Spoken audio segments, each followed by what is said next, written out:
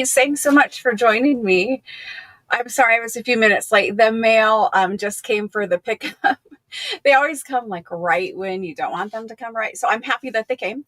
The whole entire front entryway was full of packages. And so it was good that they came and got those out of the way, but they came like 3 minutes before I was scheduled to go live.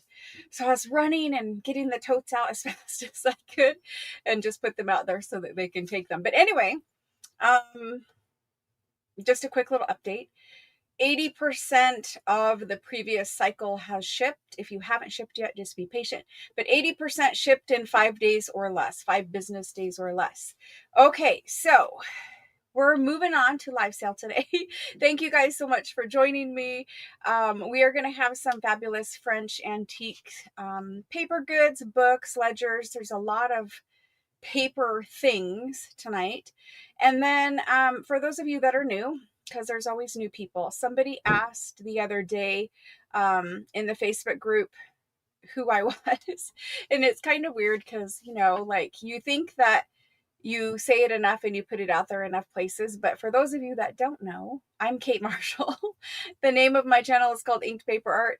And on Tuesdays and Thursdays, I do live sales with antique usually paper related items from France. Not always. There is other European goods like Florentine paper and German scrap and miscellaneous. Like sometimes we'll have antique papers from Japan or Spain or different places like that, right? I do have American things, but I have a lot less American things. The other stuff is just more exotic and more valuable. A lot of times it's older. It's just fancier. I don't know. So I tend to like the European things. So that's kind of what I do here, as most of you guys know, because you all join me every Tuesday and Thursday. And thank you for doing that. I really appreciate it. On that note, I have 2 very special thank yous. Then those go out to Cheryl E. I want to make sure I don't say your whole last name. Cheryl E. and Cynthia C. Thank you so much. You guys know what you did, and I just want to say thank you. And I'll do better at saying thank you. So, I won't spill it all out there, but thank you. All right. So, for those of you who are new, the live sale is open to everyone. I ship worldwide, so it doesn't matter where you're located. If you are international, I just ask that you bear in mind that everything ships from Arizona in the United States. So, within the United States, shipping costs are very inexpensive. But once we go into international, even into Canada, even though we're in the same continent, shipping costs do get quite expensive. So if you are going to shop with me and you are international, just keep in mind that shipping costs are the same, probably that you're similar used to paying from the United States. And so we do have other shipping options. Most of the time it goes USPS, but if there is an issue with shipping it with USPS, we can go FedEx or UPS. And so we also have options for shipping flat rate boxes, and that's within the United States and international. So sometimes it's just cheaper to use the flat rate service, because then if you get a bunch of big heavy books or something like that, they could go in a flat rate box. Now, if you only ordered books, they could go media mail, but there's little restrictions with that kind of stuff too. So media mail can only be used for bound printed materials in general. It can't be like, even if you bought 8 books and you bought one tiny little piece of lace, I can't ship it media mail. Not legally, right? Like, I don't want to go to jail for it. So anyway, media mail is just for bound printed materials such as books. That's within the United States. If you guys have questions, just hang on just a minute and I will ask if there's questions before we get started. But for new people, all of the instructions for how to purchase are posted in the description box of this video and also pinned in the message at the top of the live chat box. So if you guys are typing in chat right now, then you guys can see, scroll all the way up to the top of chat. Make sure that you are in live chat. On the top left side of the chat box, it will give you options for top chat or live chat. You want to be in live chat. I think that's what it says. Let me check that, because I always forget these little options. So yes, live chat. So make sure you're in live chat, first of all. And then at the top of the box, there's a little message in white, and it gives you all just basically my phone number to text me for your registration. New buyers and existing buyers, if you've already texted me your information, you're good to go. Existing buyers, if you've already texted, you're good to go. If you haven't sent your information over because it's been a while since you shopped, you do need to register with a text message. So the only way I sell is if you send me a text message from your cell phone. Has to be your real cell phone. It can't be a text relay service. It can't be WhatsApp. It can't be a fake number. It has to be your real cell phone number. If you're buying from me, you should have no problem giving me your real cell phone number. I'm shipping to you, so I do need another way of contacting you. But more so, I send invoices through text message, and the first invoice comes text message now, as long as you're registered that way. And then the second, if I need to send you a reminder invoice, those go through email. So when you send your registration information over, I need an email address. That's a backup way of getting your invoice, as well as your tracking number goes to your email. And then your registration, it stays in there. Even if you register right now and you're not sure if you're going to shop, it just stays in there. And that way, if we ever do business, you're already registered. You can just tell me then I'm already registered from a long time ago, that kind of thing.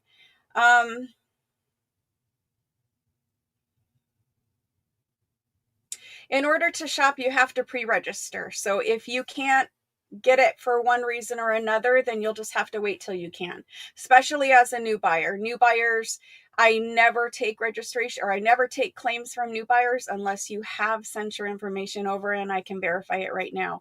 Unfortunately, that just is the way it is. There isn't a way of bypassing that because, bear with me, but a lot of times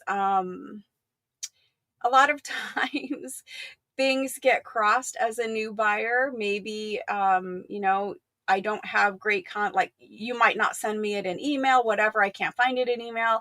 We don't do it through email anymore. So if you can't figure it out, it can't work tonight, then I'll just ask you to wait till Thursday or next week or the next live sale.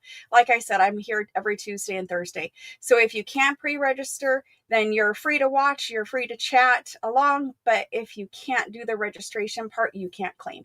And then for everyone who is claiming tonight, including like everyone who's registered, everyone's new, you have to claim with the word ME and your first and last name. The ME tells me you want one, and your first and last name verifies who you are, because these live sales are often watched by more than 100 people. There's usually 150, 200 buyers, and I need first and last name because I have 7 Susans and I have 18 Karens. And so it's just clarifying every time you're claiming that when I'm putting your name on an item, I'm putting the correct first and last name on. And so you'll see how the sale works if you're new here. It's very simple. It's not it's not technical. Everyone who's been here for going on 4 years now, they'll tell you it's a simple process. Once you get the registration part done, the live sales happens right there in live chat. I'll show you the item. I'll type it into live chat. In order to claim it, you just need to type in me. If there's an A, B, or C choice, or whatever the case may be, you just say me and A if you want A, and whatever else, if you want C, whatever. If you want 2 of something, you can say me times 2. It's very, very simple. You'll get the hang of it. And a lot of people come and they do watch for, the first live sale. If they can sit on their hands, they do watch for the first live sale, or at least the first few minutes, and just kind of see how it works. And then after they feel a little more comfortable, they jump in. But if you see something you want, you see something you want, right? So anyway, that's kind of the overview of it all. Hazel, I have read your messages, hun, and I have answered you. That is all I can do for you tonight. Let's go ahead and get with this live sale. Let me see what Christy's got a message. If you've texted me your info, then I have it in there. Let me just double check because Christy's asking. So let me double check, Christy. Yes, I have your information in there. Yep, you're good. Yep, you're all good. Sorry for the glow. Whenever I switch screens, not all of them are able to be in dark mode. So then there's that bright light. Okay, so Christy, don't type it in, hun. Don't type it in. You can't type your address in live chat. That's your personal information. You guys need to be more careful with your personal information. I have it.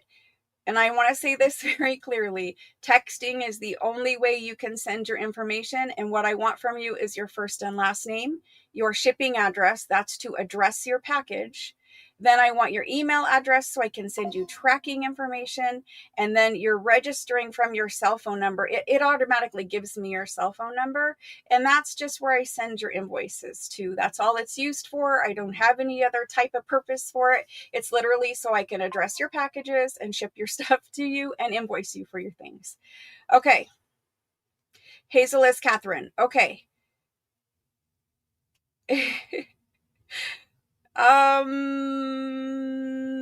Catherine, you're already registered, so you don't need to re-register.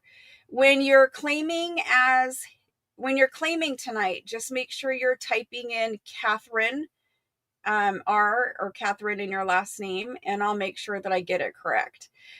If that's fine, if you need to do that, you don't have to like re-register it. That's fine. Just type in, even if you change your user ID or whatever, you just need to type in your first and last name. And then for Christy L, I've got your information. You're all good. Okay. So there's lots of questions coming at me right here in the beginning. Okay, I love it. Great. So people are asking about kits. There are no kits as of right now. I do want to say quickly, I will be taking a little bit of a break. I'm going to finish out this invoice cycle. I will get all of that stuff invoiced, packed and shipped, and I will talk about invoicing too. Invoice, pack and ship, and then I will take some time off. I'm not sure how much time.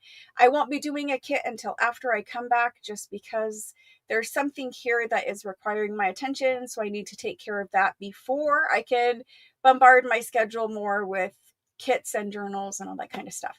So soon, but not tonight. Okay, so for invoicing,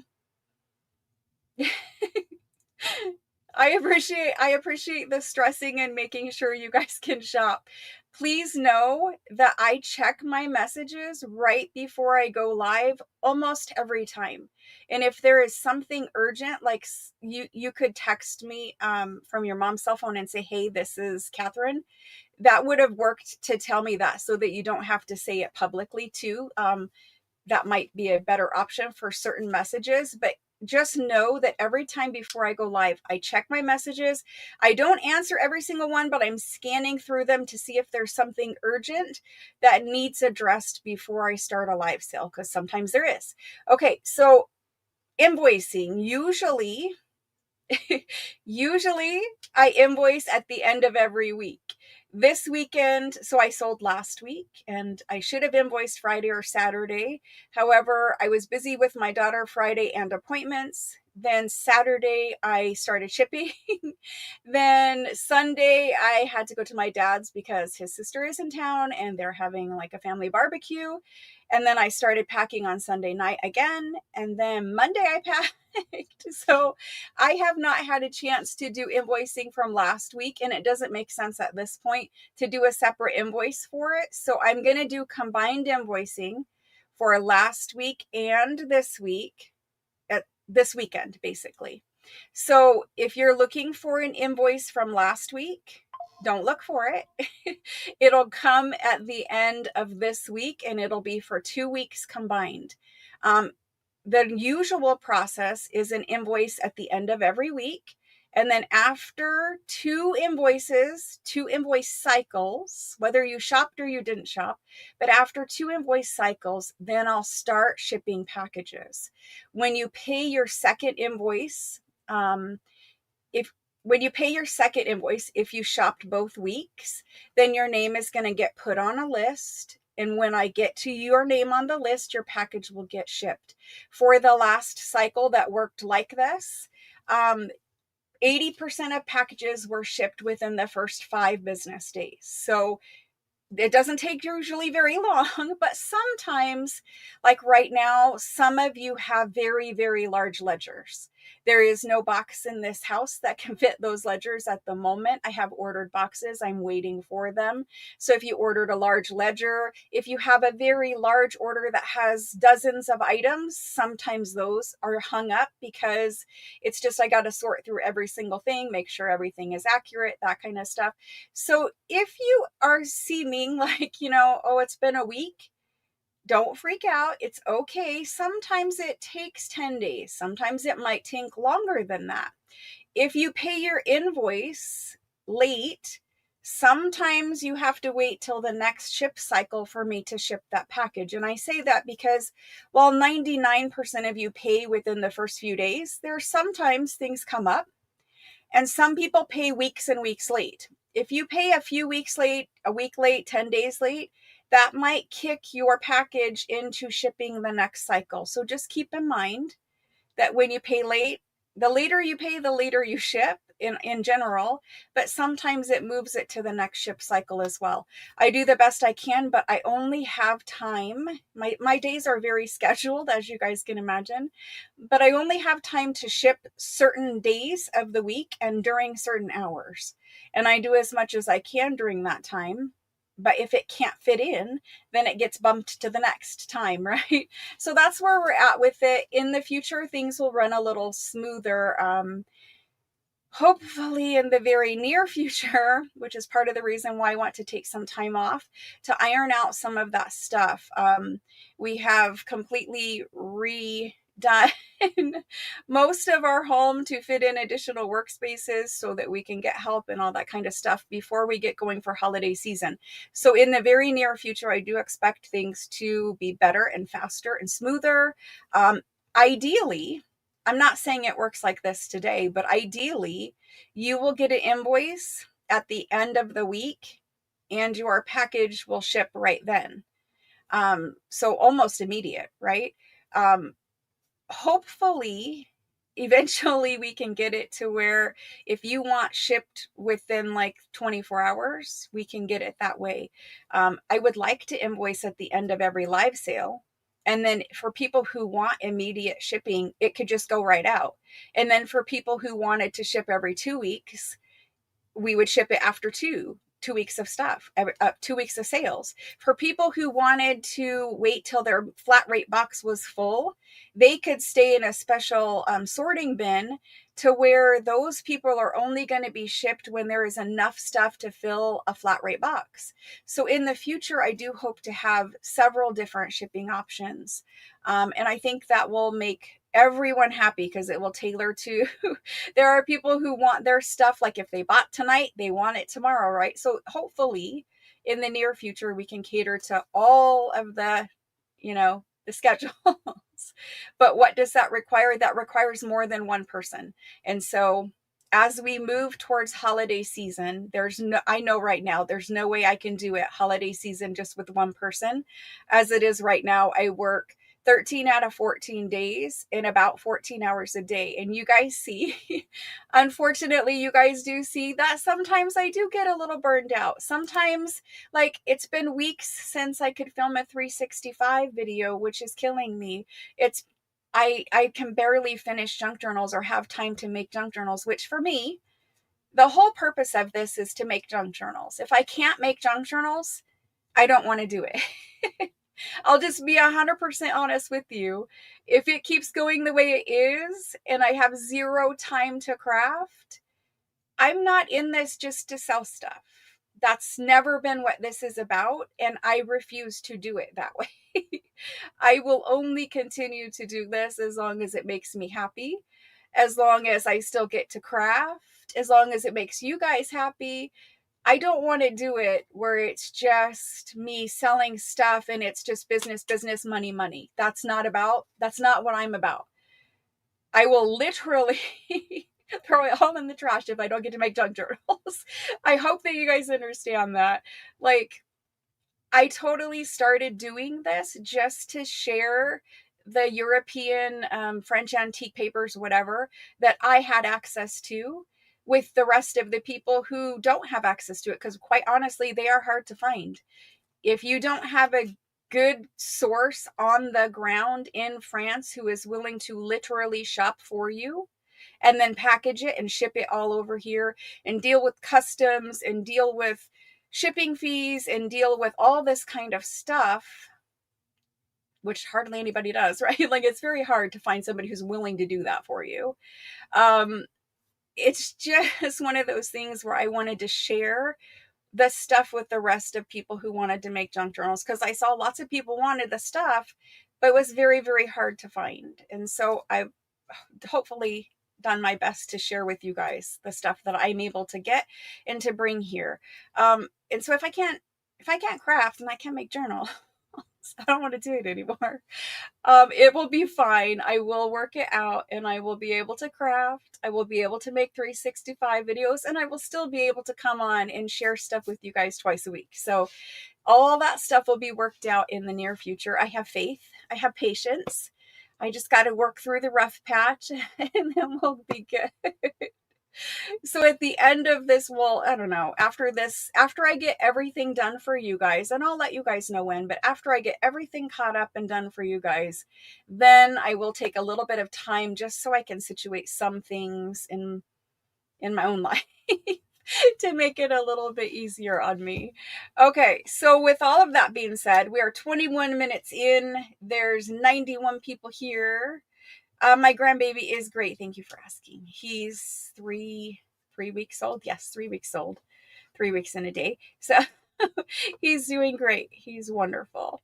All right. So, all right, my cloning myself. I know it would be so great, except, you know what they say about cloning things? Like, it looks like the thing, but it isn't the thing. I think it would be freaky to have like another person that looks like you, but they wouldn't be you. Like, they wouldn't think the same as you. They wouldn't have the same personality. And some of that might be good, but anyway, no, not a clone, but just help will be great. Because you guys know, like, holiday season here is just like holiday season everywhere else where people are shopping. A lot of people come and they buy their, like, let's face it, we're women. We like to, some of us are, we have significant others that buy us Christmas presents, and that's great. But some of us buy our own Christmas presents. And so every holiday season, I'm just like you guys. I buy myself something during the holidays. And so a lot of you guys also shop, for yourself, for your own Christmas presents. I do have special things planned for the holiday season, and as long as we're having the manpower to get them done, those will happen too. But anyway, so Christmas does get busy here just like everywhere else, and so we have to get this done now before we're full swing holiday, and we're almost there. Like, I know it's September 2nd, right? And I get that, and it's still 110 degrees here, but in a blink of an eye, Christmas will basically be gone. And as crafters, we have to start making almost a season ahead. So we need to be making Christmas in fall. We needed to have made fall in summer.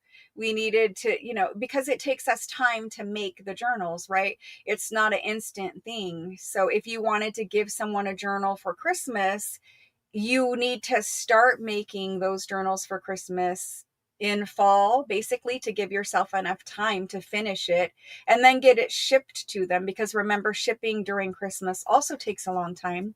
And there is a period during the holidays where I will stop shipping. That week before Christmas, the mail people are just so busy. The UPS, the FedEx, everyone, so busy that they are just dead tired. It is not a great time to ship packages. There's just so much volume that those people are overworked. And in my experience of shipping things for many, many years now, that last week, 10, 14 days even, a lot of things come up missing. A lot of things get damaged. It's just the people are going so fast. And I mean, those guys are working like 15 hours a day, trying to deliver everything. It's just not a great period to ship something that isn't like life or death or whatever, you know? So at the end of December, we'll talk about that again, and I'll give you the shipping cutoff timeframes and all that kind of stuff. I will plan it to where I have all your stuff done before I cut it off, but there are always a few people who are paying late. And so the information will be out there just so that they know this is the cutoff date. We might have a sale where it goes where we sell up until roughly the week of Christmas or something, but then the stuff doesn't start shipping until like after the first of the year or right around the first of the year, just to give the mail delivery, FedEx, whatever you want to call it, a break. So, and honestly, I have much better luck with having fewer claims if we give them that break. So anyway, that's that as we plan for Christmas time. Let's go ahead and do some previews. I won't be gone very long. It's not a big thing, but I'm just throwing it out there so that not everybody watches every live either. And if you asked me a question and you got an answer saying watch the previous live, it's because I have given the information time and time again. And it's just simpler for me to tell you to go watch it rather than have to answer 100 more times of it. Okay. So, that's that. If you got one of those messages, I'm not mad or anything. I'm just saying it's easier for both of us to go back and watch. If you go back and watch it, that way you hear the whole message, you understand exactly here, why, whatever. And then if you have further questions, you could ask me again or whatever. But anyway, let's go ahead and do the preview. Hello, guys. Thank you so much for joining. I do want to ask you guys one question as we get started here. And I'm scrolling back to just make sure I didn't miss any other messages. So on your invoices come through Square. You can pay them from Apple Pay, Google Pay, your regular bank cards, your credit cards. I think you can maybe use your checking account. I'm not sure on that. They have it. Sometimes they don't. So you might be able to use your checking account if you wanted to pay that way, like with an e-check or something. There also is an option called Square Afterpay. It's Afterpay through Square. If you've never used Afterpay is a interest-free way of splitting your bill up into 4 payments that are all interest-free. So basically, if you got a bill that was $200, you could split it up and pay like $50 a week or $50 every 2 weeks. Lots of you guys use Afterpay. I saw Afterpay was available pretty much like all over now. So that's an option. But what I want to ask you guys, on the invoice, there is a section that says if you would like to leave a tip, and you could leave a tip. The tips that you guys have been leaving, I have been using for like giveaway things. If I do the $50 Amazon gift card for the Facebook group, which we will also talk about, those, I can use the tips to do that kind of stuff. So generally when you're leaving me a tip, I have just been putting it back into the community. What I want to ask you guys now, because a lot of you guys have left me a tip. Sometimes you guys get confused and you'll enter the total in the tip box and then you panically ask me, I accidentally left you a $200 tip. Can you refund it? If that ever happens, please understand, if there's an accident, I will refund you right back with it. And it is an instant refund. Anyway, so the tip option is on your invoice. It's not where you enter a total. It's where you want to leave a tip. I would like you guys to decide what those tips are used for, because some of you want me to use the tip to like go get coffee. Some of you guys say go get a massage because there's a place where you could like leave a little message. Some of you guys say go get a massage. Some of you guys say like, not to spend it on the community, back into you guys, right? Some of you guys say this is specifically for me, right? So in comments, if you've ever left a tip, or if, that's something that you might do, tell me what you would like me to use it on. Do you want me to use it on giveaways? Do you want me to use it to do like retreat stuff, or is it giveaways that you want me to do with it?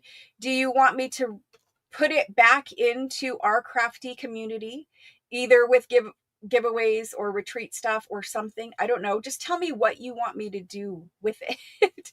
Because when you guys leave me a tip, it kind of like, I feel like if I went and got a coffee, I would feel guilty about it. So all of the tips that you're leaving, they go in a special folder within Square. And then that's where I'm spending for giveaways and things like this. So I buy a bunch of books or scissors or markers, or if I give away whatever it is I'm giving away, I use that for it in general. Sometimes there's like a new camera or something like that I've taken that money and purchased. But basically, I don't spend it on myself. A camera is basically for me. But anyway, tell me what you guys want so that I can do whatever you want me to do with the tip stuff. Okay. If you want it, and you can leave it when you leave the tip, you could tell me too. If you don't want to type it in here, you could say it privately. But it helps me to know why you guys are leaving the tips, because I'm not the kind of person that like, just like, oh, cool, I can go get a coffee today. Like, if I wanted coffee, I'd go get coffee. But I'm just saying, like, I don't know. It just kind of feels weird to me. So I'll feel less guilt, I guess, if you guys tell me specifically what you want me to use it for. There's other options too. Like, I had a list of like 5 things, and now for the life of me, I cannot even remember what they are. I know one of them was giveaways. One of them was some kind of reinvest it back into crafty community. Like, I want to spend a lot of time on it. But anyway, you guys are telling me. So I will scroll back up and look through these. You guys are too kind. For yourself. I don't know whether like the no tax on tips things will work out that way for those kinds of tips, or if it's strictly for waitress or whatever it is. I will figure that part out. But I kind of feel guilty about it. So that's why I'm asking, because it just doesn't feel like you guys are already giving me a tip. Do you know what I mean? So don't feel obligated, and tell me what you want me to do with it. If you want to type it in on the tip, that's great. Okay, moving on. Let's do this. You guys are so kind. And see, Cynthia, that was the thank you. Thank you. Thank you. I appreciate it. And then also Cheryl E. I have to keep looking because I have to make sure it's the right Cheryl. Cheryl E. And maybe one of the ideas I had was maybe we could do like a fund where periodically we did something special with that as a community. Like a giving kind of a situation where we could use some of the money or all of the money you guys have put in the tip thing, the tip jar, to maybe help someone out who needed help, right? So we have different things to think about with it, but you guys are telling me. I'll scroll back and read them, and I will always read the messages on the tips. In the past, I haven't been calling them out because I kind of felt like, well, A Squared does a terrible job of telling me who's tipped and who hasn't. I don't find out until months later when I actually sit down and do my books. And then I'm like, okay, thank you. But why doesn't Square tell you? Don't you think Square should be like, this person left a tip so that you could directly thank them? Anyway, that's frustration between me and Square. But now I have it set up where I will see them, hopefully all of them, and I can call you guys out and thank you. Okay, moving on. Gift to Jody Day. See, and like, sometimes it would be nice to do like a little surprise, right? So we'll have to come up with other things as a community to use it for. Anyway, I promise you a preview. We're going to do it. Let me switch this camera down, and we're going to look at some big, huge ledgers first. These ledgers, this one here, I'm going to offer this guy whole. I'm like, he does have a label on him. I'm going to offer this one whole, but this is a special one. So just a little preview. This is a very old one. But there's that guy. And he's a smaller, thin one. But then I have ones that look like this. And these ones we're going to sell by the page or folio or pack or whatever. But this is Robin's Egg Blue paper. And this Robin's Egg Blue is the darkest Robin's Egg Blue we've had. So this is far darker than what I put on the cover of that 1 hour journal. This is far more blue. So we have this, and we'll do packs of this tonight. So you guys can get sheets in a pack instead of the whole ledger, because obviously it'd be expensive, right? And this one I think is from the early 1800s. I didn't actually look at it yet.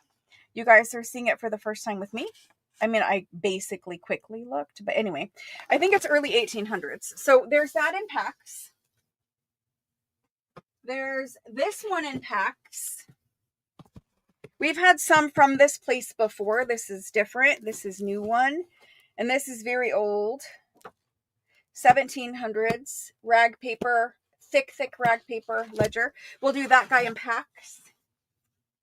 Then we have new onion skin books. These are different than we had before. You'll notice that these ones are very like tan in color.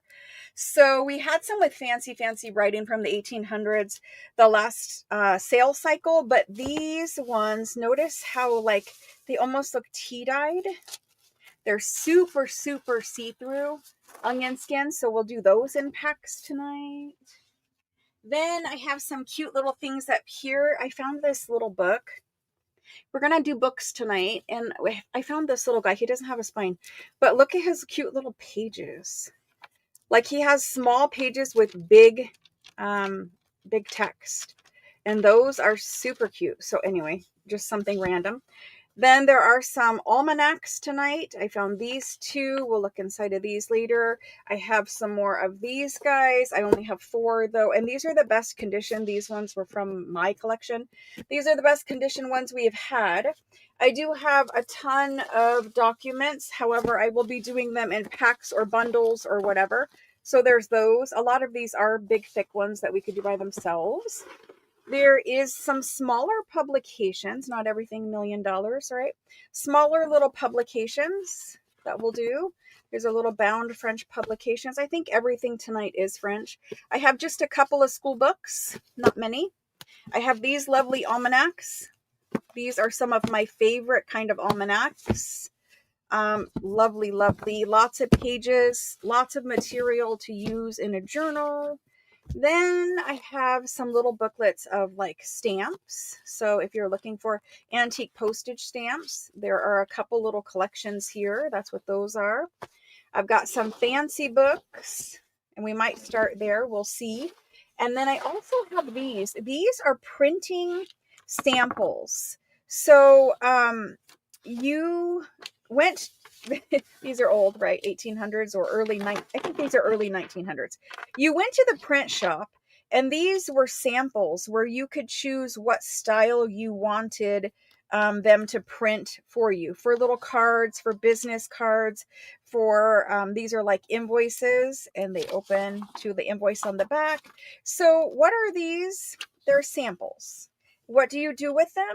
You basically, like there's business card samples in here. I'm going to sell these as a whole book. And you guys can scan these. These are in really great shape because they've been in this book for forever. Some of them have like little handwritten notes or whatever on them, but it's just a bunch of little pieces of ephemera if you don't want to scan and make it digital. But there are several of these books, and they all have samples in them, and so we'll look at them. There's everything from like check samples, like antique French checks, the ones that we have here all the time. But this is where you'd go and you'd order your checks, or you'd order your business invoices, or your business cards, or your announcements, or letterhead, or envelopes, or whatever, and they all have printing on them. So that's what these are, sample books for that. Let me make myself some space so we can get started tonight. We might do those first, but not sure. I load up the desk, and then I have zero place to actually do any work. I also have a couple of the giant folio size rag paper books. I brought a couple of those in. I literally don't know where to put this, so for now it's just going to get scooted over there. I have zero room in here. There's too much stuff. One of each of the packs. Sydney, if you need to just message me, just text me afterwards. I mean, if you come back to the live sale while I'm still live, you can tell me to add it later after you've seen it. I don't know how many packs or what we're going to do exactly yet. So just hold off on claiming them just yet. I'll make sure I have enough for everyone, but you can text me after the sales ended. You could text me later, like tomorrow or whenever you do have time to watch it. Or if you're coming back to this live sale tonight, my camera is a little crooked. You could just type it in later. I'll ask again at the end if anyone needs to add anything. Okay, that was preview. There's a ton of other things here, but I'm not going to show it all because it's already like 40 minutes in. So we're going to get started. Goodness. Okay. I want to start with books. We have a lot of books, and I'm going to do my best to move through them quickly. We have rag paper books. We have non-rag paper books. Most of the books are French. Some might be in other foreign languages like German or Italian. There's just a couple random, and I don't know exactly where they are. We also have a ton of whole ledgers, the whole big, huge ledgers. Those ones are also here tonight. So we're going to do a bunch of stuff, and I'm going to get moving or else I'll waste too much time. So for books, I've got, and I actually haven't looked at most of these. So we're just going to do them. It is what it is. I don't get a chance to see everything, right? It's just not possible to look at every single thing all the time. Sometimes it comes in and I unbox it just a little bit before going live. So I'm going to make some books out here. There's an 8. Okay, good. We're good with 8. We've got, so you can see the A pile, the B pile. We're going to do A and B pile on the books. So these ones measure. Why do I always do books? Because book pages are the most common used junk journal making supply. These are almost 7 by 4. So 4 inches by almost 7 tall. And it looks like they have marble paper.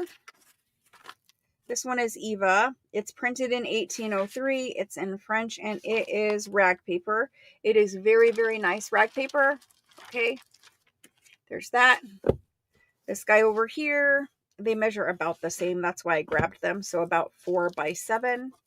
This one is Pansies and it's printed in 1830.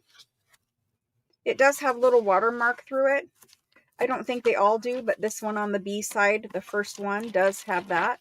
So a little watermark. This one, it had a little bit right here, but it doesn't go to the book pages. So anyway, there's A and B.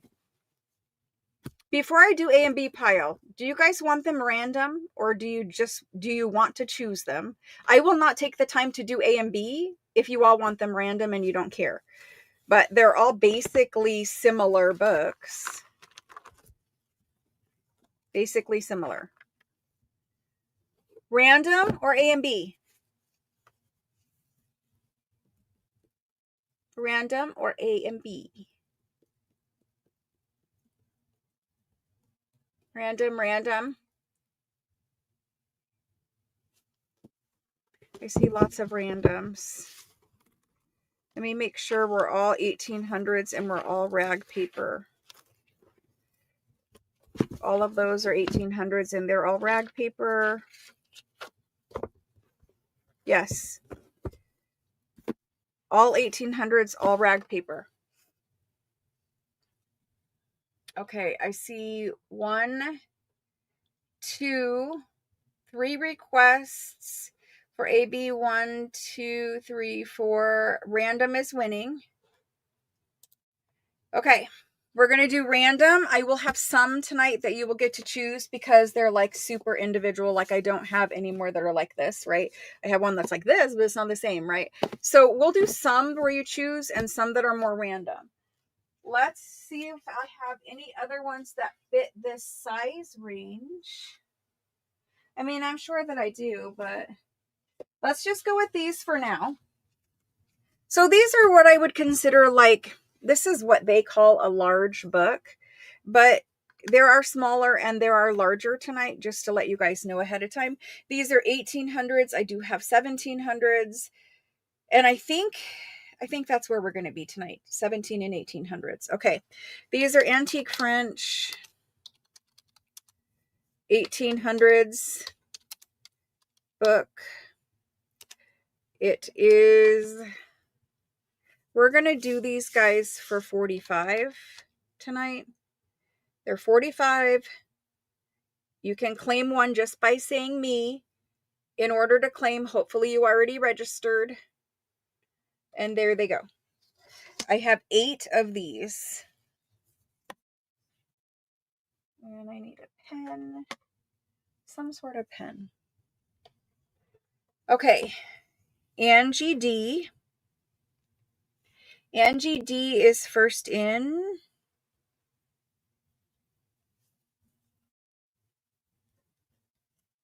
Thank you, Angie.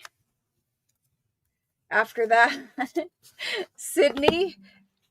And she's claiming a book. Thank you. After that, we've got Ricky. She's claiming a book. After Ricky, Barb B. Now, I have told everyone here for a long time, but I will say it again because sometimes I don't see it for a couple weeks, whatever, and people are new. When you guys buy stuff from me, you can do whatever makes you happy with it. If you want to buy from me, as many people do, and then sell either paper packs or digitals that you scan or whatever in your Etsy store, you are totally free to do that. You guys do whatever you want to do with your stuff. But some people will be like, can I do this? As long as you own it, you can do whatever you want to do with it. Okay, next in is Lena. There's Lena. I went around the wrong order. That's Lena. I'm going alternating. Okay, so there's Lena. Then I've got the last 2. We're going to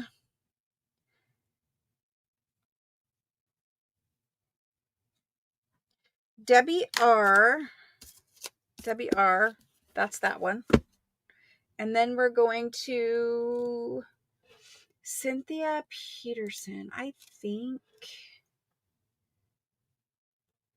Cynthia, have you registered with me?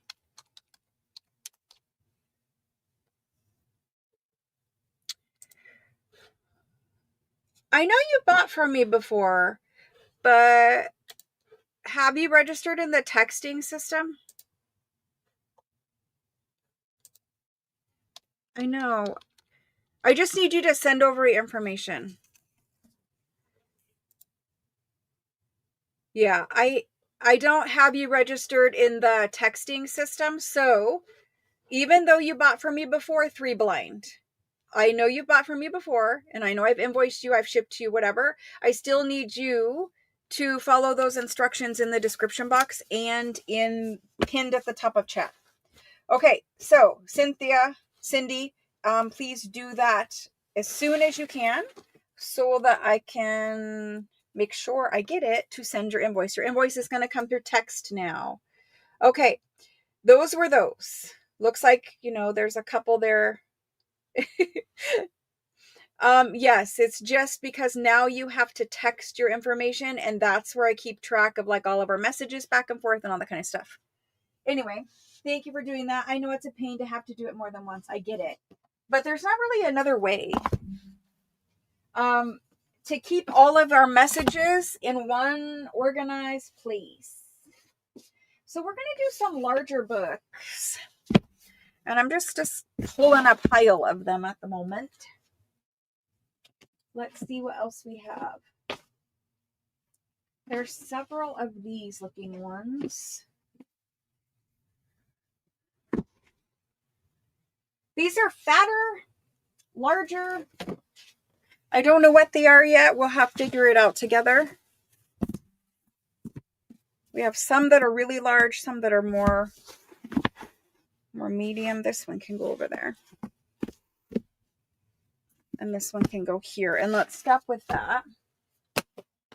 So for a little bit, I will stay in the random category. Now, I don't know what these are. We'll have to find out together. But these guys over here, let's just show you that stack for 1 minute.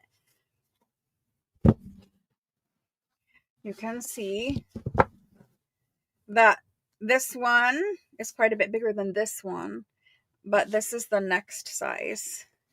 So, I mean, just that would be beautiful on a shelf. Anyway, we're not decorating our homes. We're using these anyway. So this is the large size, right? This is A. This is B. All right. All of B looks very similar. I'm going to measure. This is the smallest one in the A side. So everything else will be bigger. It is about 5 by 8. So about 5 by 8 is the smallest. Just so you knew at the bottom, we're going to go to 9 inches by, well, 5 3/4. Okay, so all of these and all of these will fit beautiful in most junk journals that you're going to make. The B size is about 4.5 by 7.5. So again, perfectly fine in journals. I'm going to quickly let's do where you claim. These are different enough. Let's do where you claim. Like all of B is pretty much the same, but let's just claim. So this time you're going to say me and A or B or both or whatever you want to say. Okay. So this time, make sure you tell me which one you want. This is A. It is Corrine. And it's printed in Paris. It does not have a date printed right here, but it is like mid 1800s, I would say. Little bookmark in there. I'm going to say it's mid 1800s. And it is nice paper. It is not pulp paper. It is a rag blend with a decal edge.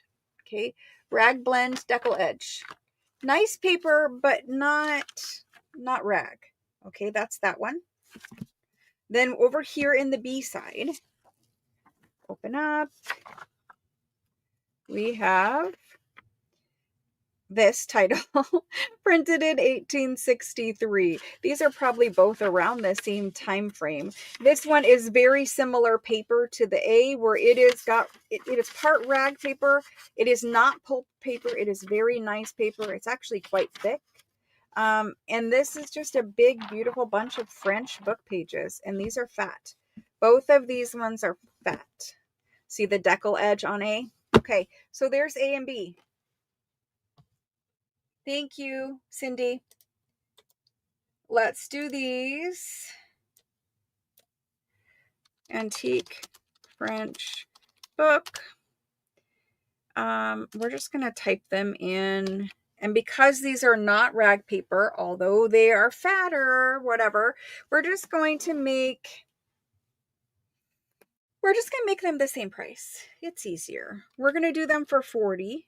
There's more pages. They are fatter and they're bigger than the last ones, but not rag paper. Okay, so here's these. I try to give you guys as much information as I can give you. If it was pulp paper, I would tell you it's pulp paper. Why? Because pulp paper is the most modern paper, so it's less old. And in general, it's harder to work with. It's more fragile. It breaks, it cracks, it creases. You can't fold it very well. So while I do sell it, there is some books here tonight of that. The better paper, it goes rag paper. It goes this medium, part rag, part whatever. And then it goes pulp. I mean, there's some stuff in between, but that's the three main categories. Rag paper being the best. Then you've got this medium paper. It's just a different look. Like you can see that this is more white, right? More white. Just different. Nice, but different. Okay. So the rag paper is so much fun. Once you get some, you get addicted to it because you can see how durable it is. You can make all kinds of things out of it that you can't make from regular paper. Rhonda Baum is going to get A. Thank you. Thank you. So all of these are getting sticky noted with your name on them. And then we've got Karen Lim is the next person, and it's because she put or any. Okay, there's those two. Now we have this one for the A. It's a leather cover. So it's fine. It's got a little gold here from a library. It's a little grungy here or there. Marble paper. Apparently it was number 46. It says number 46 over here. I need the title page. 1844. Okay. Its first little couple pages here are loose. It's got illuminated letters. Cute. And again, not rag paper, but beautiful paper. Lots of illuminated letters there. And it's got a lot of pages. Okay. So that's A. Nice paper. B, this has book crumbs all over it. When they get shipped to me, they get shipped in bulk. And so there's often book crumbs. I'm going to dump those off into the trash can. Just know that if you get book crumbs, no big deal, right? It's just sometimes to ship them best, they pack them with cheaper books so that the books don't wobble around and move inside of whatever size box they're shipping them in. And those cheaper books, oftentimes we get little chips of paper, whatever from them. So no big deal. But anyway, it's not from this book. This one, marble paper, Moliere, and it is 1861. It is a lot of pages. Again, not rag paper. You can see it's lighter color paper. And I always encourage you guys to get dark paper, light paper, medium paper, because there's different ways of doing, right? Like when you stagger the book pages in a journal, you don't want them all the same. You don't want them all from the same book. You don't want them all the same color, right? And sometimes when you're crafting something, you know, if you're using white lace, you might want a more white book page. If you're using ivory or, you know, ecru lace, you might want the tanner book page. Anyway, so there's that. You can see it's super fat. It is nice paper. It is not pulp paper. Neither one of these were pulp paper. They are very nice rag paper, or not rag paper, rag content, regular paper. Does that make sense? Okay, here we go again. And I'm going to have to stop talking so much. Book confetti, vintage confetti. Yes, yes. That's exactly what it looked like. These are 40 each also. Again, we're not rag paper, but we are nice. I'm going to scoot those down so you guys can see. We are nice. You can't see that either. I don't know where to put that. There we go. It just went in.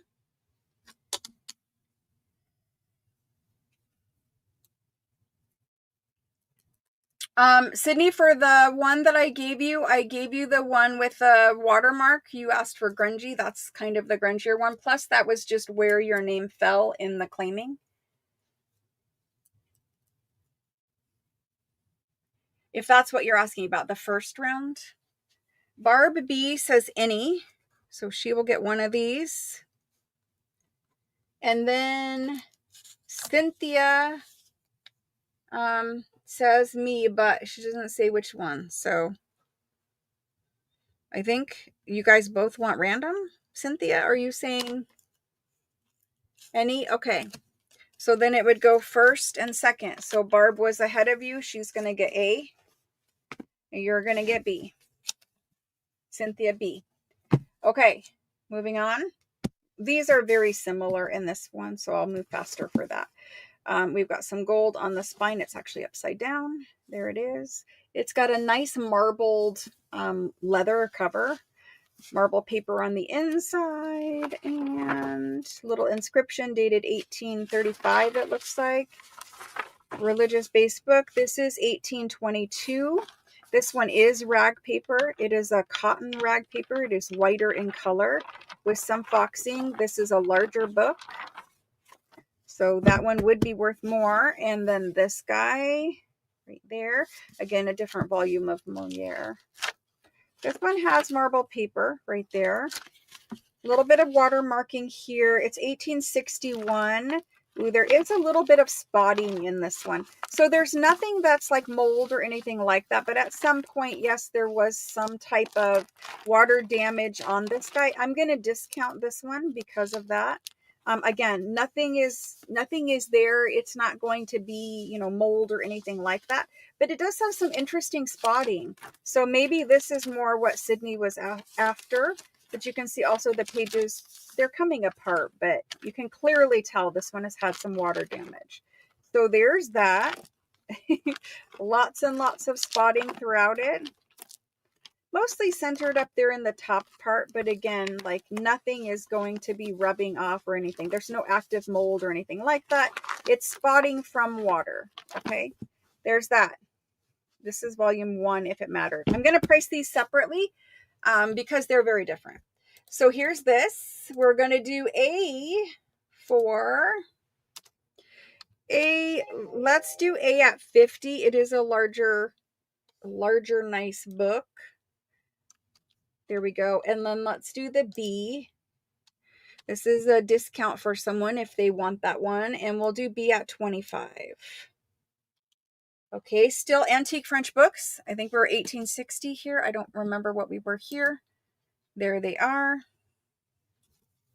We were, and this is rag paper too. This is 1822.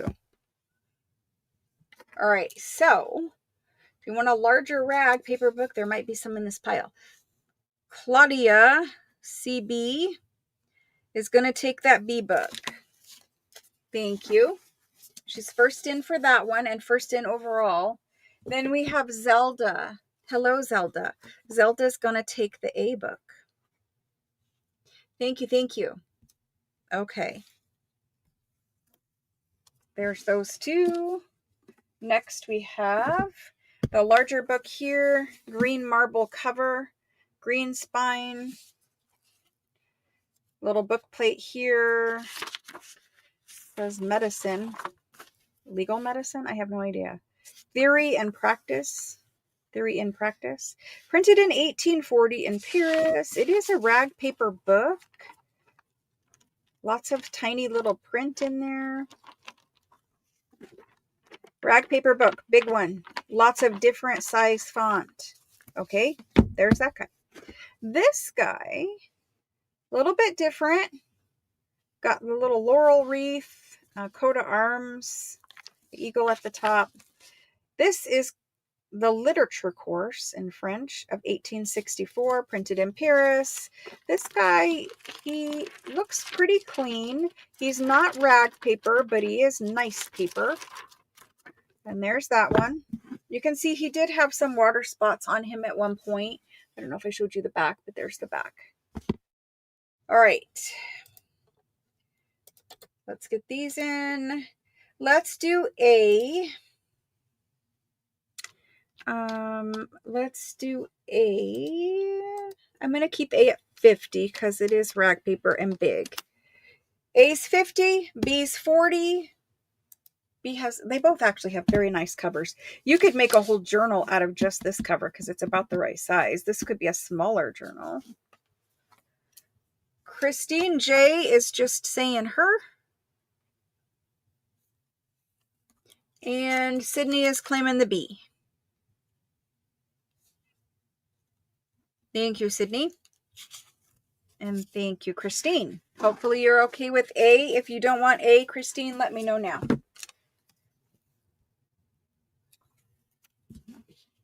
She says A. Perfect. All right. Last ones for this round of them. This is the largest one we had. It has a leather spine. It's green in color, kind of like a forest green. And it has an embossed cover. It's tiny, tiny little bumps or something. I don't know if you'll be able to see it. Kind of there. Marble paper on the inside. Just these old antique marbled pages because this is hand marbled paper. It's always on thicker paper. Just one sheet of this will sometimes sell for like $25. So I don't know, but that's what it sometimes sells for, as antique hand marbled paper, even the smaller size. Like this isn't even small, but anyway, I know someone who, when they sell their books, they tear out all the marble paper pieces and then they sell the marble paper pieces.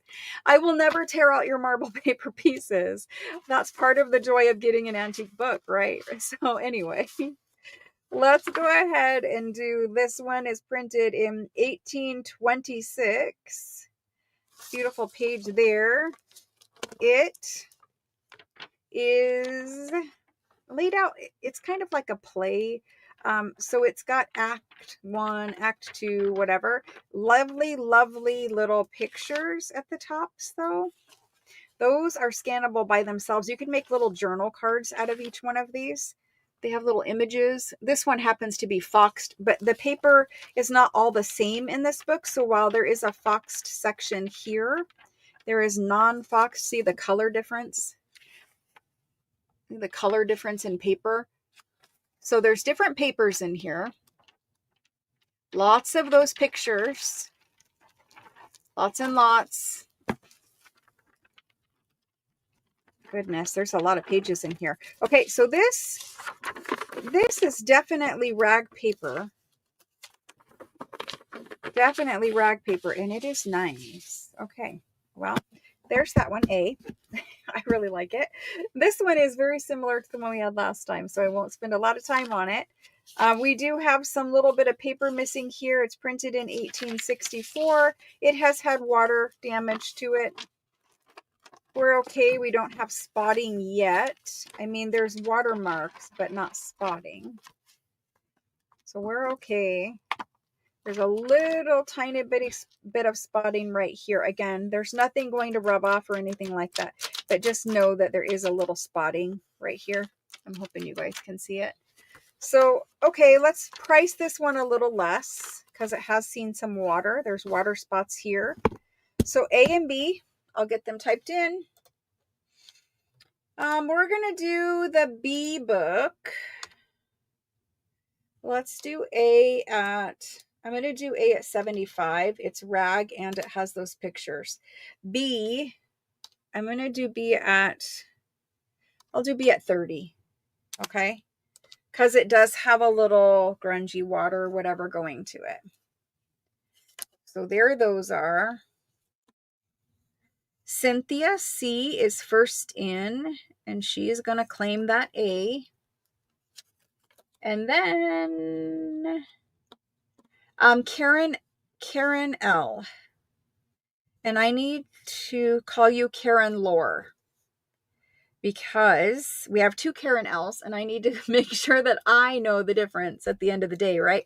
So Karen, I'm going to call you Karen Lore. Karen Lore. Okay. And Karen Lore is getting B. Thank you. Thank you. All right. Moving on. Thank you guys so much for hanging out with me today.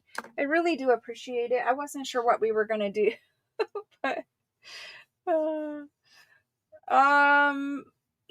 you can, if you don't want it, Sydney, just tell me you don't want it. Is that what you want to do?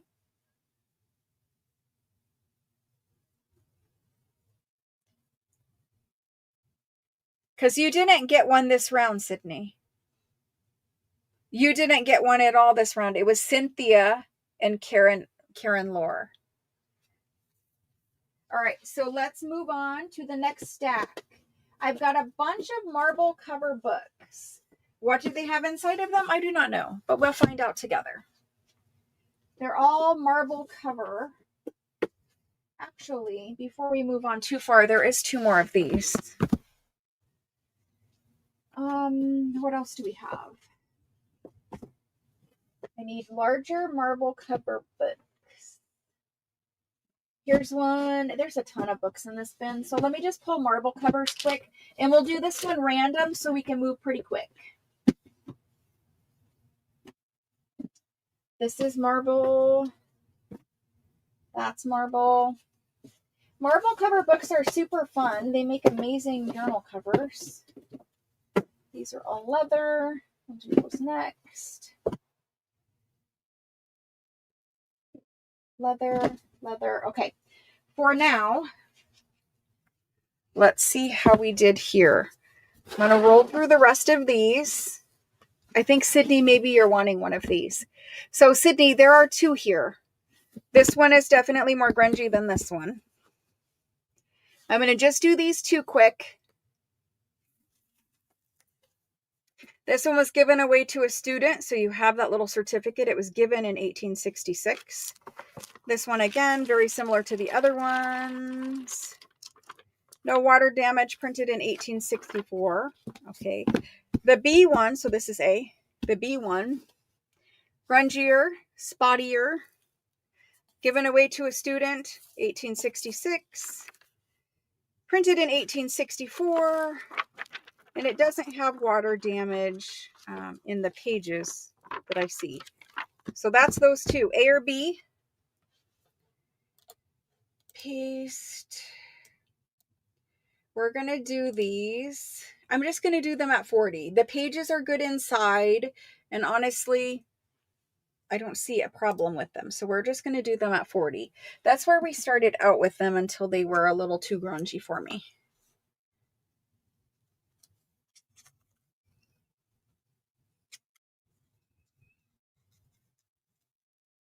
Oh, I have some grunge, Sid. I have some grunge. Barbara S is gonna get the A book. Thank you, Barbara.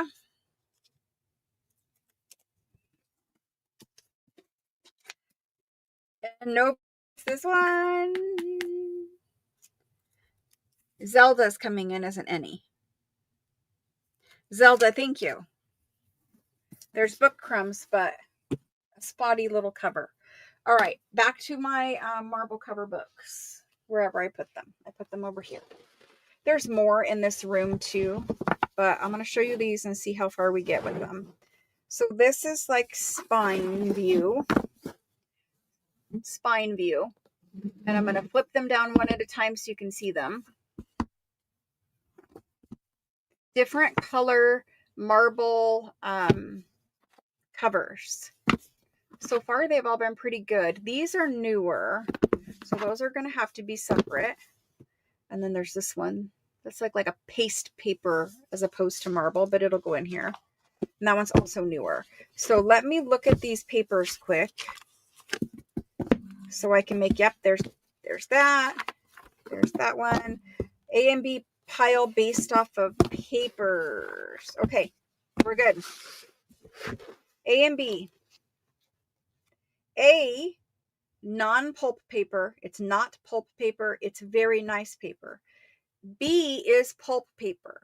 So pulp paper, the differences are, this is not rag paper. See how light color it is? It's nice and sturdy, thick paper, right? Very nice paper. Pulp paper will always be more tan, right? Big color difference. Pulp paper, antique pulp paper will always be more tan. When they made this type of paper, it naturally has more acid in it, and therefore it tans. I don't know what this book is about, but there was a naked lady showing her rear in here. So anyway, they're French books. So pulp paper, it's just the newest paper, even though it's antique books, right? So you'll see that there is some notes in here. Marble paper. It's called Women of Something. Women of Something. I have no idea what. Ooh, it's this kind of book. So if you want this kind of book, I'm going to be careful what I show. But if you want this kind of book where it is a little risque, I was hoping to find a title page with the date in here. I don't know that we have a title page with the date. 1887. So even in France in 1887, I mean, probably throughout all time, not all of the pages are that way. There's pictures of all kinds of various other things in here, but there's lots of, see what I mean? Like, it's art, right? Maybe you're making a journal of this kind of thing. I don't know. But anyway, there's all kinds of pictures in here, but quite a few of them seem to be of this nature because it's kind of like a theme of the book. Anyway, pulp paper. You saw what that was. This one is a book on Waterloo, and it is printed in, it doesn't have a date, but it's probably 1860s, 1880s. I'm a pretty good judge of paper and print or French print books at this time. So I would say around that time. Let's do them. Oh my gosh, we can't do random on this because there's like two different right there. We're going to price them the same this round. They are $40, and for size, this one is about 4 3/4. This is about 4.5, and tall, they're 7.5 and about 7. Okay. They're just 40 each. You claim A or B. I know I wanted to do them random, but then we had like naked people. So some people do not want a naked people, but I think they're kind of funny because like even like we don't, in Victorian times, you think of people being very proper, and then there was this. So Debbie R is gonna take the A book. There's Debbie. Thank you. And then Shauna H will take the B. Shauna H, maybe you can use Google Translate and you'll have to let us know what this actually is about. I kind of think we have an idea, but anyway, there's those. Now let's see if we can do kind of random. So this one is very nice paper. It is part rag content, but not all rag. Very nice paper. That little page was torn right there.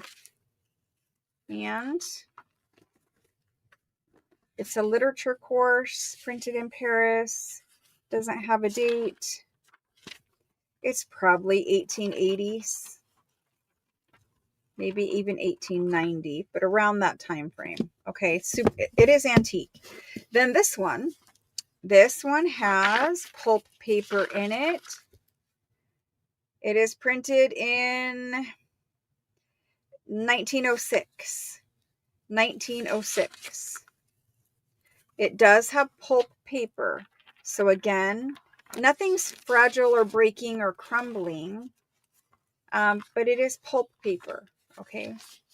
Perfect for collage. I love using this for collage. Yes, you can put this in a journal, but you're not going to be able to glue a lot of stuff to this. It's not sturdy enough, right? But definitely collaging backs of backgrounds of all kinds of journal cards, tags, whatever. And there's a lot of it. And you get a nice journal cover. Here we go again. It did have nice buildings. Yeah. All right. So this one I'm going to do A at 40 and B. We're going to move the B to 25 now because these are pulp paper. They're both still antique, but pulp paper. Or this one is, I think it's about 100 years. What did I say? 1925? Okay, so it's 100 years. There we go. 40 and 25. Melanie S is getting A. Thank you guys. And B will go to we're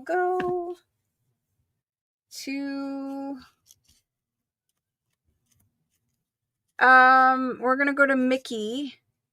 Guys, make sure that you are putting in what you want. Just because if I don't see it,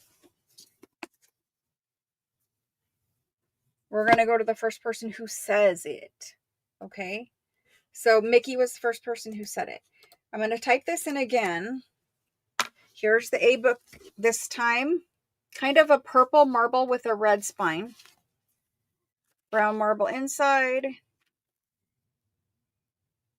I can't actually make that out, but someone else will. It's Jules Verne, so it's a popular title, I'm sure. Printed in Paris, but I do not have a date for you. I would say it is late 1800s. It is rag content, not full rag, but rag content paper. Nice paper. Here's this one. I love these covers. They have hubs on them. These ones are also pulp paper. It's a journal, memoirs of something, a literary life. There we go. Paris, printed in Paris. I don't have a date for you. It says 1862 and 1865. It is pulp paper, so I don't know if that's the print date. That might be what date is in here, but not the print date, I don't think. It says that, but it's after that, I'm quite certain. This is probably like 1900, 1910. That's my guess. Anyway, there's those two. We are going to keep the price the same as last time. A will be the 40. A will be the 40 and B will be the 25. There we go. I'm going to copy it this time so I can use it next time. There we go. There we go. Copied. There it is. So a 40 and a 25. For these ones, the first person in is Sydney for the B. And then Allison R for the A. Thank you, thank you. These are great journal covers. Great journal covers. I mean, who cares what's inside? They're great journal covers. Last two. This one is just like the one we had. And this one is a little green one. Marble paper on the inside. Printed in Paris in 1846. Yep, 46. It is lovely paper. It has some rag content, but it is not full rag. Nice and white. And this one is just like last time. And it says the years covered are 1851 to 1861, and this is the first volume of it. The one that Sydney got was the second volume. So there we go. Same thing, same price. A is 40, B is 25.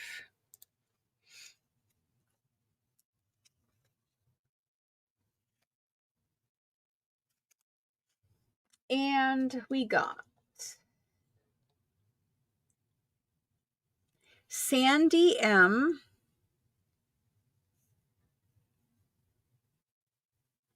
for the A book. And Karen Lore, sorry. Karen Lore for the B book. Thank you, thank you. Okay. We're working our way through this tub, and then I got to fill it back up after we empty it. We're going to do leather covered books. There's a lot of them. Really hoping we can do them random, but we'll find out together again. Hopefully there's no naked people in there. Let's see what I have on the table for leather covered. Leather. There's a couple small books here today too. So we will do some smalls. There's like one or two tinies and then some super smalls. Leather. That one goes in that pile. Let's see. This is a super grungy leather one. That might be of interest to somebody tonight. I think I have all the leathers. Let's make sure.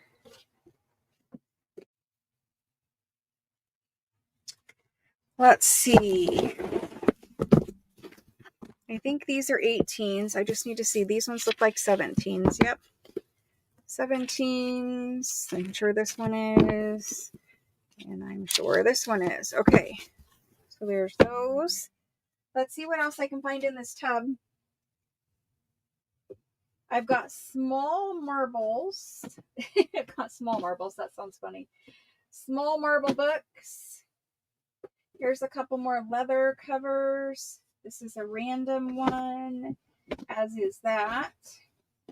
And a couple more leathers. Okay. So, this is different. This is a little more grungy. We'll see about it. And this is skinnier. They're not very random at the moment.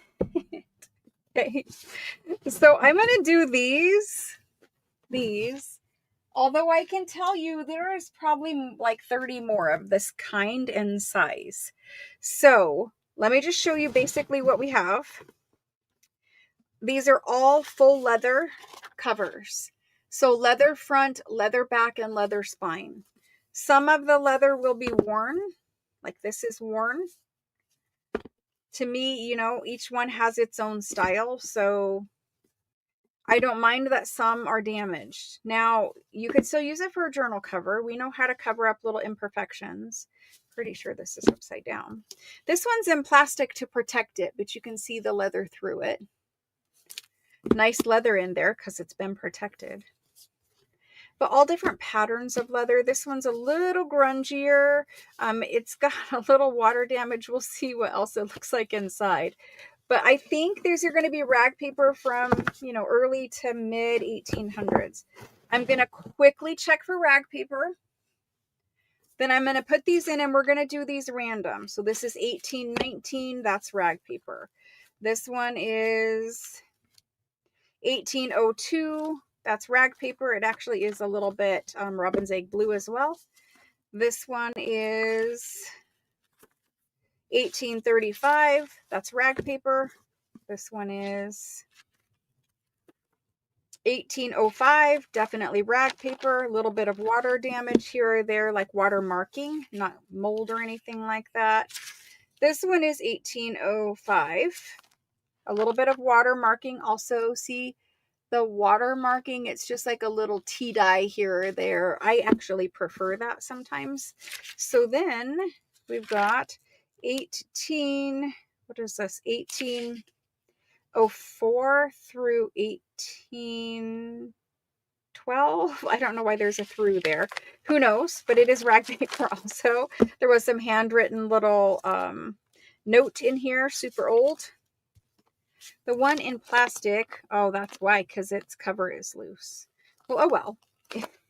And this one is 1826, and it is rag paper. Some of it is more foxed than other areas. It's just going to depend on the individual paper. So there's that one. There's this guy. He is printed in 1806. So most of these are really early 1800s and very lovely rag paper. Even this guy here with the grungier cover, like that's pretty grungy, Sydney. I love this little label up here in the corner. But he is he's 1700s. Well, I'm going to put him in here because he is grungy. But 17, what is it? 17, I'm very confused at the moment. 1747. That was way too hard for my little brain today. 1747 rag paper. It has a little bit of blue tint to it, but it does have some watermark here or there. But I'm going to put it in here. The watermark doesn't go all the way through. This is the end paper that just fell out. Put that back in there. Anyway, so there's that one. I'm leaving it in. I have more, so there will be more to choose from. They will all be the same size range. They will all have rag paper. They will all be 1800s. Okay. Size reference. A little, like tiny bit over 4. Your papers are about 4 inches by almost 7. You can see it's not quite 7, but just about. Okay. There we go. These are rag paper. So we have to put that in there so I know later. Rag paper, leather, cover, French books. They are from the 1800s, and each one of them is 45. Generally, the ones that I just showed you, like the early part of 1800s, you have paper that is basically like the 1700s rag paper, which is my favorite. It is thicker, it is nicer, it has more hand lay texture to the paper. So anyway, we're going to put these in at 45. I will make a list in the spreadsheet for them should we need it. But I have probably 10 more of them. I don't know, I can see several. So we'll make a list. These.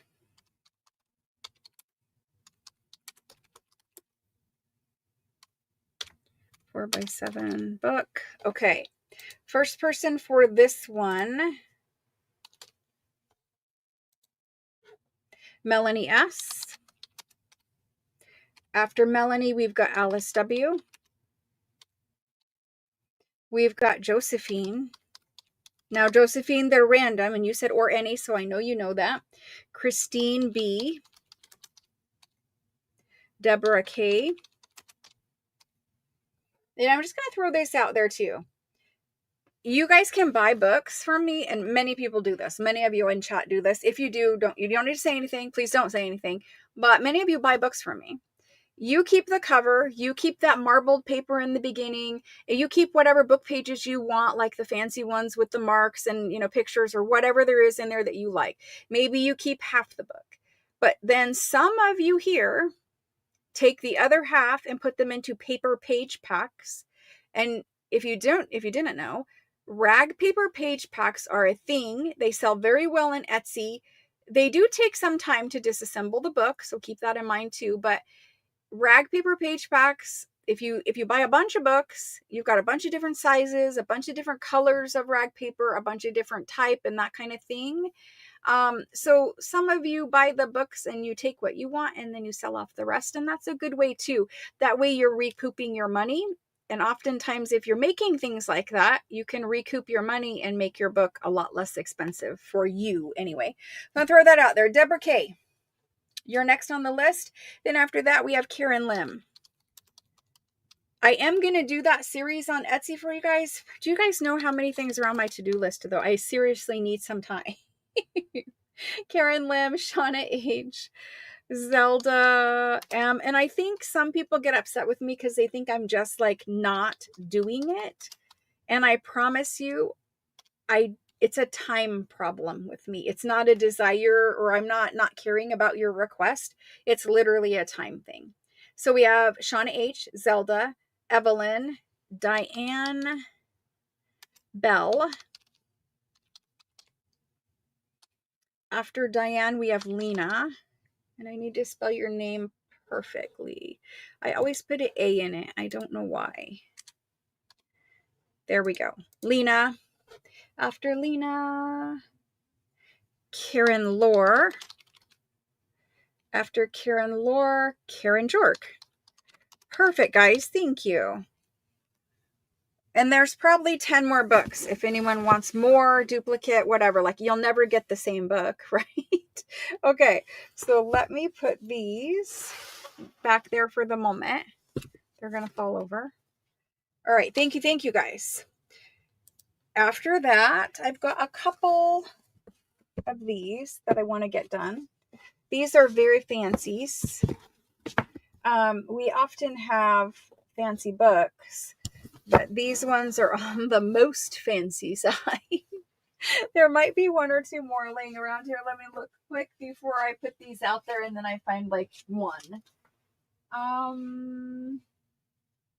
If there is, I don't know where it is at the moment. Yeah, okay, we'll just do these because these are what I can reach. So there's 5, all right? This one is upside down. There we go. So we're going to do the size, but this one has a little bit, like when it was on a bookshelf, this was exposed to sun or air, both, and it is a little discolored. You can ink or paint this if you wish to change the color to blend that in or whatever. It has a beautiful gold wreath on the front of it. It is basically the color it's showing up. It is a brown, not purple, but brown. That's the back. Lovely gold, gilded. You can see the embossing frame all around it. I'll show you this up close too. That frame is there. Okay, so that's the spine. It looks like it's flower posies. This is beautiful to scan. You can't fake this foxing.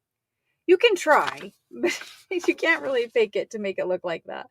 It's Racine, and it's probably like 1860s, but I'm not. It is 1856. That was a pretty good guess. 1860s. 1856. Not rag paper, but beautiful quality paper. And this is the largest one. So you're gonna claim these individually. Okay. This is A. It is about a little over 5 by 8.5. This is the A book. If you want A is going to be, I'm going to do it for 70. Okay, it's large and it has beautiful embossed and gold gilt covers. The B book is this guy here. It is a navy blue. It does have red, lighter blue, green, and yellow in the cover. All that there. This is its spine. So the thing with these is oftentimes we find them and they're in terrible shape. These ones are actually in pretty good shape. Now this does have a little fading. Again, if you wanted to paint this, you'll still see all the embossing. If you wanted to rub some ink in here, you could blend that in with your little foam blender. Many different ways of covering this up if you wanted to. Back to this guy. He's got water. I don't know. It's kind of like silky inside. Taffeta? I don't know what it is. It's a fabric covering here that looks marbled. Then inside, this is the front. It's printed in Paris. It doesn't have a date here. It's a book about something. What does it say? Something family?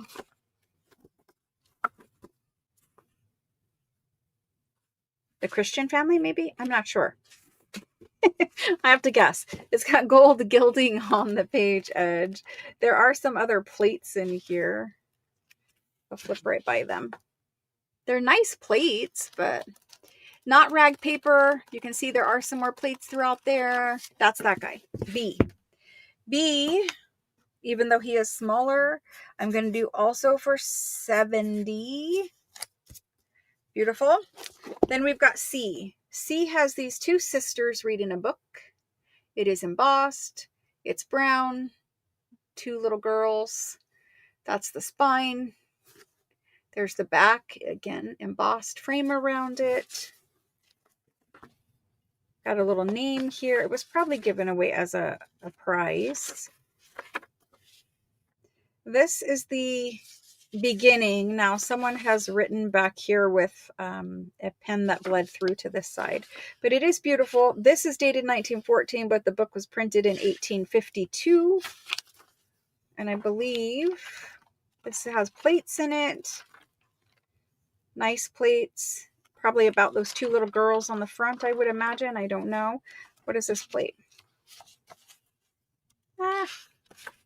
When they're covered with tissue, it's very hard.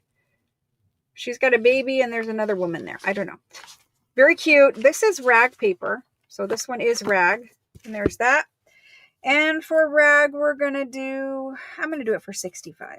And that's C. Okay, there's those. It helps with the glare too. Now this one is my favorite of the bunch.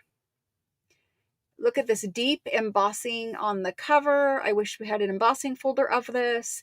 And these beautiful flowers. This is green. This is red. This one actually is like a purple blue in there. This is the spine. This book is really nice condition. It does have a little bit of bending here, but really nice. Flowers on the back as well, like the front. And the yellow usually means it was given away to a student for a prize for good grades. Well, there's a battle scene, but 1852 is the print date. It is rag paper, and there are probably plates in it. I don't know for sure, but there usually is. Guess not in this one. Really, there's usually plates in here. There are no plates in this one. Just beautiful. We have flowers and killing for D. Different times, right? So this one is going to be 75. It's not quite as fancy as the ones we had a couple weeks ago, but it's headed that way. I need another inch back here, and I don't have it. There we go. Okay, this is the last one. This is your ebook. It is deeply embossed, kind of a navy blue deep embossed cover with gold. There's that one on the spine. That's that on the back. These little black marks are there. They're rubs of something. Might have had a rubber band that aged over it a little bit. Only on the back side, though, not the front. And it is opening to this. I love these like beautiful pages here in the beginning, the title pages. This one does not have a print date for me, but it is probably 1860s. It is rack paper, so maybe a little earlier. Let's look at this plate. That doesn't look good either. Don't know. It has more plates in it. This is the title. Popular stories, maybe? I'm not sure. I don't read French either. There we go. That's E. E is the fattest on the table, so the most pages. Let's do it for 65. It's the fattest. There's those. You're going to claim which one you want. I'm just going to say books and go. It's going in right now.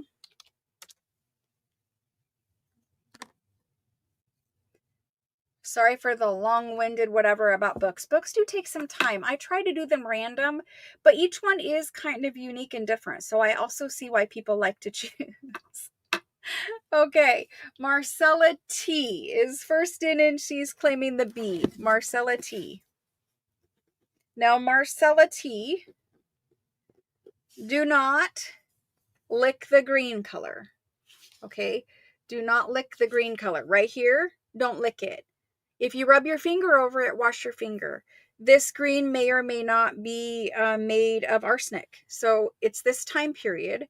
And I'm just saying, if that changes it and you don't want it, let me know. But there's no danger to touching it to whatever, as long as you don't lick it or eat right after you rub your finger over the green. Keep that in mind. You could spray sealant over it. There's that one. Let me know if it changes. Same with this little guy here. Just don't lick it. It's a tiny little bit of green, but don't lick it. Okay, let me know if anything changes for anybody, because I did forget to say that. Shelly L would like the C. Thank you. I'm pretty good at knowing what ones are and what ones are not, and these ones are the right green and the right time frame. I'm not positive, but I'm seeing it enough to say it to you guys. Then we have Cynthia. Cynthia for the D book. Cynthia C. Same thing on this green flower. I'll call it out when I know it. And then Karen Jorg is an NE. Karen Jorg is an NE and Karen Lore is an NE. So Jorg and Lore. Lore, let's see. Jorg is in first. So Karen Jorg, which book would you like? You're in first, you get to choose. There's no green on any of these, just in case you were wondering. They stopped using the dangerous green color around 1850, 1860. So I don't honestly know, but it's in this time period.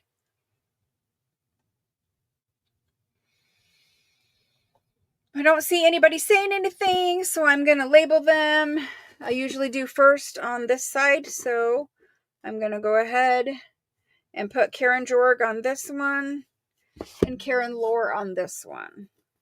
That's the order you guys came in, and nobody said anything. Okay, there's those. Thank you. Let's see what these are. Oh, these are the 1600s or the 1700s. Those go over here. Those have a home over there. Yes, they do. Okay. Last but not least,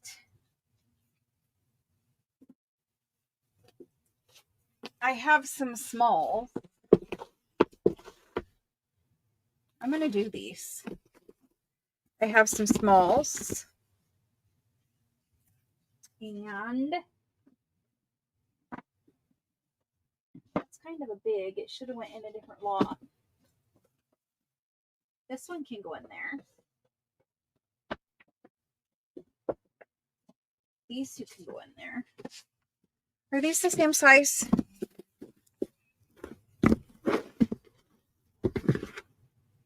This one is actually kind of cute and small. Let me see what else is laying around here that has a marble cover and is smaller. Now I'm hunting for smaller marble covers.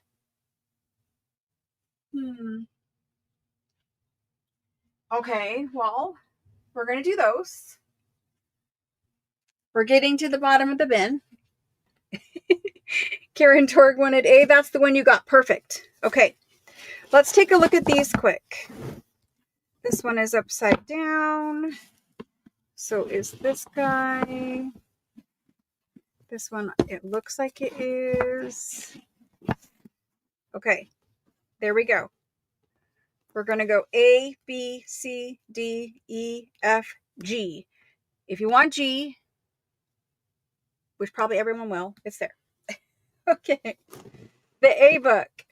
This little guy, the blue marble, the black corners, cute little book. Marble, nice marble paper on the inside. You're choosing these by the letter. So this is not, this is poetry. And it is not rag paper. It is nice paper. Beautiful little pages. Lovely to put in a junk journal. Got the illuminated letters throughout. Quite fat and nice. So there's A. I'm going to letter them here in just a second, but that's A. I'm trying to squish it over here. A. B. B is different. This is like domino paper. It's a later one, but cloth over here. Same thing, poetry. Same book.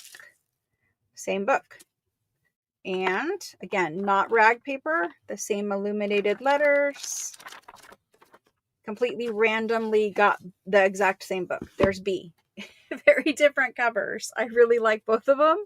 Okay, here's C. This is C. C is a chunky monkey. Chunky marble cover book. Fits great in the hand. Nice marble paper in here. This one is going to be 1854 and 58, it says. And this is rag paper. This is a lighter colored rag paper. There's a million pages in here of tiny little text. Like chunky book. How many pages total? Ooh, there's a fold out map or something in the back. A fold out geometry diagram, whatever this is back here. So that's fun to scan. It doesn't say 650 something pages. A lot in there. Okay. There's that one. Let's see. This one, make a cute little Christmas journal. It's got green fabric on the spine and it has it on the corners, but the corners are very small. The cover is loose, so you can take it apart without worrying. It is Moliere in 1846. It is rag paper. Lovely little pages and a lot of them. That's D. E is this guy. E is old. Older. He looks old. He has had some water. He's printed in 1847. He's had some water on him. He's rag paper and it really has not affected him very much at all. Very nice rag paper. It's got that cute little crinkle that I like. I would have no problem using these pages. So there's that one. Then we have this one. Looks very similar. Again, it's chunky and it feels great in the hand. I love it when they just fit nicely right there. This would be a cute little journal. Some math calculations. There we go. It has with examples. Is it math? I don't know. It's something. The rag paper is super thick. Did you see how hard I had to push it to bend it? There is a little watermarking here or there, but again, it's rag paper and it barely shows. Lots and lots of pages. See the little crinkle? Just makes your pages feel older. Little handwriting and a name back there or something. It's got about that's That says 567, but that says 377. So we're going to go with 377 pages. Yes, 300 and something pages. This guy, cutest one of the bunch. You all cannot have him because there's only one. A, B, C, D, E, F, G. G has a tooled leather. It really does look like tooled leather. And cute little marble. Again, he just fits right nicely in the hand. And he's the smallest. I will measure once I find a title page here. If there is a title page. There may not be. It's 1826. And I don't know exactly what it is. It's a cute little rag paper book. Okay, so we had poetry and we had rag paper. There must have been something stored right here, like a photograph or something, that wasn't acid free. And that's why it's all discolored right here. More than likely, it probably was a photograph. Maybe a prayer card or something. I don't know. But very cute. Okay. Now for this part. A, B, C, D, E. A, the poetry book. Let's do it at 45. B, the same poetry book. It is newer. We're going to do it at 40. C, Chunky Monkey. Rag paper, we're going to do it at 45. D, we're going to do for 40. E, we're going to do for 40. F, we're going to do for 45. D, I'm just going to ask 45, but he's super cute. All right, here we go. It's just books and go, and it's going in right now.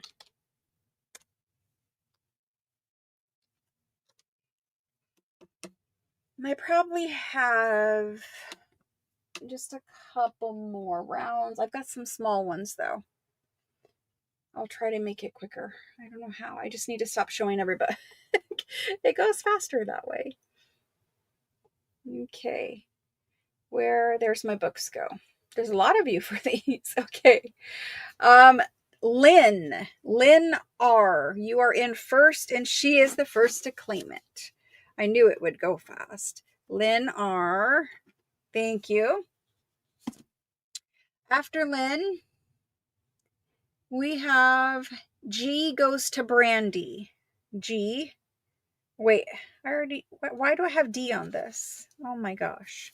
This is really, okay. I have two D's on the table. Lynn, are you meaning this one, Lynn? Because I actually lettered it wrong.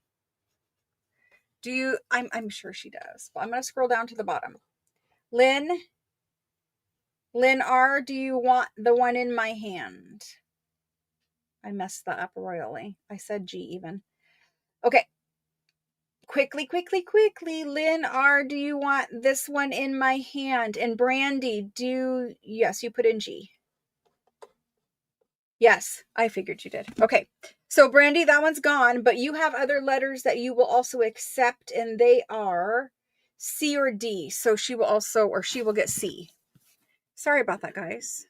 Nobody yelled at me. Or if you did, I didn't see. Lynn took the G book.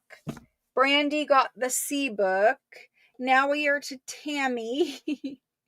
Tammy, do you want this D, Tammy? I know, we just need to get it over with quick. I see Linda M for the F book. Linda EM for the F book. Let me scroll down and see what Tammy says. Tammy says yes. Okay, so Tammy wants this one. Perfect. Thank you. Now my mess up is all gone. I don't have to worry about it anymore. Hopefully. And then we just gave her that one. Okay. Then we've got Karen. The C is gone. The C is gone. The C and F are gone. This one, Marcella B.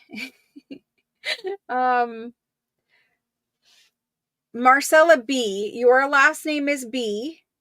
Are you saying your last name because you have the B period, C period, or F? So I have to double check. Do you want the B book, or are you just putting the B for your last name? Melanie is going to take the E. That one I can give away. Melanie. Melanie S. Then I'm looking for someone for A or B. A or B. Okay, Alice would get A. Alice W would get A. She doesn't have a B in there. Let me double check and see. Marcella B, I need you to tell me, are you claiming B for last name? Perfect. That's what I thought, but the C also had a period after it. So it kind of threw me off. Okay. Oh my goodness. This is what happens when you mess up. So we're at Alice. We have C, G, D, C, C or D. I'm looking for anyone for a B or an any. Shelly L. Thank you. Thank you. Shelly L. Perfect. Made it through that. Thank you, guys. That was clunky. Thank you. Okay. Let's go on to some small books, because I'm getting bored of doing those ones. So let's do some small ones. Some smalls, some tinies, some all of this kind of size thing. And I'll give you a size comparison too. So, because sometimes through the camera, you can't tell how small something is.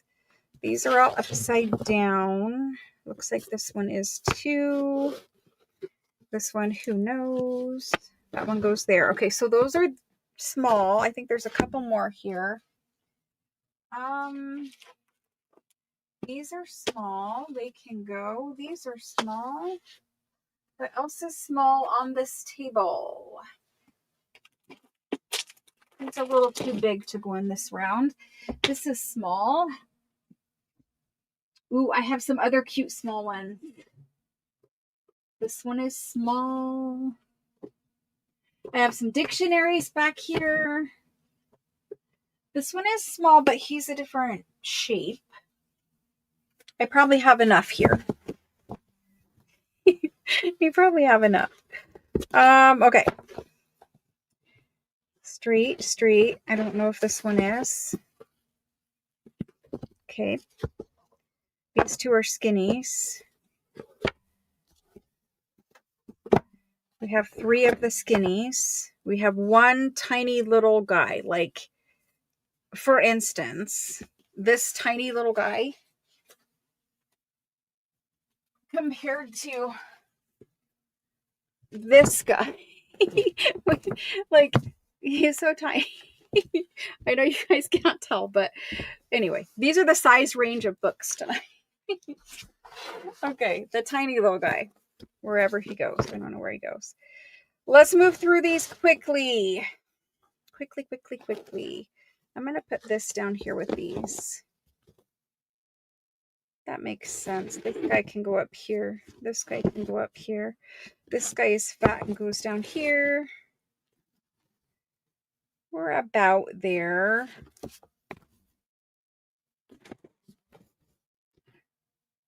I'm going to move this one back down here. Let's do this round first. It's going to go from here. A, B, C, D, E, F, G, H, I, and J. Lots of them in this round.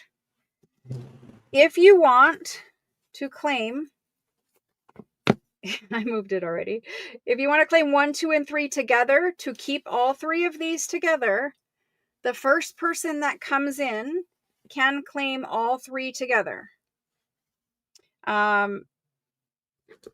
These are all different other than that. So if somebody wants all 3, you need to say all 3, and you'll get them as long as whoever claims all takes precedent over anyone else claiming individually. Okay. Hopefully that makes sense. Obviously they have these gold laurel wreaths on the leather covers. It is debossed into the leather. I don't know how to show you, but it is debossed in there. They're really, really cute little books. They're in great shape. This one just has one little bit here. Other than that, they're good. Okay, so we have volume 1, 2, and 3. I don't know if there were more. Who knows? They were given away to a student as a prize in 1827. There is a little embossed library embossing seal here. I think that's what it is. 1821. They are rag paper. They have marbled book blocks. Cute little pages. I will measure for size because these are tiny. The papers are going to be about 3 1/4 by about 5 1/4. Okay, so 1 is A, 2 is B, 3 is C. Okay, this is D. He's about 3 by 5. He also has that embossed little library. These probably came out of the same rich person's home in France. I don't know what that is. A little ticket. Somebody was maybe using it as a bookmark. I don't know. But there's these ones, or this one for D. Okay. This is E. It's a little grayish purple marble cover.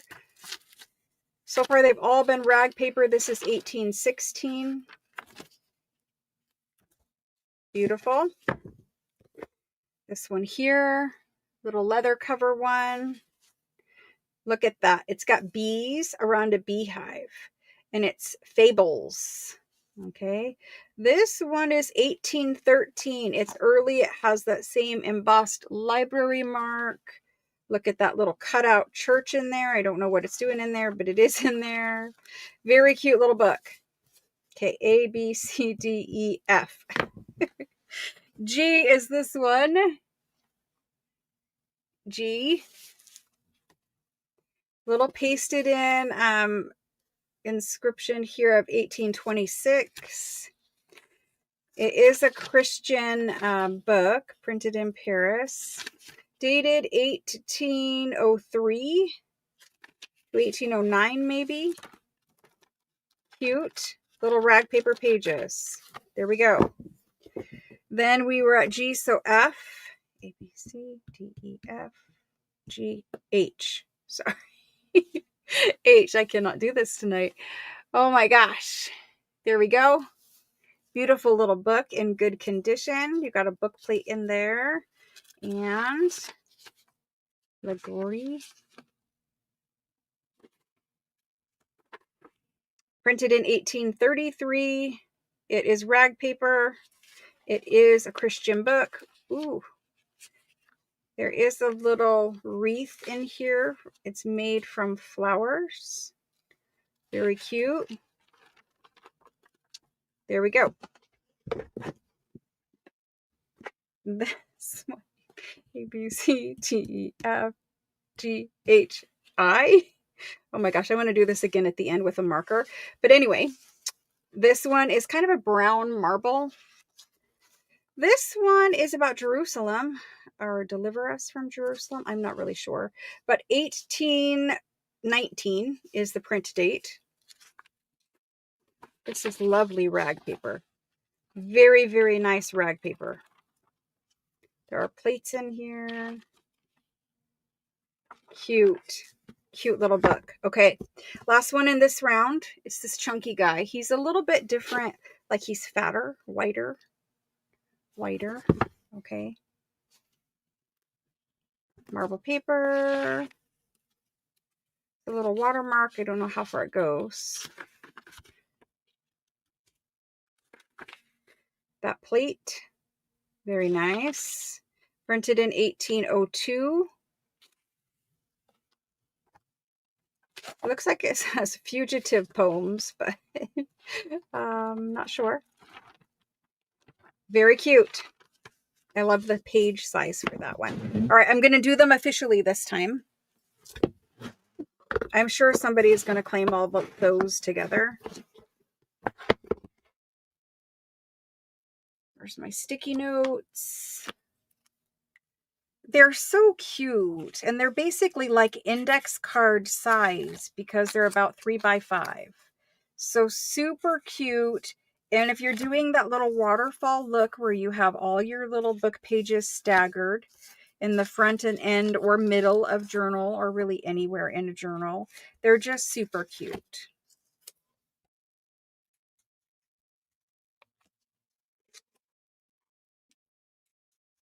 Hopefully I don't mess up these letters. Somebody do their ABCs with me so I can get this right. It shouldn't be that hard, but for whatever reason, when you're live and you're trying to do stuff and look at chat and like figure it all out, like it just is. It's hard. Everything's harder. Okay. Let me shove these up just a little bit. We can get most of them in there. Okay. So these ones have gold wreaths on the front. They're a little bit fancier. So, and these are the small, generally thought of as tiny books because they're 3x5-ish. We are going to do these guys for $65, which I understand, you know, it's not inexpensive, but they are a little fancier cover. Now these, the rest of these, it doesn't matter what other one you choose, is just going to be $50. These were mostly early 1800s, like 1800 something. Not all, but mostly. The smaller books like this, there are people who collect just small ones. Like you saw, a lot of these came out of the same library. There are people who collect just the small ones, and they have tiny little libraries of tiny little books. So they're all labeled out there. Claim what you want. You can claim multiple, and the first person to say all will get all 3 of those. I like to make my journals in sets of 3. Maybe you do too. All right, there's those. They went in right now. Right now. Okay. We have one more round of tinies, and then I think we are going to leave Book World because I don't know. I can't do books forever. I don't have the mental capacity to do books forever. Not anymore. I used to be able to do like 4 hours of books, but my brain just gets bored and I want to see the rest of the stuff. I guess you guys too do. All right, Ricky is in first and she's claiming J. There is not a bad choice on this table. Thank you, Ricky. Then Marilyn will claim F. Marilyn, thank you.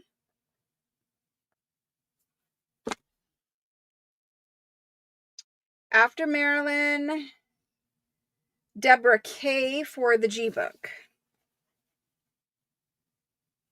Deborah K. Thank you. Thank you, thank you, thank you. I have to make sure they're saying or. Tammy, I'm sorry, but it is gone. Then we have Christine, sorry, it is gone.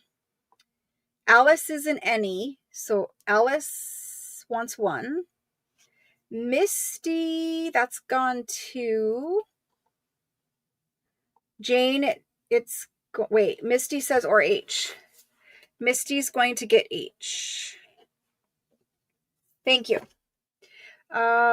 Jane, F is gone. Shauna, F is gone. Paula is saying D. Paula, thank you. And that's Paula Drift. Thank you, thank you. Okay. We have 1 any, which was Alice. 1 any. Barb, that's gone. Mickey, that's gone. Ricky, that's gone. Beth, that is gone. Shelly L is going to take all 3. I knew somebody would, because if not, I would have. I think we need to do a mini journal kit and a mini journal series. Maybe we make a few all at the same time. Maybe we can do a journal kit one of these days where we have like 3 mini journals in it. That would be fun. Thank you, Shelly. Okay. So now we have Alice, and then next would be Barb B for an any. So I usually just keep going in order. That would give Alice this one. Alice W. And this one would go to Barb B. Perfect. Thank you, thank you.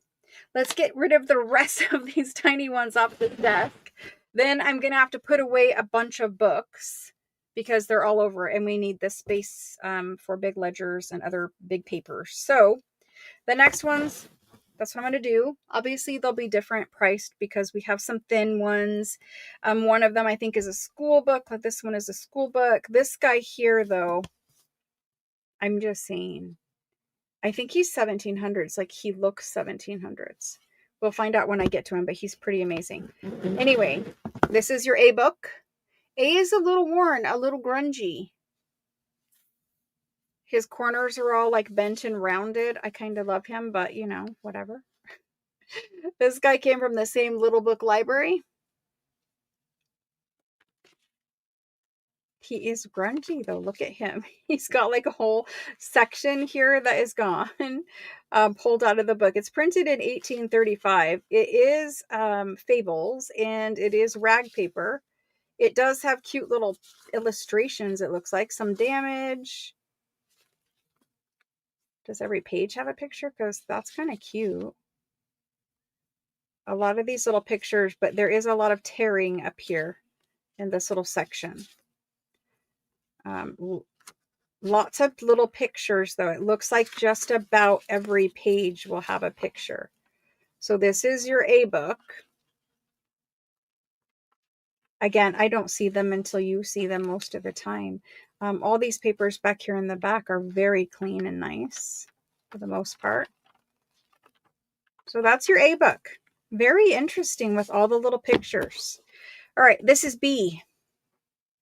B is very cute. Good condition.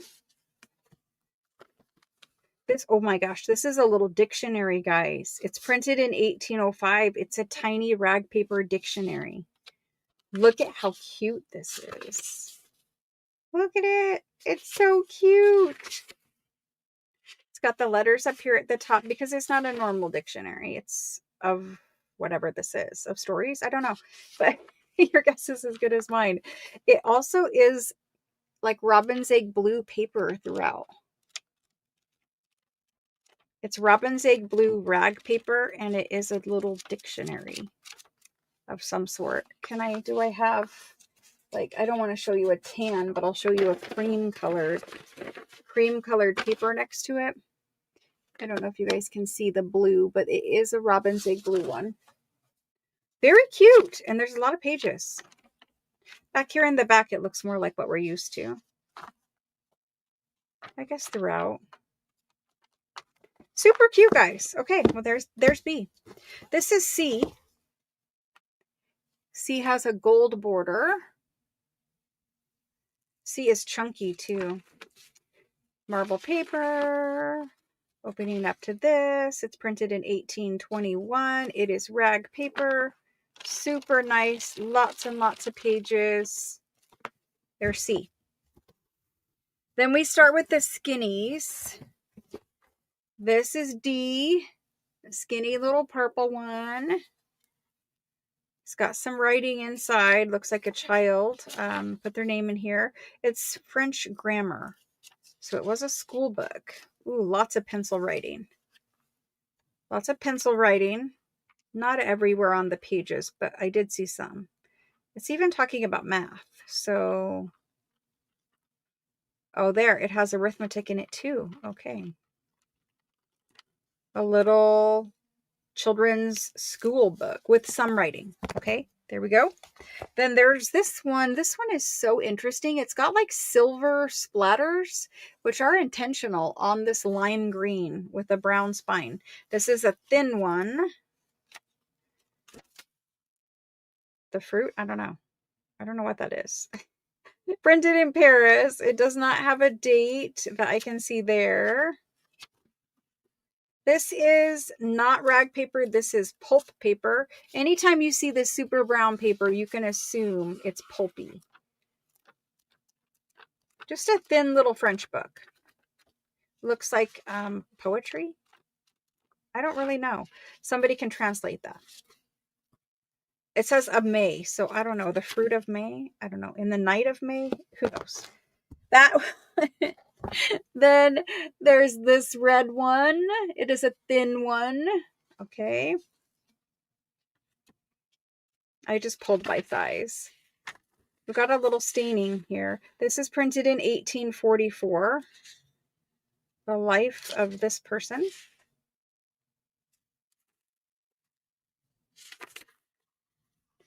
Cute little book. It's part rag paper. It's not full, but it is part. Cute little book. There's that one. Next is the school book, a different one. This is history, contemporary history, but obviously it's old, so not really contemporary anymore. This has an embossed library mark here. A big one. These are usually like 1820s or 40s. Has a little fold-out map in it. A cute colored fold-out map of Europe. That's really cute. I wish I could find a date for you guys, but I would assume it would not be after 1860. Another fold-out map of Asia, so it probably has other fold-out. Yep, it does. Other fold-out maps throughout. I don't know if they're all there, but I do see at least one more. One or two. Yep. Maybe 4 total. I'm not sure. But there's that guy. Super cute. Then there's this one. This one's cover is already started, to be taken apart for you. We don't care about that. We're going to make a new spine anyway. This is French Classics. I guess. 1830 in Paris. It is rag paper. It's rag paper content. It has rag paper, but I'm not going to call it full rag. You guys probably would, but I won't call it full rag. Nice little marble cover book. Okay, I've got the little chunky guy left. That's it. He's super cute. He looks like a 1700s book. We're going to find out together. I will measure him too because he's so small. He is 1700s, and he's 1727 to be exact. Super cute little book. Oh my gosh, I'm in love with these little tiny pages. So this one is tan colored. Ooh, it even has the little beautiful things, but they're miniature. Super tan color pages, but it is definitely rag paper, and it is 1700s rag paper, which is my favorite. I know you guys are going to love this one too. It's super, super cute. And a lot of pages. At least 400 pages in here. All right, I'm measuring.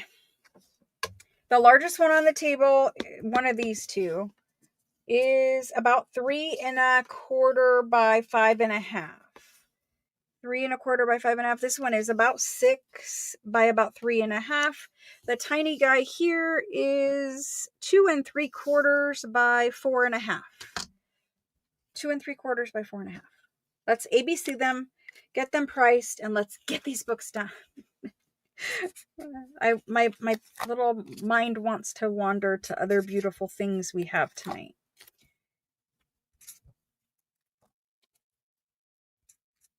Oops, this is D. It's a D. Hopefully that looks like a D.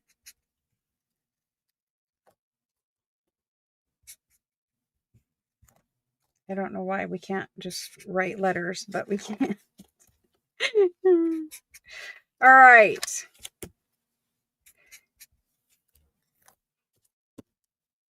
This guy has the pictures in it, but he is in a little bit rougher shape. I'm going to ask 70 for him because just about every page has a picture. This guy is nice, and he is a dictionary. He has, I'm going to say some robin's egg blue. Honestly, that section is, but this section I don't think is. So some, okay? And again, it's a dictionary and it's rag paper. And what date was it? 1805. All right. We're going to do 140 on it. That's a pretty good deal for a tiny little dictionary. This is rag paper and chunky. We're going to do 60 on that. These are skinny. This one had some handwriting. I'm just going to do 20 on that one. This one, again, I'll do 15. It's pulp paper. This one, I'm going to do 25 on that one. This guy here, let's do 40. A tiny little school book. 40 is what we usually do for regular school books. This guy, he's kind of coming apart. I'm going to do him for 35. And this little guy here, which I am in love with, I want 85 for him. A normal 1700s book would be 68. So it's not that much more for a tiny little guy. Okay, here we go. Knights, I thought maybe 2, but I couldn't know if it was fruit or night. Anyway, I'm going to type in books and go right now.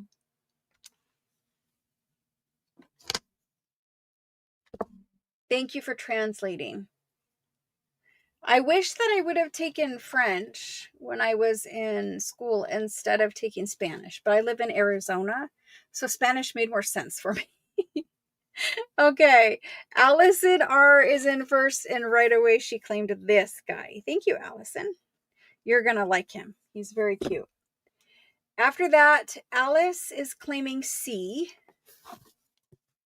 Alice W claimed C. And Diana B for the B book. Cute. Diana B, thank you. The B book, the little dictionary. They're so small they won't stack up right. And then Deborah K will get the A book. Deborah K, thank you. After that, everybody does say or, right? Okay. Barbara S for the G. I really like the little tiny one. I don't know that I have tiny school books. I'm going to have to go look. Barbara S. And then Jane. Jane H for the E. They're falling over. Jane H. I need to write your last name because every time I question myself, I don't know why. And then Dana. Dana Q. You have a comma. Are you claiming multiple or? You guys have to use the and or words for me because you just need to spell it out for me. Just assume that I am a complete idiot and I need it spelled out every time. So Dana, let me know if it's and or. The comma makes me think or, but it could be and. I don't know. Sandy, those are gone. Zelda, that's gone. That's gone for Beth. E is gone. G or I is gone. I guess it doesn't matter. Yeah, it doesn't matter. I don't know why well, no, it does matter because I already gave you D. I need to look and see. Hold on 2 seconds, both. Thank you. Dana. Perfect, thank you. F is all that remains. I need to scroll back up and find somebody that says F or any. Beth, Brandy, Barb, Mickey S. Thank you guys. All right, let's see some other things. Like, I have some giant books, but then we're going to see some other things. Let me find some place to put all of these books and get a sip of water. So, like, we're going to take just a maybe 2 minute, 3 minute while I put away these books because I have no desk space anymore. So give me just a few minutes and I will be right back. And we're going to look at some giant, like I have 2 giant books on the table. And then we'll move on to some papers.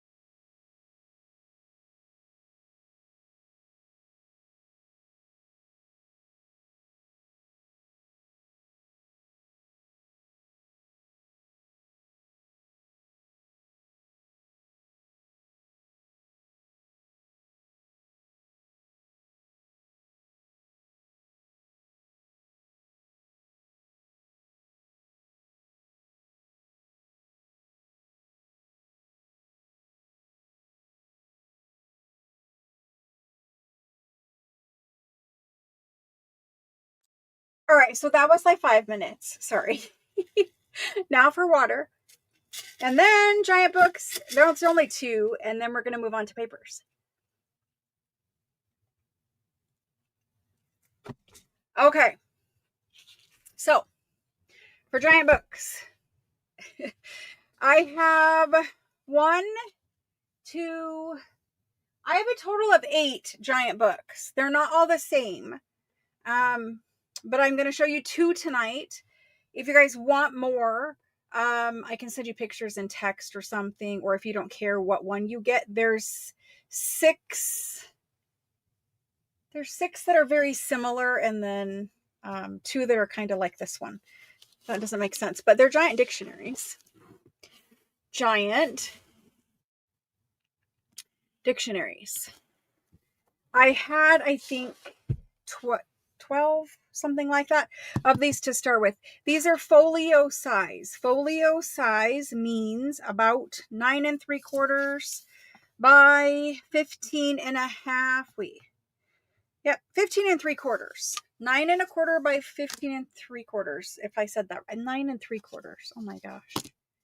I need a break. 9 3/4 by 15 3/4. Okay. Folio size. It means gigantic rag paper pages. You could see that the spine is coming apart a little bit. Obviously, the bigger the book, the more stress on the spine because it has to hold that book block of super heavy big pages. Also, the spines get the most exposure to sun and that kind of stuff, so it does start to deteriorate. But if you look inside of here, you can see the way that the book is bound, and there is also old antique handwritten vellum to reinforce these little sections. So you can see like they repurposed old vellum documents, old French vellum. So vellum is like animal skin, parchment, like the Declaration of Independence is written on vellum, right? And so that's what those are in there.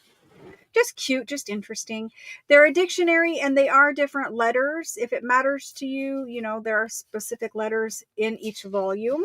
This one happens to be Q and Z. There's a leather front cover, which honestly isn't in bad shape. It's dry, but it isn't bad. And this is the back cover again. This one's got a little more wear. It's dry, but it is there, and it's kind of intact, kind of. And this is what they look like inside. So this is their end paper. Huge pieces of rag paper. There's book crumbs in here. It is the big dictionary of history, basically. I'm not sure. And it's Q through Z. This was 16, maybe. I'm not sure. Volume 16. I don't really know. This is the title page. And down here, you can see, it's kind of folded, it says 1725. So this is a 1725 rag paper dictionary, and it's folio sized. So think about how we love rag paper, right? And we love it because it's durable. We love it because we can fold it and bend it and do all the, like if you see a pocket video on YouTube, you can use rag paper to make it because it's strong, right? So you're going to get giant sheets of rag paper, and you're not going to get just a few of them. You're going to get hundreds and hundreds of pages, like literally hundreds and hundreds of pages. There's probably thousands in here. I don't remember. I have sold several because we started out with more than what I have now. But anyway, every one of them has a fancy page when you go in, illuminated letters, if they're, you know, like Q and Z or whatever letters are in here, Q through Z. Lovely rag paper though. 1725, fairly early rag paper. You're going to have your pages laid out in 2 columns. Just beautiful rag paper. Think of all the pockets. Think of putting, because there's 2 columns, think about how you're going to put it in a journal. You're going to bind it right here so that each column is 1 page, right? Because you won't have them together unless you put it in the center of your journal. And then you'll have this whole bottom section where you could make a fold up pocket. You could make a fold up flip down thing. You could do a lot of things with a folio. You could make envelopes out of rag paper. You could do tons and tons of things, right? You could cut your pages in half and just have two rag paper pages. But the point of it is you're going to have so many, you're going to do all the things with them. You can run these through your printer and print your digitals on top of 1700s rag paper dictionary pages. I actually have one where I did that somewhere. I'm sure I can't get to it at the moment because it's over there buried on a shelf. But a long time ago, I ran dictionary through the printer and printed a digital over it. If you're printing with inkjet, the inkjet is translucent ink, and you will see the dictionary underneath of it. A laser printer, you may or may not, because a laser printer melts plastic on it, so may or may not. But anyway, I loved when I printed the dictionary through it's an Epson EcoTank printer. I loved the way it came out. So you could do that on some of them, right? You have so many, you can play with them. You saw that there was another illuminated letter in here somewhere. As soon as I give up, it'll flip out, but there it is. So there, when it switches letters, you just have tons to play with. Anyway, obviously these were not inexpensive when I got them. I do have to pay a lot of money. Plus they ship from France. So big, huge, heavy bags. For you guys, you know, shipping isn't going to be that terrible on them, but let's see how many pages. And every volume is going to be different, but it's going to be around this. So this one stops and starts over again right here. So it's 903 pages here. And then it starts over at page 1 for whatever reason, and goes all the way to 254. So 250 plus 900, that's how many pages you got. Big, huge books, okay? So if tonight, maybe when I first showed these, it was not the right time for you. Maybe it's the right time for you today. Maybe it's not, but I'll have them as long as I have them, and I don't honestly think we are going to find them again because these are very expensive.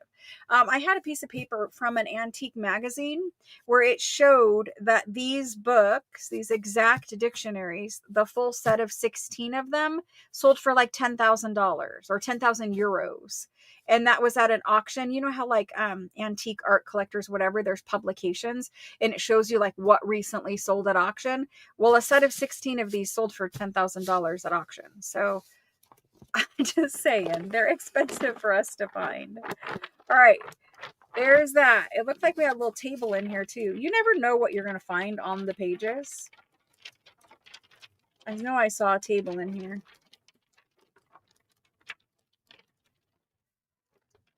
This is the problem when you see something and then you want to flip through and find it again.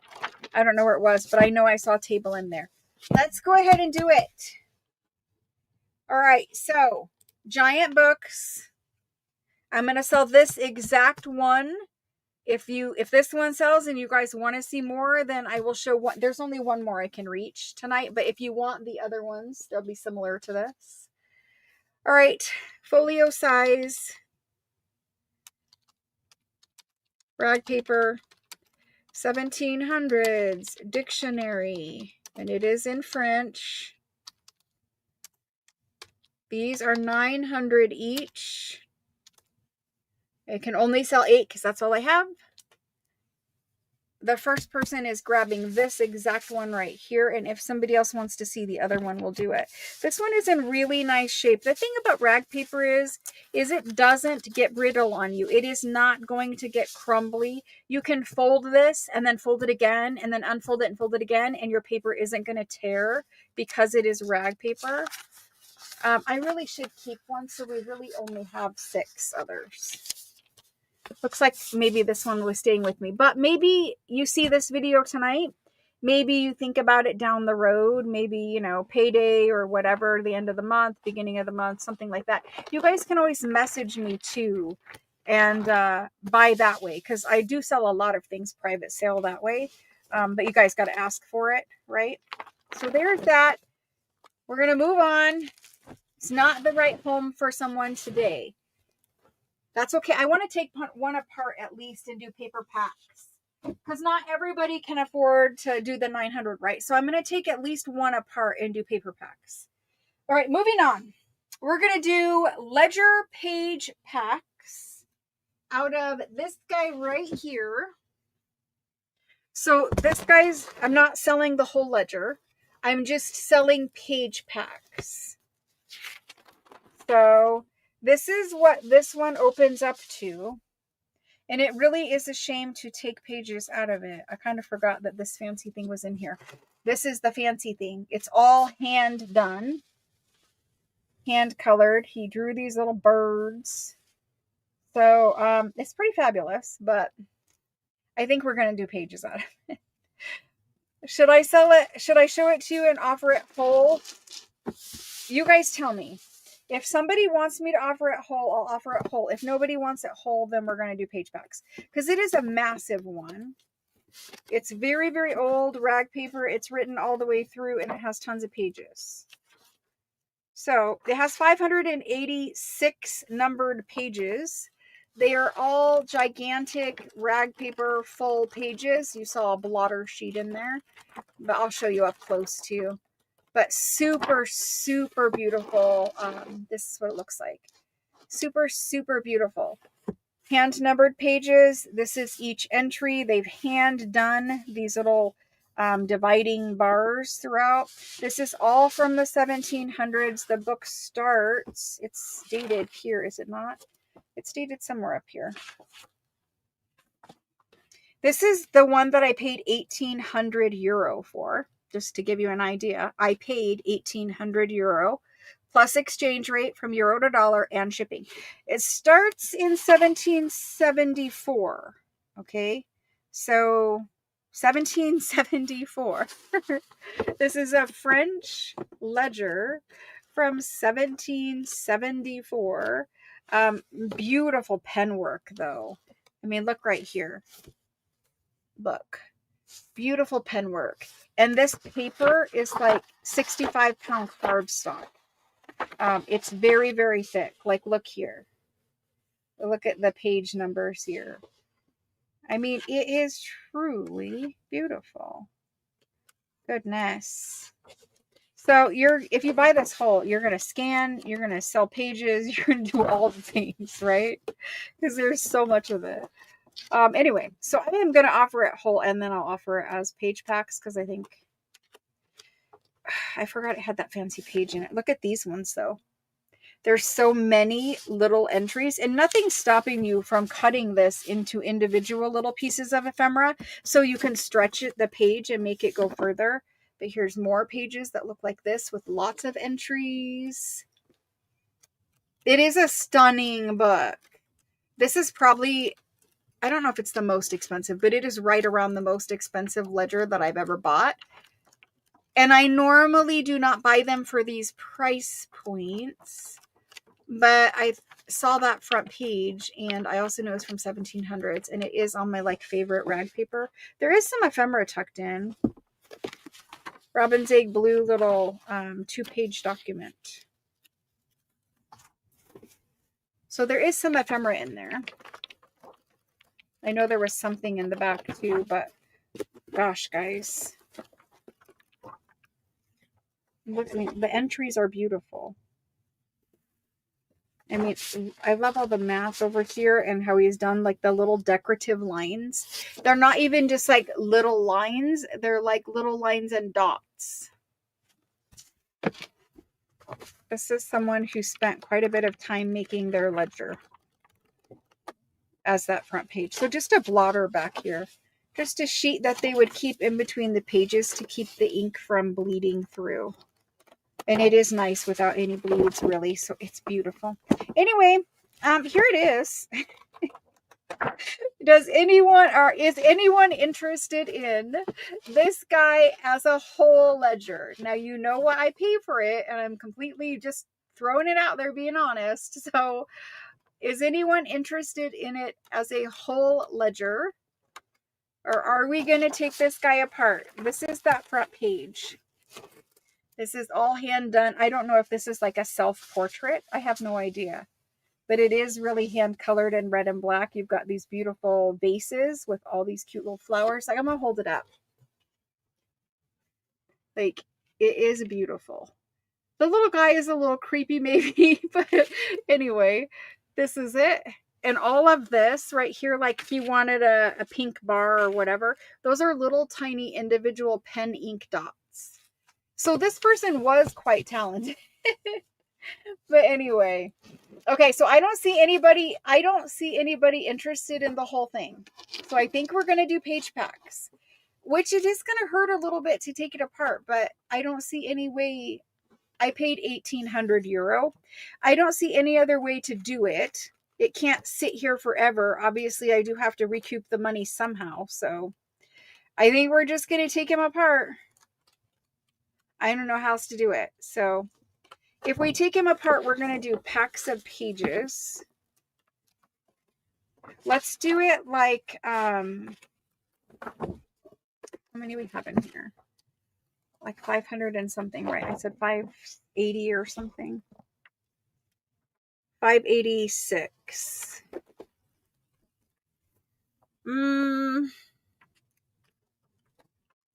Let's do it by the folio, because otherwise the packs are going to get too expensive. So one folio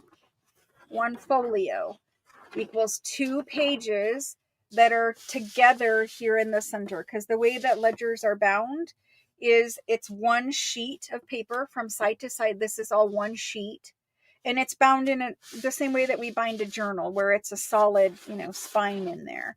So you're going to get one folio, okay, which equals 2 individual pages connected over here on the side. It's just one folio. So however the folio is, whatever it has on it, it could be any of these combinations, right?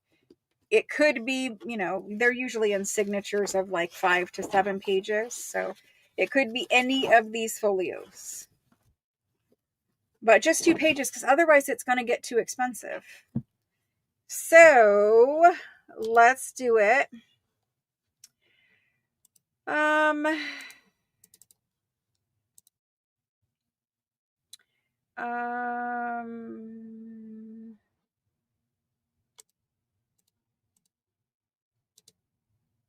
So we're gonna have to price this guy per folio.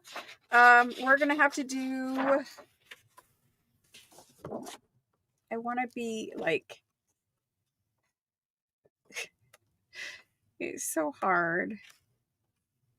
Because honestly, I did pay quite a lot for it. Okay, so we're going to do a folio, which is 2 pages, and we're going to do them for 40. So a folio for 40. That's 2 pages connected in the center at 40. If I was to do this one, it would be in one of those special ledger page packs, where you're paying, quite a bit of money, but you're getting an assortment of specials. So I'll do that with the rest of it. But for tonight, we're just going to do folios. I'm going to type it in. So folio from 1770s French ledger on thick rag paper. And we're going to do it at 40. It's going in now. You can claim as many folios if you want. And generally, when you claim more than one, I'll give you one from one section, and then I'll give you one from another section. I do try to think about what I would want when I fill your orders. And so I do try to give an assortment when you claim multiples as much as possible, right? All right, so it's going in. It's not in yet, guys. It's going in now. Sorry. It's going in now. I don't know any other way to do it other than this book sitting with me forever. And then, it's just money sitting on a shelf. So we do have to start taking it apart, I suppose. I mean, somebody will probably message me when they watch this, and then they will ask about it whole. If somebody does claim it whole, I'm selling it whole and not doing paperbacks. I don't want to take it apart really at all, but I don't know how else to do it.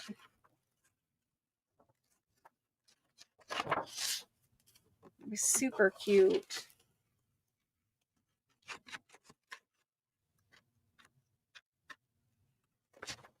Super cute. All right. I'm going to make my list in the spreadsheet. And we're going to move on. And I'll just cry about taking it apart later. Folio. 1770s. All right. The very first person in. So let me read off the people before they go.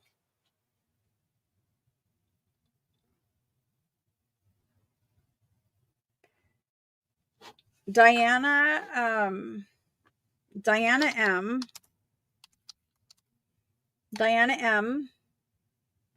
Marilyn W. Diana B.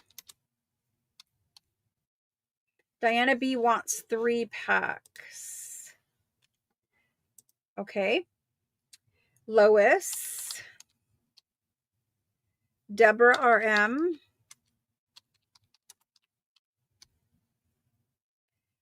Karen Lim. And Deborah wants 2, Karen wants 3. And I'll go down at the end too and make sure that all of this is still correct because you guys are all before the go. Okay. There's the 2 for Deborah. There's Lois. Here's Lynette. Lynette San, and she would like 2. Put that in the wrong place. And I know why. And it's because the spreadsheet is off. Okay. Lynette San for 2. Then there's Sydney. And I saw your request, Sydney. If you need to go, I will put your name on. But you honestly, I'll have enough packs more than likely. You don't... Sydney's saying 2. I've got you in there. And I'll put your name on the other list. But just rewatch what you miss and message me so that we're sure exactly what you want and how many. Okay, we got the Diana B for 3. Linda, it makes me uncomfortable to like just put your name because you don't even know what it is or how much it is yet. Like, do you know what I mean? I just have a hard time spending other people's money. Jenny T, and she wants 1. Cynthia C for 1. Catherine for 1. Sorry for not recognizing the last name earlier, Catherine, but thank you, Catherine. And then we've got, she wants 2. Perfect. Scrolling up. Marilyn wants 2. Perfect. After Marilyn, we've got Karen Lim. She wants 3. Yep, got that. Karen Jorg for 2. I'm like super clunky tonight. I don't know why. Karen Jorg for 2. Lena for 1. Christine B for 1. After Christine, we've got Linda. Linda RB for 1. I paid 1,800 euro, so you can imagine it'd be expensive. If you're interested, you just need to say you're interested and then we will figure out a price. Evelyn, I have you down for 1, Evelyn, but you do have a times in there, so let me know exactly how many. Maybe you did underneath and I haven't got to it yet, but there's that. Lois, just 1. Yep, I've got you. And Cindy Vin. Okay. Just 2. Yeah, you only have 2. Yep. Deborah RM, just 2. Marilyn, just 2. Everybody else is good. All right. That's the list. We've got Diana M for 1, Marilyn W for 2, Diana B for 3, Lois for 1, Deborah RM for 2, Karen Lim for 3, Lynette Sand for 2, Sydney for 2, Linda A for 2, Jenny T for 1, Cynthia C for 1, Catherine R for 2, Karen Jorg for 2, Lena for 1, Christine B for 1, Linda RB for 1, Evelyn L for 1, Cindy Vin for 1. Good. Thank you, thank you, thank you. Okay, let's look at the blue one. So for the blue one, I mean, I do want to use pages out of it too. So at least now I can take it apart without having the guilt of like just taking it apart for my own resources, right? So this one is a super big one. And I'm going to do the same thing. I'm going to offer it whole. And then I'm going to do it as a, I guess, a folio. It's Robin's Egg Blue, but this is a dark one. So this is like a ivory colored paper. This is from 1779. I know this is like early 1800s, at least I think it is. It might be 1700s. I don't remember. Somewhere in here I will find a date. I mean, it matters very little in all honesty. We know it is super old. We know it is thick Robin's Egg Blue rag paper. And it's either very early 1800s or late 1700s. I mean, there is a date, but it's the date system that I don't know how to read. And then there is blank in the back. I remember how I want to do this. We're going to do one blank page and one written on page. So you're not going to get a folio. You're going to get one entire, oops, almost knocked my drink over. We're going to get one entire, and these are super big. I will measure. I didn't even measure the last ones. One entire written on page. It's written on both sides, and it's written on all the way up and down. Okay. One entire page written on. One entire page blank. The blank is the same very thick rag paper, but it doesn't have any writing on either side. And you're like, well, why do I want the blank? I've shown you a million times, or told you a million times, how to take the onion skin paper that has the beautiful writing on it to any copy machine, whether it's your printer that has a scanner or a copy machine at Kinko's or wherever you're getting copies done at. Take a piece of onion skin there and copy it onto this if you want to. If you're like a watercolor artist, you could try to do some mixed media or watercolor on here. It is very thick rag paper, and watercolor paper often has rag content or is pressed rag paper. But anyway, you get a blank to do whatever you want to do with, and you get it written on. I think they're beautiful, but that's the way I'm going to do them. I still don't have a date, but we're going to go with my approximation. I'm sure you guys will look them up eventually and figure it out. I really need to spend the time because they are dated. But can I read that? No, I cannot.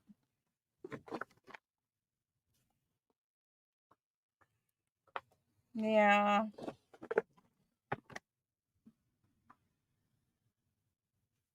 So late 17, early 18. Okay, we're going to do them. These are humongous pages. These are 18 and a little over a half. So here's the half and just a little bit over it, okay? And then they are about 11 and 3/4 wide. So really, you're going to cut these in half because I don't know of any project that we're going to use the whole page for. Maybe, but I think you're going to cut them in half. Okay, so we're going to do one written, one blank. Not today, but when they're empty, sure. When they're empty, absolutely. All right, let's do it. This is Robin's, and this is dark. I really, really want you to see how dark. Like, It's blue. It is really blue. You know, like here's another cream color one. Like it's much bluer in person, bluer. It's much more blue in person than what you're seeing right now.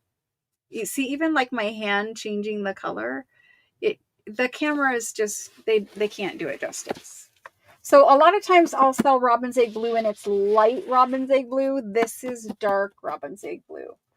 Like I'm trying to find a blue document that I can pull out without having an avalanche. But I can't really. So anyway, there it is. Really big it is. Robin's egg blue rag paper. It's got to be late 17 to early 18. I usually am pretty spot on with that. Okay. It's a ledger. You're getting 2 pages. One written, one blank. We are going to do these. Now, blue is always worth more money than the non-blue, but we're just going to do them at 40. So you're still getting 2 pages. It's still the same price as the other one. This is blue. And honestly, these are bigger pages. I didn't measure the other one, but it is smaller than this. Okay. So I'm going to do the list for this one. This one.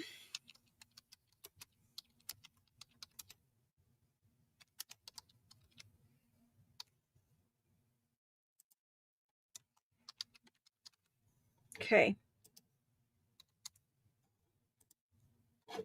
For this one. Now I can take it apart and use it and you guys won't get mad at me. Sherry M. Lynette San. Lynette would like 4.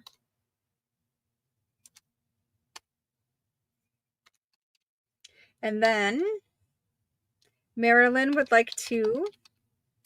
Marilyn W. 2. Perfect. Then Cynthia for 1. Perfect.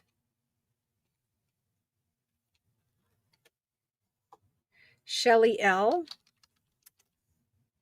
for 1. Sarah F. for 1. Thank you guys. Karen Lim. She would like 3.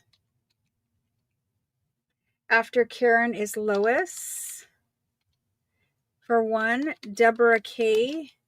for 2.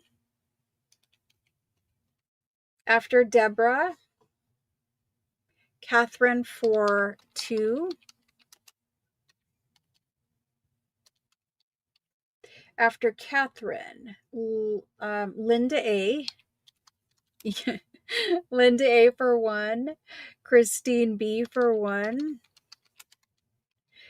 And Karen Jorg for 1. And after Karen, we've got Barb B for 2. And after Barb, we've got Diana B. And she would like 4. And I really messed my spreadsheet up tonight. Diana B.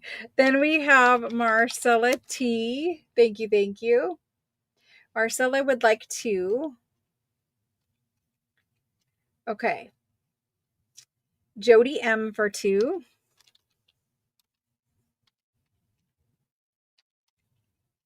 And then after Jody, we've got Sydney for 2. And then Misty E for 2. There's something I was going to ask you, Sydney. I need to remember to text you later. Misty E. Diana M. It's about, I think either Sydney or Jane. One of you said, but you're going out of town on the 3rd. Or maybe you're out of town now. You don't have to say here. But I'm expecting boxes for your ledgers in the next few days. So let me know if I'm supposed to ship or hold again. I've already held, so let me know what you want me to do there. Okay, so back to my list. We got Diana M for 1, Misty E for 2, Lena for 2. It's hard to remember all the things. Lena for 2, Deborah RM for 1, Carrie G for 1. After Carrie, Linda RB. Then we've got Shauna D for 1 and Allison R for 1. And then we have Jane. Jane for 1. That's what you mean. Going out of town tomorrow. Well, I just need to know what I'm supposed to do.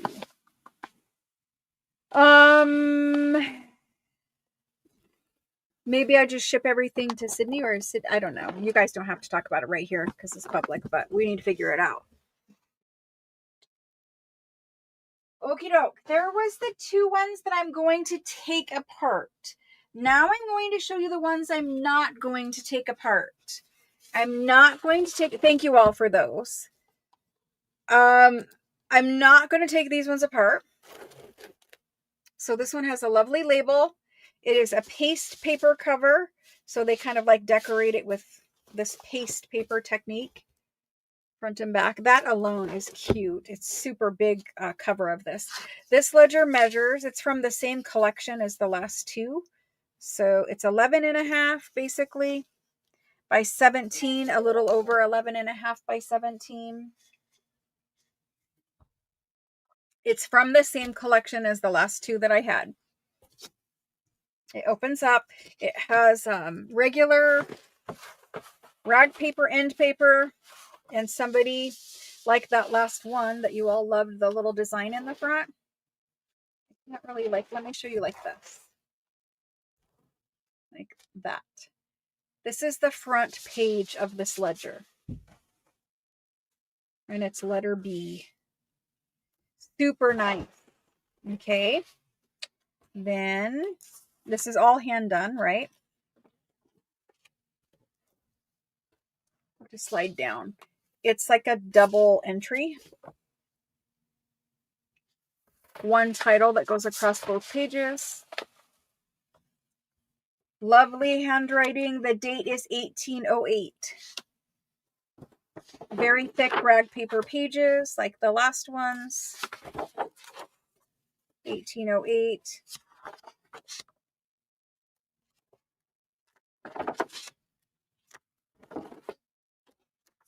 It's very similar to that first one that I showed. It is by the same person. It's the same handwriting.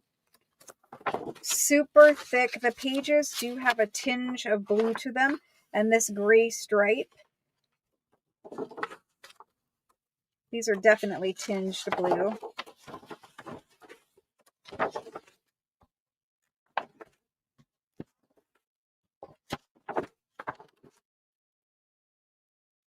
So it's written on, there's one blank side or folio here to the side of the paper. Yeah, I thought this was like 2 pages. Some of the pages are definitely cardstock weight. But then it goes blank. It is written on to about 20 pages, 21 pages, numbered pages. And then it's blank paper. It is super thick pages, like you could hear. Those are individual pages. Cardstocky pages, right? Then we go back here to the index, where he's hand lettered each column. I say he, but it's probably a he. And that's the index. And then you have paste paper covers. Paste paper from 1808 is worth money. So It's a beautiful condition ledger. We're going to offer this one whole. And I did pay a lot of money for this one as well. I don't exactly know how much, but I did pay a lot of money for it. The person that I bought these from, you know, they really felt strongly that these hand decorated pages like this made the books worth a lot of money. And they're probably right, but I need to take them apart. So I'm not going to take this one apart, but you're probably going to take it apart unless you're just going to hoard it. It is a small, like, you know, it's thinner, right? It's not super thick. So I guess if you were going to hoard one, this might be the one to hoard. But there's that. I'm going to put it in. This one is going whole. Okay. This is a whole ledger with no page packs. I'm just going to say a whole ledger, but super penmanship. I don't know what to say about that.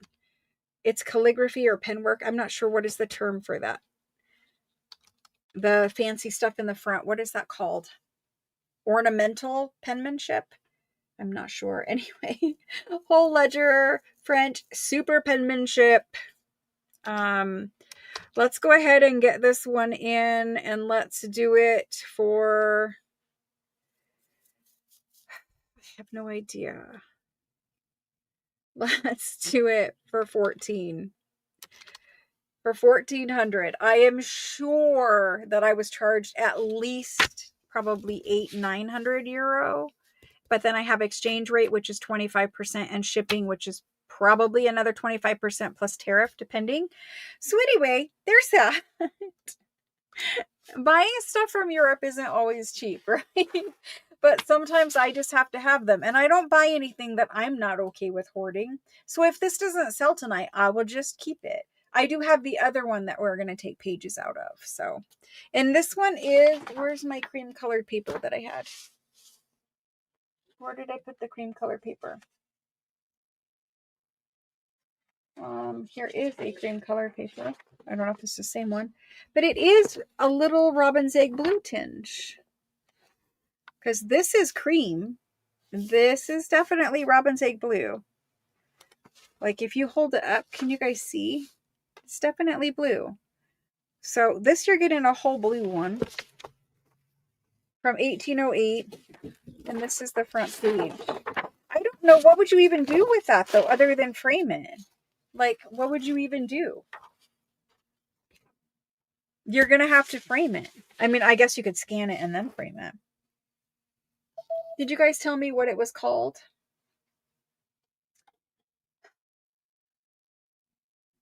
It's actually red.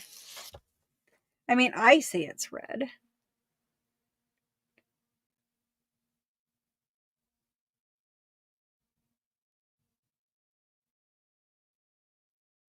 There is a tinge of black up here. So like he went and did this design in black and then went over it. It looks like it to me anyway, with red. If this one sold, it went to Sydney. It's beautiful, Sydney. Now, are you hoarding this? I think it's ornamental. I'm not really sure. Are you hoarding this, Sydney, or you don't know yet? Sydney is eventually going to have more ledgers than me. Thank you, Sydney. It is beautiful. This is one of the cleanest and nicest condition that we've had in a long time. Oh my gosh. Oh goodness. Thank you, Sydney. I appreciate it very much. You're helping me out. All right. So there's those. Now we do have a couple more. Let me put Sydney's special one in a nice special place. We've got this guy, and he's from the same place.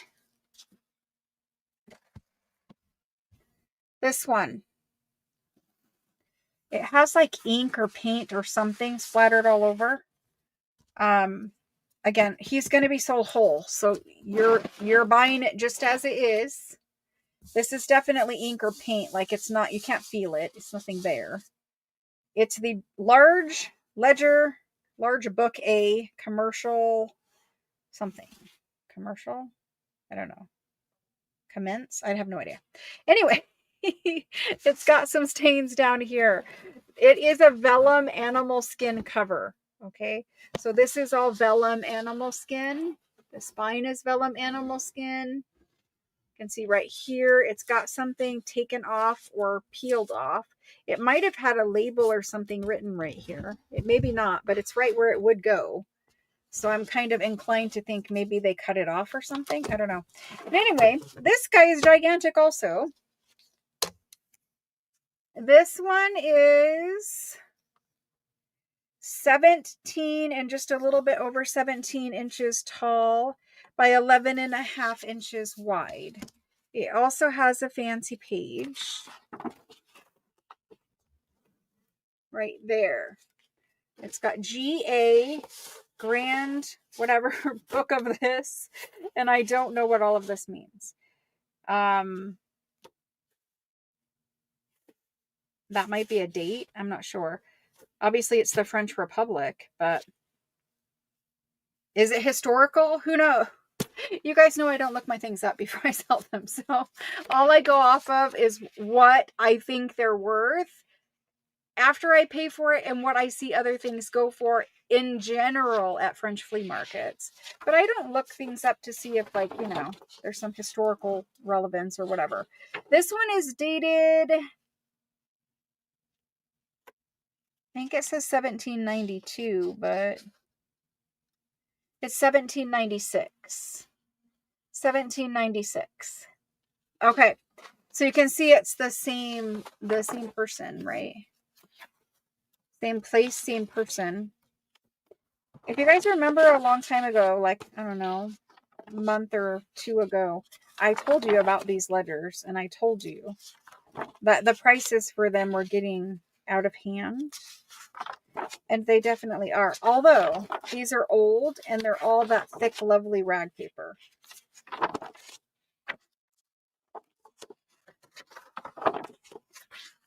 So anyway, there's just a million pages. And I'll try to show you the long pages too, but just a million. Million, million, million. And then we get to blank. So this is kind of how it ends. Seeing how large the writing is. This is a blotter sheet. And then we end. And we have blank through here. Has those gray lines through it. And this is lovely thick rag paper. Like, you guys know how I show you the books and they have like the waves? Lovely thick rag paper. Then this is your index. For whatever reason, the index starts with Q and then has G and H. So maybe the French alphabet look like this. Who knows? But and A, B, and C are back here. So maybe it starts on the last page and it goes backwards. Yes, it goes backwards. So it starts here with A and wraps around to the back side of this page. Here with G, and then here, and then here, and down. Interesting.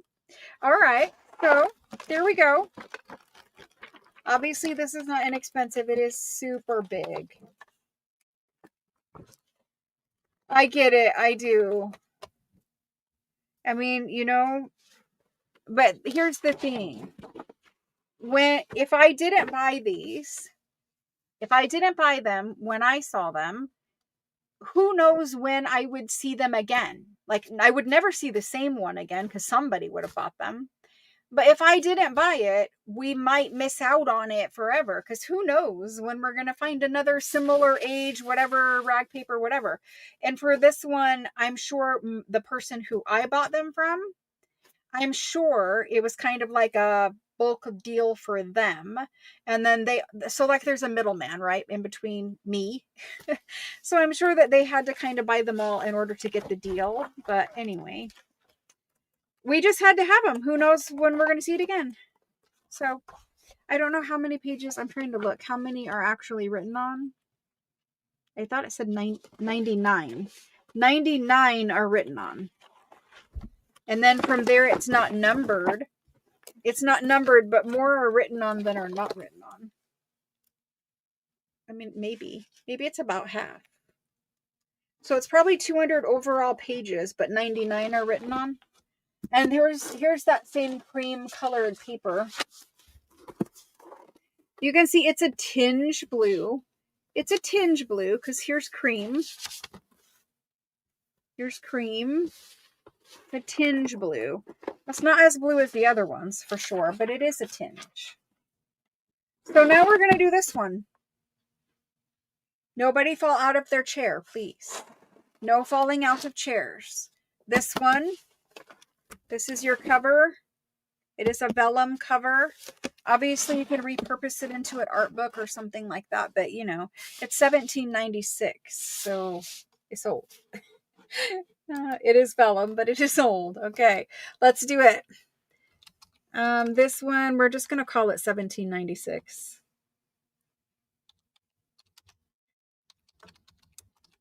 It's thick rag paper, very thick rag paper. Ledger, and it's whole.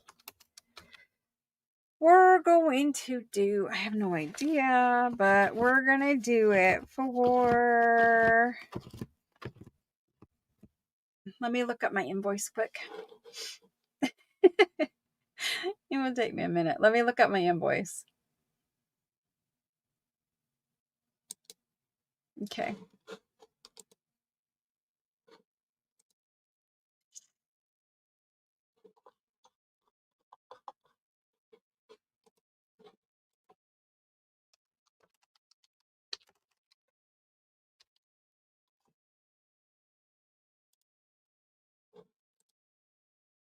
Okay. We're going to do this one at 2,400. If somebody's interested, it's 2,400. You're going to get the whole book. From there, you can do whatever you want to do with it. It is a relatively fat, thick guy, so you're going to have a lot of pages to play with. I'm estimating there's about 200 sheets or pages in there, because that's 99. So there's that guy, and if nobody claims him, he'll just be here. Now, I do have a lot of people that watch later, so if he stays available and somebody claims him later, then that's all good too. But he'll just stay here because I'm not going to take him apart because we're going to take the other one apart. I took the fattest one apart. I didn't really know that that one page was in the front, but it doesn't really matter. We're all good. Wouldn't it be interesting to know who all of these people were? Even the French people cannot really read this writing, though, because the language is very different and the writing is very kind of like hard to decipher. So anyway, there's that. I'm going to mark him still available. I do know that he is an investment. I totally understand that. I will put him as still available. He's ledger number 1 because we'll have several tonight. Ledger number 1 for 2,400. There he is. We've done similar ones to this. These particular ones I did have to pay lots of money to get. All right, so there's that. Let's go ahead and look at something that's not super expensive. We'll come back to full ledgers. We'll come back to whole ledgers here in a few minutes, but let's do the rest of these things. So I previewed this little guy. He's a little, he's probably a missal. Little prayer book. He's got beautiful illuminated letters. That's an S there. I don't know if you guys can see it. I don't know why. It's like it's blowing the white page out. It's probably been doing it all night long, and I just didn't know. At least it's a little bit better. Maybe you can see the S. I don't know. Anyway, it's missing the title page or whatever was here in the beginning. It still starts at page... Well, it starts at page 6, so it is missing some pages. But it is beautiful, beautiful rag paper. I like the fact that it's a tiny little book with large print. honestly, I would just maybe stick a little folio of this in as ephemera, and I would not even do anything like to alter it. Just a little folio of this rag paper would be super cute in there. So it says it has 605 or so pages. Of course, we start at 6, but yeah. So there's that. Obviously, he's a little rough, but we're going to take him apart anyway, so it's not going to matter. This guy measures 3¼ by 4¾ okay, and then we're going to do the rest of these agendas and little publications and things like that I previewed. All right. So here's this one. It's just the one little prayer book. So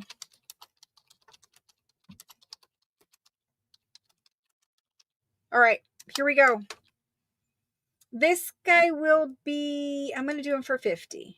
I really like him.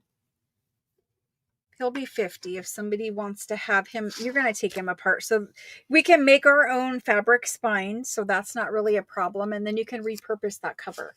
He went first to Deborah K. I mean, I shouldn't say he went first, but she was first in. Thank you, Deborah. Moving on, we've got 2 piles of publications. Each one of them is different. Thank you, guys. So these ones over here, they're basically like a little paperback library of the sciences, and it's talking about photography. This is about bees. I don't know what this is. You'll have to look it up. There's 2 of those. This is talking about wine, ceramics, history, and I don't know. Photography again, industry of alcohol, I think. Photography again, and this one has a loose cover. This one is also loose cover. I have no idea. Perfumes, microbes,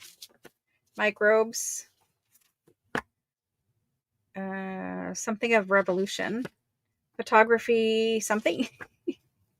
Don't know. Something of Edison. Don't know. Alcohol, maybe. And chemistry. I have no idea. But they're little sciencey books. Inside of them, they do have some pretty cool. I saw some with some pretty cool images inside. So this one is talking about.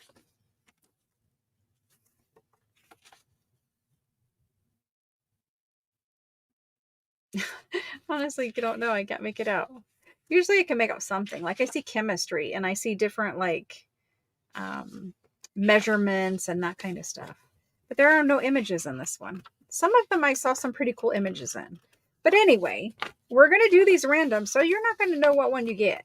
But see, yes, there are some sciencey kind of things. Obviously not in all of them, so, we're not going to know what we're going to get. We're just going to get something. Modes of transportation, possibly. This is all technical and sciencey again. Look at that light bulb. That was a really cool light bulb. An Edison bulb, yeah. Anyway, you guys get the idea. This is it has whatever it has in it. These are very, very old,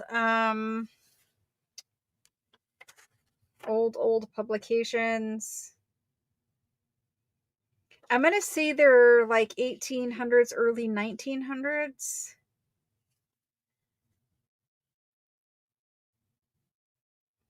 I don't know, but we're going to call them late 1800s, early 1900s. This one has a little book sticker down there. Then for the bee section, we literally have a wasp. So these are kind of similar. This is 1871, so I don't think we're too far off. But these guys are some little small publication, much like this one. These have gray covers. This one is talking about wasps, and it has a tiny little wasp right there. This is like a rag paper. So these ones are older.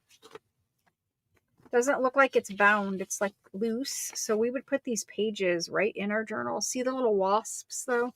Super cute. So there's only 1, 2, 3, 4, 5, 6, 7 wasp ones here. So hopefully you guys are in the mood for the wasp ones. One of them still has tax stamps right here, and it's from 1871. So I don't know. Maybe they're the same. Maybe they're different. They all look the same to me. They're all 1870. No, that's 1872. So 71 or 72. These are all different. These look like much the same. A or B, doesn't really matter. We're going to go A or B. Honestly, I'm not going to show all of them. It's just going to be random. I know that might upset you, but it just needs to be random. A or B. French paperback. I'm going to call them science, but you guys know that's wasps. French paperback science booklets. B is rag paper. A is a pulp paper, but it does have more pages. And they're nice. They're not falling apart or flaking or anything like that. And we're going to sew these right into journals.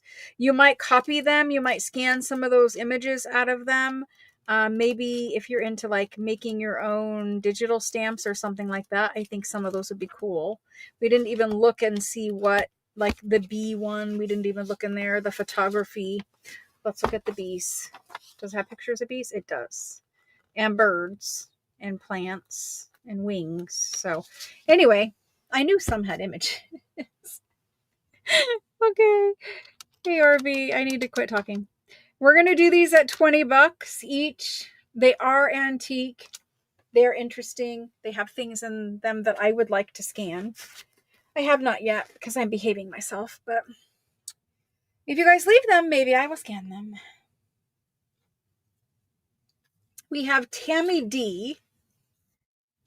I'm going to make a list. It doesn't make sense to label them if you guys aren't choosing. Okay. We're going to do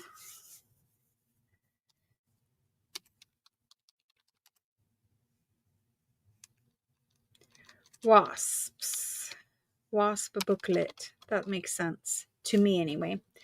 The wasp booklet we're going to do first. I'm going to put all the bees. Tammy D. And I got to count it out as I do it. So not the exact one you're getting, but I got to take them away so that I know how many. Alice W wants one, but she also wants an A. I'll come back and get your A in a minute. Then we have Tori B. Then we have Jane H. Nope, Jane H is an A. Back up. I knew doing it like that would kill me. Sydney. We have 3 names on the list and we have 3 books. Okay, Sydney. Perfect. Thank you. And I'll come back and get your A in a minute. Then we have Diana B. Perfect. Thank you. Oh my goodness. Why are you not working? Because it's just not perfect. Diana B. That's way too hard. All right. So now I have 5 names on the list. Perfect. After that, we've got Jody. Jody M. Jody M. Perfect. Last one will go to Marilyn. Marilyn W. Okay, so that was my wasps. After that, I'm going to the science booklet. Perfect. I learned the hard way that I need to make 2 separate lists.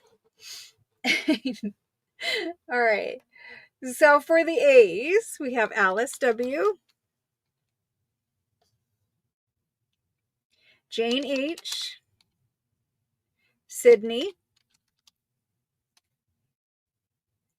That says or. Shauna. Shauna H. Zelda. And I will count these out too, but I think we're okay. Zelda. Karen SH. Mickey,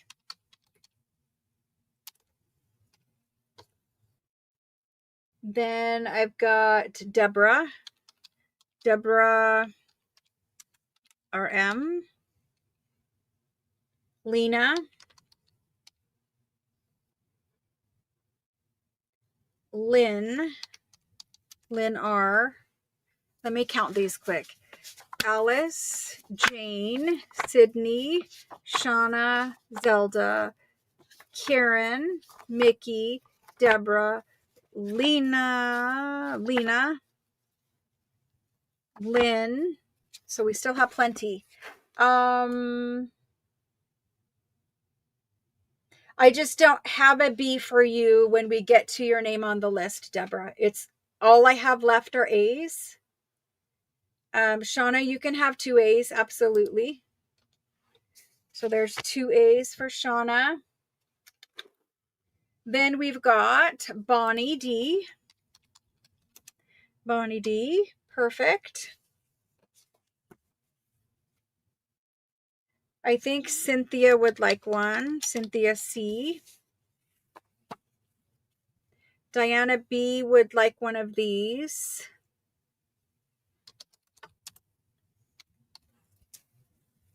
After Diana, Sydney would take another. Okay, right now that leaves me 1, 2, 3, 4, 5. I have 6 left. 6 of those left. Anybody last call on those? Claudia will take one. Christine J will take one. Claudia, Christine J, perfect. Shauna H will take a total of 3. Thank you, guys. I love it when you help me out so we don't have ridiculous like leftover ones. I have a plan of something to do with a bunch of that kind of stuff that was left. So then we got Mickey for 2 now because she says add another one. Shauna for 3. Christine J. We got Mickey. We got Claudia. We got Sydney. I should have 2 left. Okay? I should have 2 left. We're going to leave those in case somebody rewatches later. So there should be 2. All right, moving on. Just put them back there. We've got these. I'm going to do these almanacs and then I'm going to come back and do these school books. The almanacs, there's one that is in 1913. It looks like Dana Q wants one. Dana Q, thank you guys. Thank you. So there should be 1. Can you please have the B one? I understand, Jane, but I can't do. I wish that I could, but I can't. I hope you understand that things are meaningful to a lot of people. And when I do random, I have to keep it random because if I give you something and maybe everyone here is cool with it, also it messes up my system behind the scenes of being random and sorting them random and all that kind of stuff.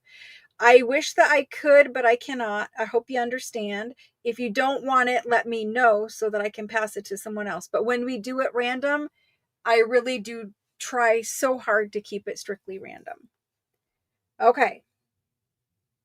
Sydney, 1 more for you. How many do you have 2 now? Do you want 3? If you want 3, then that is it. I know, and I do understand it's super meaningful. Okay, back to these. 1913 is the fat one. Okay, there's only 1 fat one. And then these ones are smaller.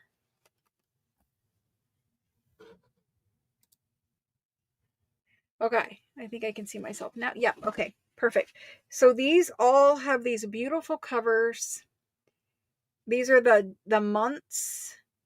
So for 1913, each individual month, and it tells you the holy days, I believe, or religious holidays or something like this. I think it's holy days. So 1913, They all have, you know, the similar stuff on the back. There's 1913. You're going to claim them by year. 1913 will be more money because it has more pages. I'm going to quickly show you inside and then we're going to go. You always have some advertising, some measurements, some general information, but there's just a ton of pages. These are like where you would write your little notes, and then your family, talking about your like family tree. There's just so much stuff to scan in here. Every month you have a place to write. I'm hoping you guys are seeing this. So if you guys are into planners,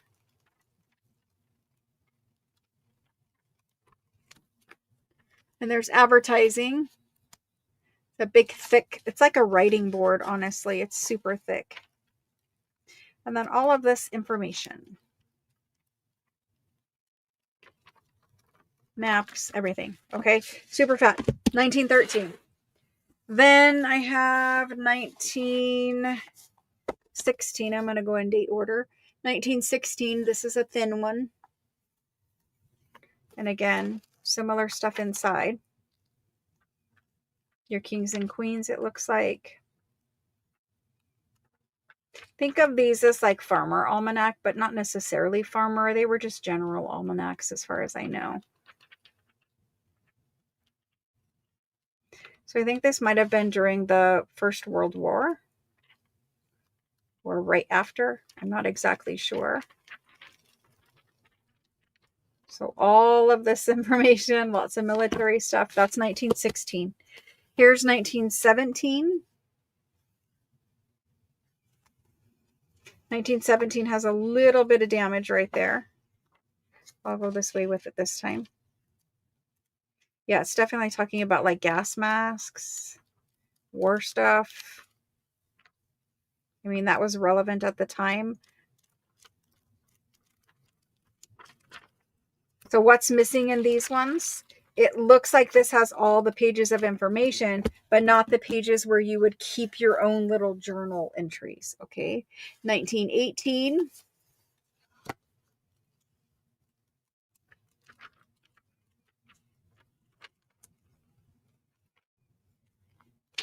I can't do the beginning. There we go. 1919.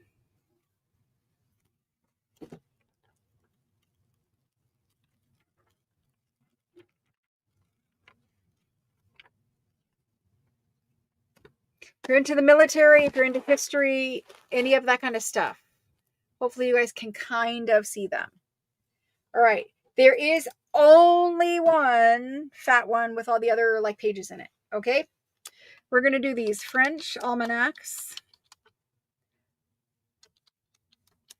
And you're going to choose your date. We're going to do the 1913 at one price. We're going to do it for scannability reasons at 85. Okay, 85. There's lots of things to scan in there. And the rest we will do the rest, let's just do them at 45. I still think there's tons of scannability stuff, and I would scan the covers. There's nothing to say that we cannot make a journal digital out of this. It's actually a really good idea. And I might do it with this one. It looks like the cleanest, clearest cover. So there's those. All right. We are going to go to the top of this list. I want to see somebody count how many people claimed 1913. Just help me out. And somebody who wants to count how many people claimed 1913. Sydney. And she's going to get one of these. Her first choice is 1913. I'm just going to do one, but Sydney, are you claiming for, Jane? I see multiple people claiming 2. So Shauna, you guys can have 1. I want to share. I know that's mean and I didn't say it ahead of time, but I do want to share. So Shauna, you can have 1. Do you want 1 or do you want to pass? That one's gone, Jody. That one's gone, Peggy. Alice is going to get 1916.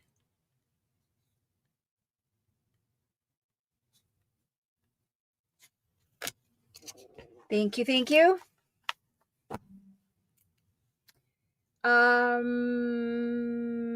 Cindy, it's gone. Mickey S is going to get 1919. Thank you. Okay, then where am I at? Right there. That's gone. I do have a 1917 for Deborah RM.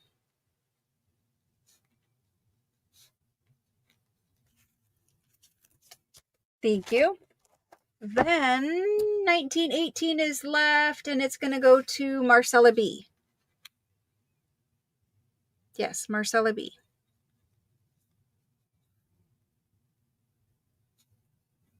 Thank you, guys.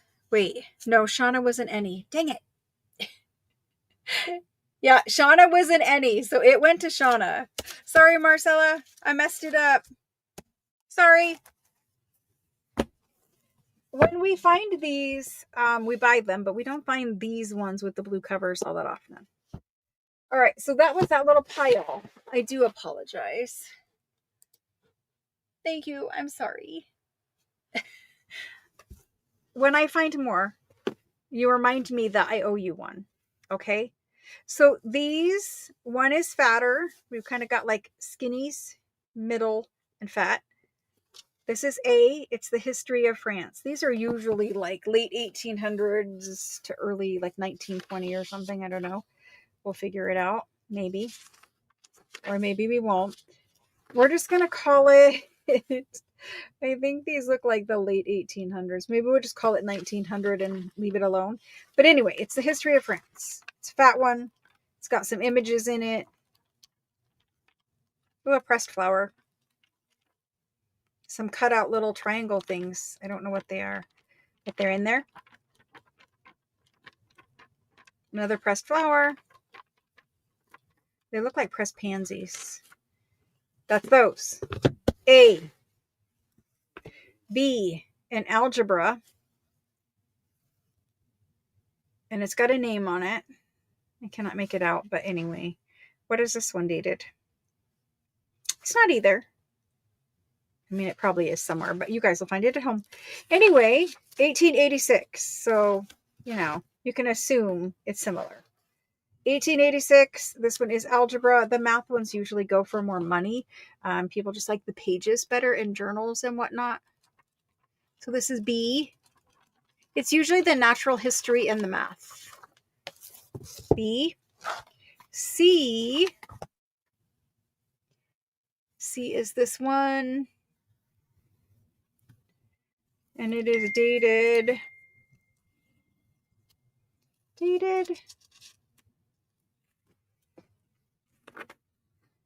Well, it's not, but you guys know it's around the same time frame. What is it about? I don't know exactly.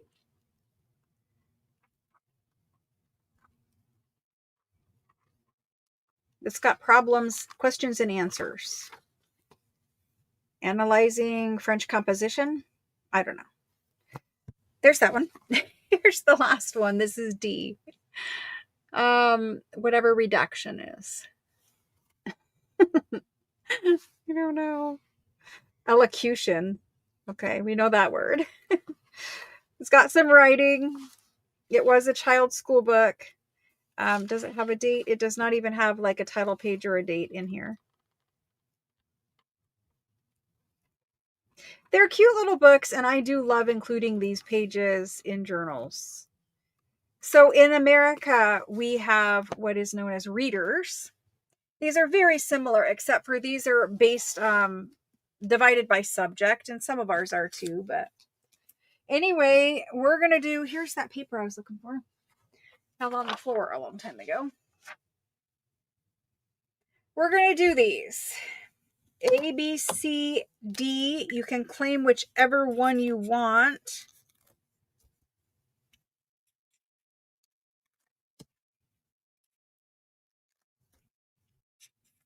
And I think, other than stamp books, this is it for the night. We have ledgers.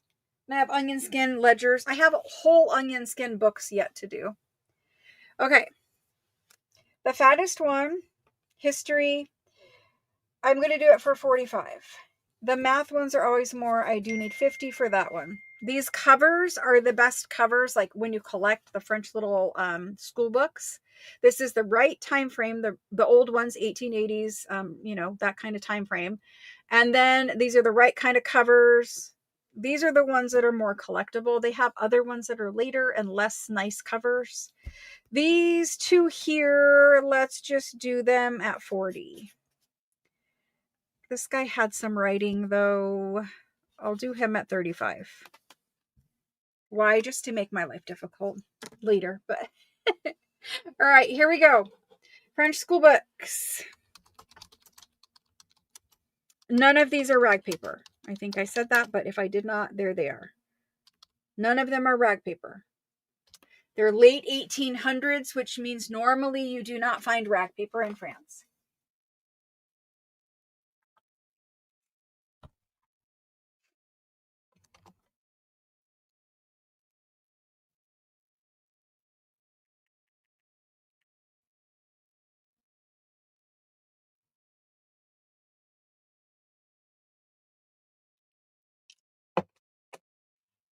All right, this one went to Jody. Jody M. Thank you. Carrie G gets B. Carrie G. Shauna gets A.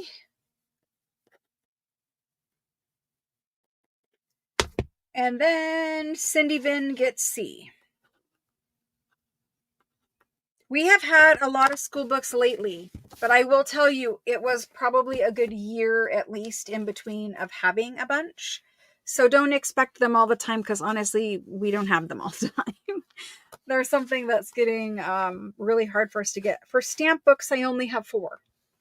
Okay, we're going to start with the largest one in the back. This is basically a child's school workbook. Like we've had them with writing and stuff inside of them. And what they did is, like you can see the French school book paper. They put stamps in here, like their stamp collection. So I don't know if it was a child or who was doing it. I don't think it was a child. But they put their stamp collection in here. And so you're just going to get whatever stamps are in here. I didn't go through it. I don't know the year. They're all antique. It looks like, anyway. I don't know. I didn't look at it really, other than it has stamps in it. You guys always ask me for stamps. Here's some stamps. So there's that guy. He is A. B is this guy here. Another paper cover book, but this is for stamp collecting. This guy has onion skin pages, so they're thin onion skin, like true onion skin pages. And some are blank, some stamps have been removed, and some haven't. Like they have the little leftover little tabs. So these stamps are on with the little tabs. This is how you collected stamps. You put these little tabs on so that you didn't damage your stamps by gluing them down. This book, they are on little tabs also. See how they're on little tabs? Okay. So this guy mostly blank, I think. And then you've got a bunch of pages of stamps. Again, they're old stamps. Some loose ones, some little notes or whatever. I don't know how many pages of stamps, but there's some pages. They're onion skin, so good luck with it. Anyway, I think the onion skin pages by themselves are fun. Like all of this is loose stamps. There may be more. I don't know. I didn't go through them. Anyway, there's that one. That's B. C is my favorite. C looks like it was Germany. So they were collecting all of the German stamps, maybe. I really like the way that this one is put together. This is like a, I don't know, maybe it's almost like straw paper pages. And you can see this one has a lot of stamps and they're really neatly organized. And it's all of Germany, I believe. Again, I didn't look at each individual one, but multiple examples of most of them, and interesting postal cancels on some too. I'm hoping you guys are seeing, but there's many pages. Lots of ones that are the right colors for us to use. There we go. That's C. D is this tiny little guy. Now, he has a pink paper cover over top of, looks like a blue notebook. I didn't open it up, but it looks like that. There's the beginning. It's dated 1898 for the book. And it was a really cute little ledger book. See? Very cute. And people put stamps in it. So you got like a little ledger full of stamps. So they just put stamps right in the letter page. Like, it's all full. There's this little card here with stamps in it. There's stamps everywhere. I can't flip through it, but there's another card in here. More stamps. This is like a little glassine bag that stamps might have came in. There's lots of loose stamps. Interesting pink one. And that's that. So there's my stamp books for the day. A, B, C, and D. Hi, Robin. A, long time no see. B, C, and D. So many people watch and they don't chat. Because I'm like, the sale got 2,000 looks. Like somebody must have been watching and didn't say hello, right? It's so funny. Okay, A, B, C, D. They are going to be different prices. I will price them as best as I can, but like, you know, I'm not going to count how many stamps or whatever. So we're just going to go with it. This one is going to be 50. This one is going to be 40. This one is going to be 60. And this guy here, we're going to do him for 65. I think those are probably pretty fair prices, in all honesty. If I looked at how much I paid for this, I would probably cry. It's okay. Like, I can't see like all the little details when people show me things, because like they're in France and I'm here. So it is what it is. Let's do stamp books. And I have no idea what stamps are worth. I don't want to look each individual thing up because I would never get anything done. I'd just be sitting here looking stuff up all day. So stamp books, just go claim which one you want. There we go. It's in. I mean, if I literally sat here, let's look at every signature and see if this is a famous person's signature on all these documents. Let's see if Napoleon signed this. Let's see if this, like, I happened to find a Napoleon signature once, but that was a long time ago. I don't like, you could sit here and you could look every one of these stamps up and, oh, well, it has this interesting cancel or whatever. I can't do it. I just literally can't do it. I can't look up every little book and see if this is a first edition or a rare one or a certain author. I can't do it. Mm-mm. And sometimes it drives me crazy that I can't, because I have, you know, like I think this might be this or whatever, and I don't have time. This goes to Alice W. She was first in, and she's claiming that one. After Alice, Susan, I'm sorry, Susan, Alice is just above you in chat, and I use StreamYard like it's a streaming software, and that one pulls over the comments more consistently than my other streaming software. The other streaming software sometimes leaves people out of YouTube. But anyway, I use streaming software, and it timestamps them, and Alice is above you, Susan B. It's Susan Beck. Brandy wants B. Brandy's next. Thank you, thank you. And Tori is going to get C. Tori. Thank you, thank you. And I've got D left. C or B. B or any. Rhonda Baum. Honestly, this little Frenchy ledger book was probably $65 without stamps. Okay, there's those. Now, what do we have left from the preview? We're going to quickly work our way through these things. Then I've got giant documents. Somebody was here. Hold on one second. I need to do this. Who has been asking me for one of these? Who's been asking me for one of the fairy journal kits from May, I believe? And you have to really have been asking me. You wanted like an extra quilt piece or something like that. You text me. And while I don't have an extra quilt piece, I did find this in someone's unpaid order from May. Hello and welcome, Peggy. Who's Peggy? Let me see here.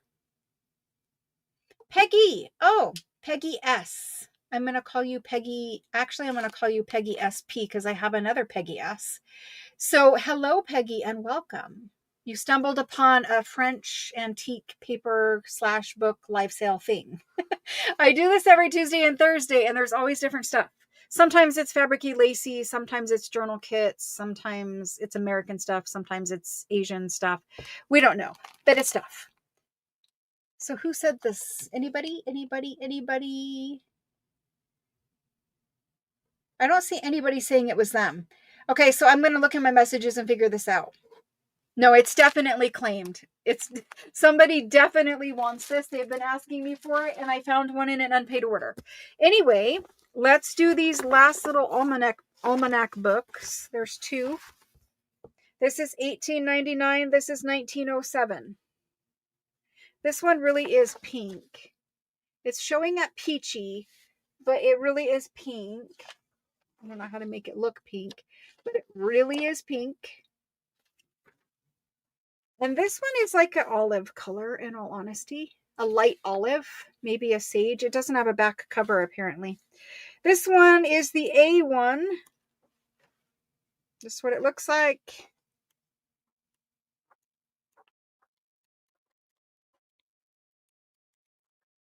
It's got a prayer card. Ooh, it's a pretty prayer card. Yeah. A very pretty prayer card. All your famous churches, cathedral.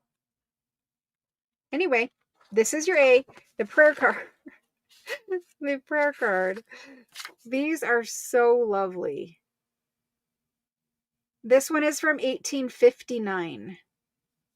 1859. Super cute. That's what it says. This one is from 1907. It does have a back cover. Again, it's religious based, obviously, from the front. It's hard to flip through.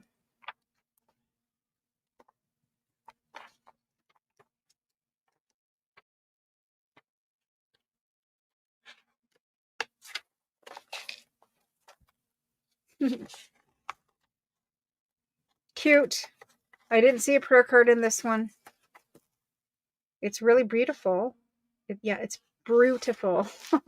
A or B? Okay, here we go. There's lots of YouTube tutorials also. Like, I don't just do sales. I do tutorials. There's a Facebook group. If you look in the description box, all the information is in there. But if you're not a member, join the Facebook group. And then this goes for everyone that is new here. You can join the Facebook group. It is linked in the description box. It might be linked in the pinned at the top of chat box too. And then when I have time to film the 365 videos, I will resume filming them. A or B, Almanac. I'm losing my train of thought. Almanac. A or B. And let's just do these. I mean, they're religious and they're cute and they're small, but let's just do them at 35 each. Okay? And you can claim which one.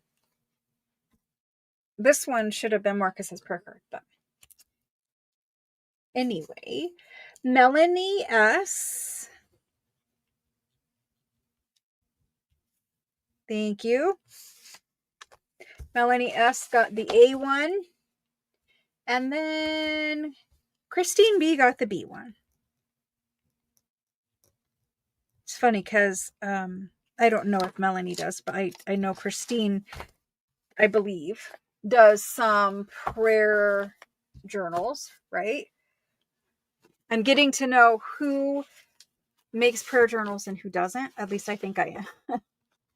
These are the 4 of these I have. These ones I have scanned certain things out of. These came from my own collection, right? I see lots of you trying, and I'm sorry. Christine B says she does. Yay. So these are the monthly Young Ladies Journal. I have them available by the issue, but these are monthly. And what that means is they were a weekly publication. So if there were 4 weeks in February of this year, you got 4. If there were 5, you got 5 issues in the blue cover. The blue covers always mean it's a monthly thing. Also, it says the month up here at the top. These ones, we have May of 1894. May of 1894. Why is my camera hates the blue? I don't know why. These are English. They either came from the UK or they were American. I don't honestly know. I didn't look.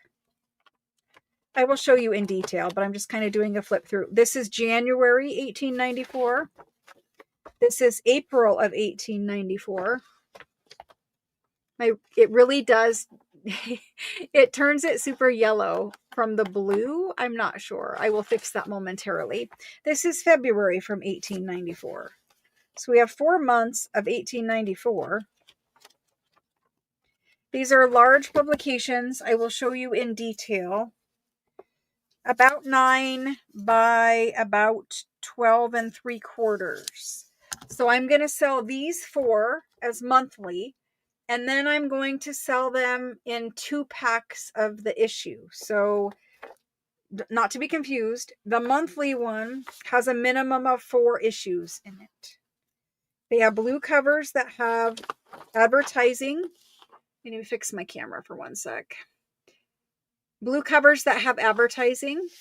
Then you've got a page of advertising here, and this is the front page of the first issue. This one is February 1894, like the front cover, but it is by a weekly publication. I don't see the week listed here. It's probably listed somewhere. I think these are 6 pages long each, maybe 8, 2, 3. You will always have 1 page of fashion and 1 page of lacework or needlework per issue. 4, 5, 6. They're 8 pages each. Advertising. I think they're 8 pages. This is dressmaking. It's showing you how to make this top. Anyway, and then you start another one. And then you go through that one. They all have beautiful images, lots of scannable things. They're in English, so you can read the text.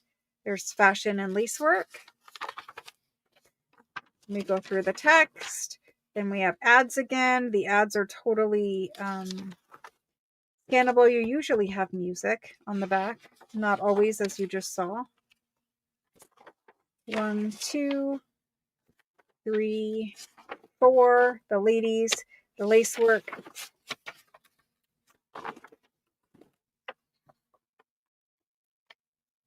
I'm having a very hard time turning these.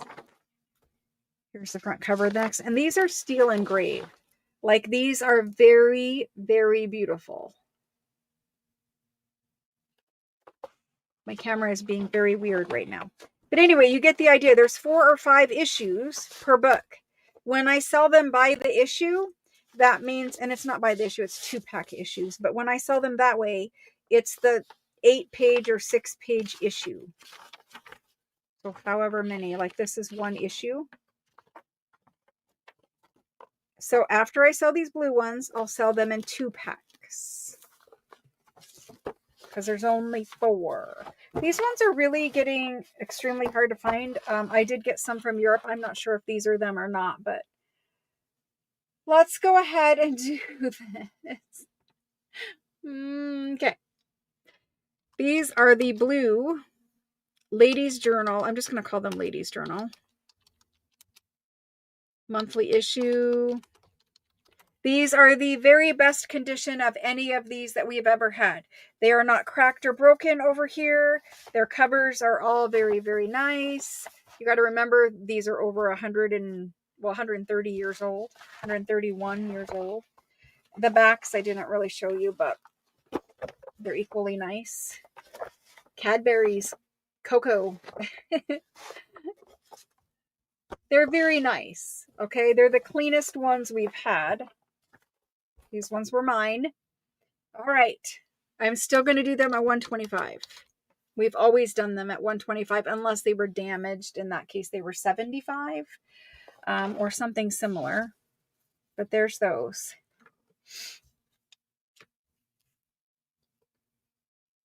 All right. Robin will get the A one, but I've moved them. Robin's going to get A or C. I don't know what A or C is. Robin, tell me which year, or does it matter? Should I just give you one? I thought you guys were going to say which month, but I probably didn't tell you that. So Robin wants A. She'll tell me which month down below. She has fast internet. February. Okay. Yes. Perfect. Thank you. Now we have Sydney. Okay, Sydney will take the B. Right? No, she wants this one for next. Okay. Yep, that's Sydney. Going in order of her list. After Sydney, Terry M is saying her.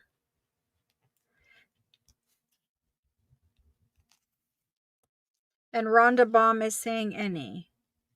So I don't think you guys care which ones you get.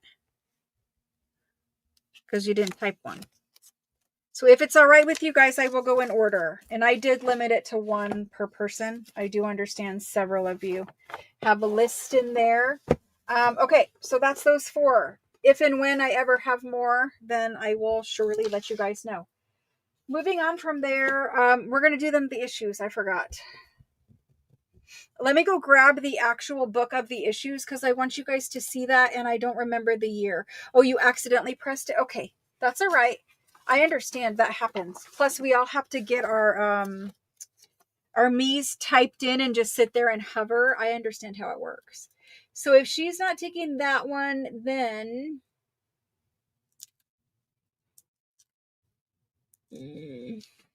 Rhonda's still in any. Deborah RM, you are next.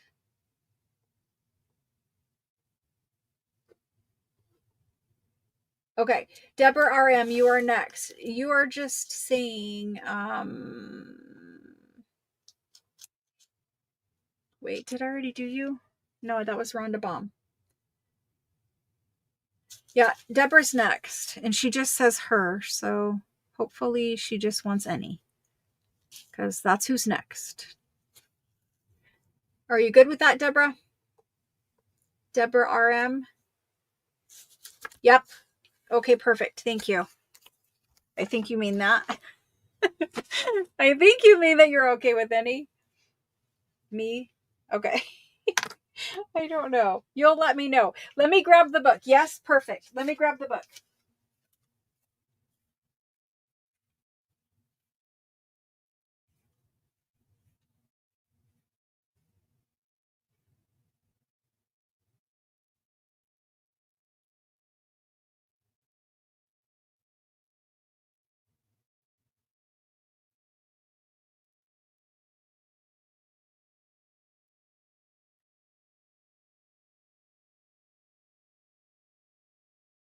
So I was taking this book apart earlier. I did not get it all done, but this is the exact book that yours are coming out of.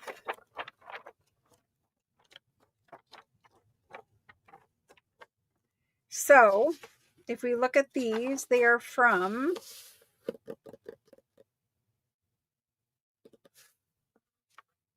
They're from, what year is this?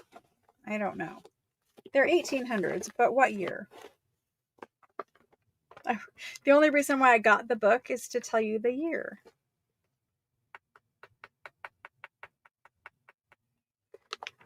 It doesn't tell me a year.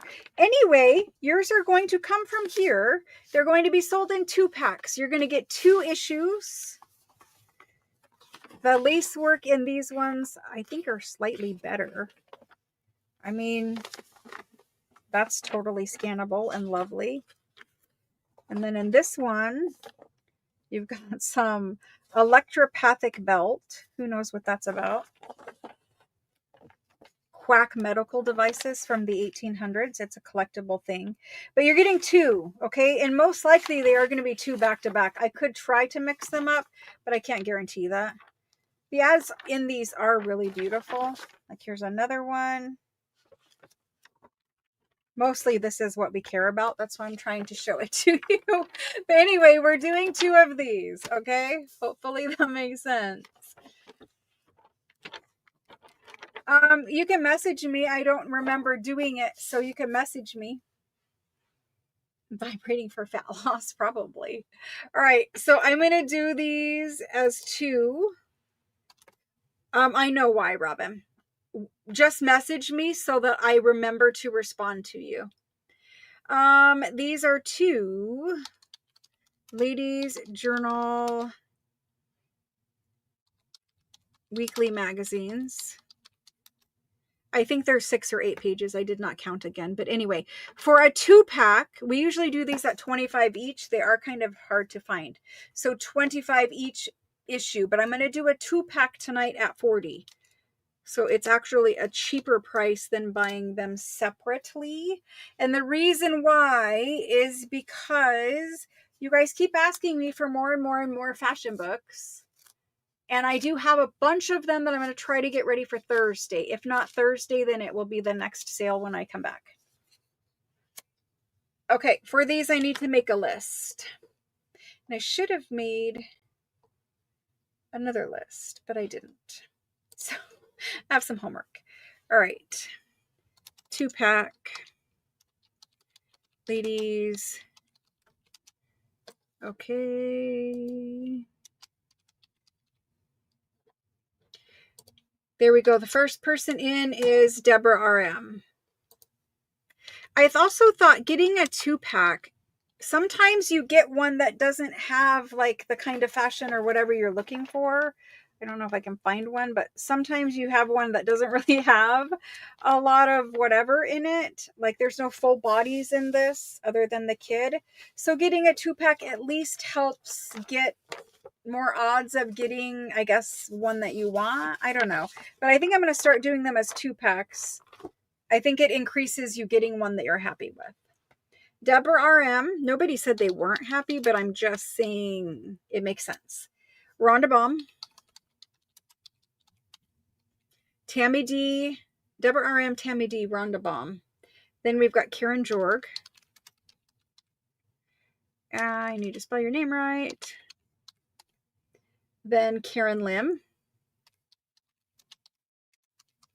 After Karen Lim,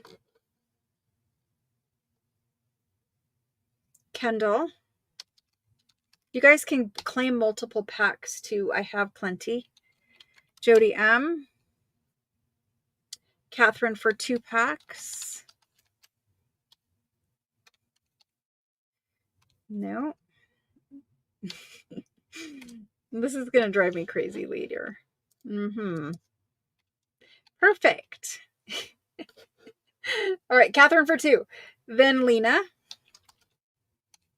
Then Christine B. And Alice W. Diana B. I always want to call you the other name. Cynthia C. A good name. Brandy S.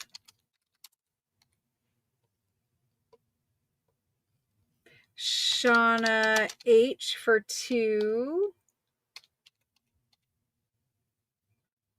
Debbie R.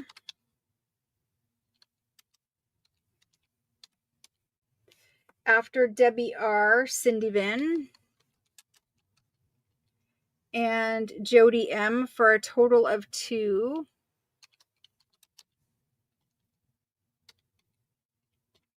Total of 2 packs, not 2 issues, right, Jody? They come as a 2-pack. So do you want 2 issues or 2 packs of 2 issues, just to clarify? And then Beth CZ. I'm not sure what the rest of that is, but Beth, let me know if I'm putting your name on here correctly. For 1. Karen SH. Carrie G. 1, not 40. Yep. I put you on for 1. Christine B. There are several of you. This kind of stuff needs to be talked about privately, because there is a reason that I know of for one of you. Christine B., I literally have no reason and don't understand what's happening with you, but that is not the first time that's happened. Sometimes Facebook will remove you without even letting me know. No one knows why. You just get banned or blocked or whatever. I'm not sure.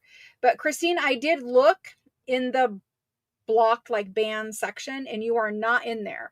So I might have to look through the history maybe, but there's a lot of history. Let me try to figure that out for you. I know that there are several people that it is doing it to. Some people I do ban, but sometimes you get blocked or banned and it doesn't tell me you're blocked or banned, and I don't know where the glitch is or where to contact to fix it. But, like, Facebook doesn't have a phone number or anything. I'm so old, I'm looking for phone numbers. But PAX, perfect. I don't know why it's doing it, but I have heard that it does that, like it removes people.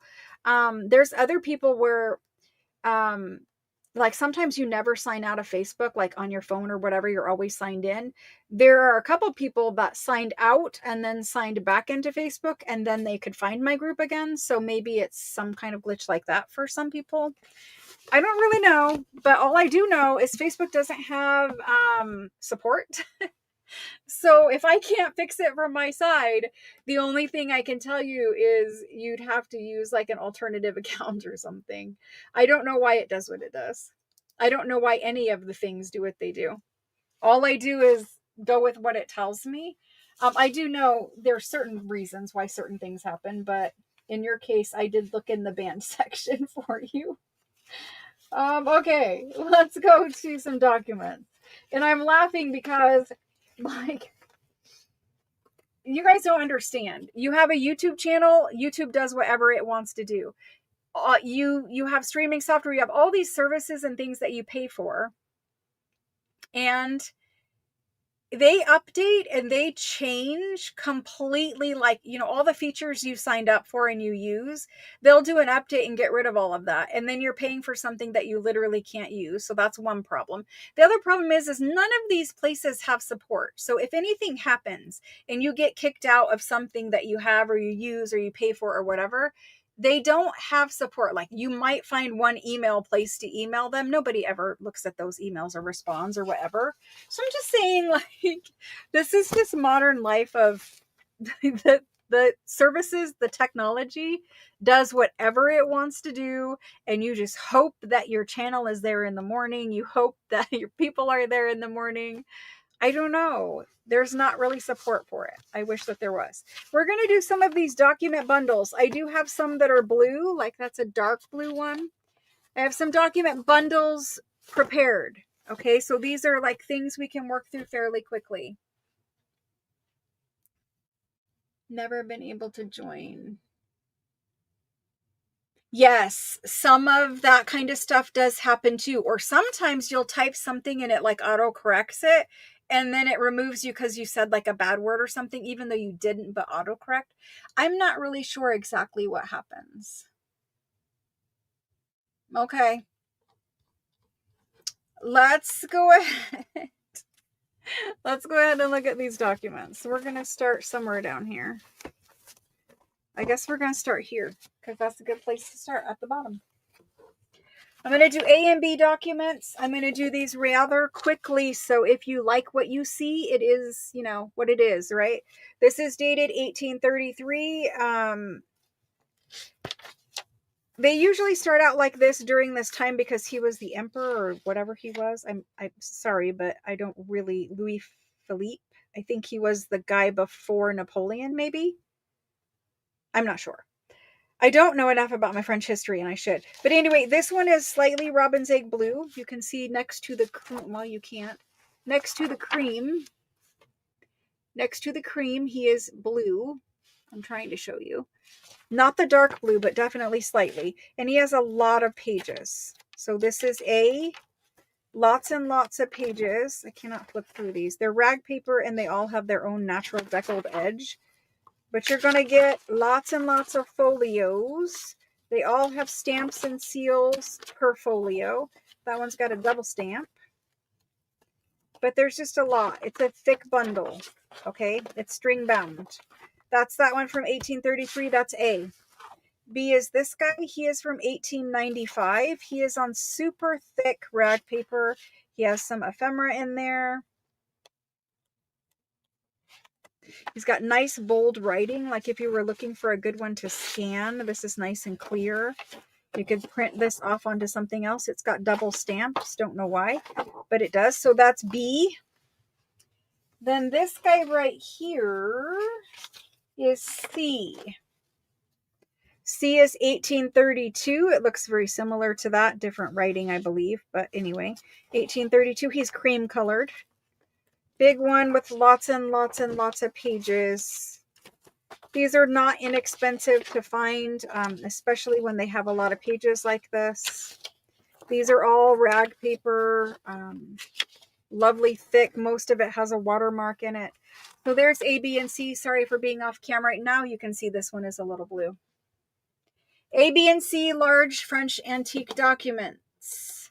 We had 1833, 1895, 1832. Large bound French legal documents. These are the kind you want to scan and use the originals, in my opinion. Okay, we're going to do them at $125 each. That is a very discounted price. Usually a folio, like that's blue, but usually a folio will be $25, and there's many, many folios in here. Like there's 1, 2, 3, 4, 5, 6, 7. This looks like 7, but he does have a paper back here added in. 8 folios, so 16 pages. All right, here we go. We've got Rose O for the B one. Rose O. Thank you. Then we've got Diana B for the A one. Thank you. Then the C one will go to Karen Jorg.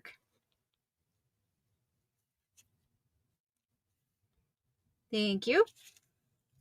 I have been trying to stop hoarding these kinds of things because I have a huge hoard of them that I've kept for many years.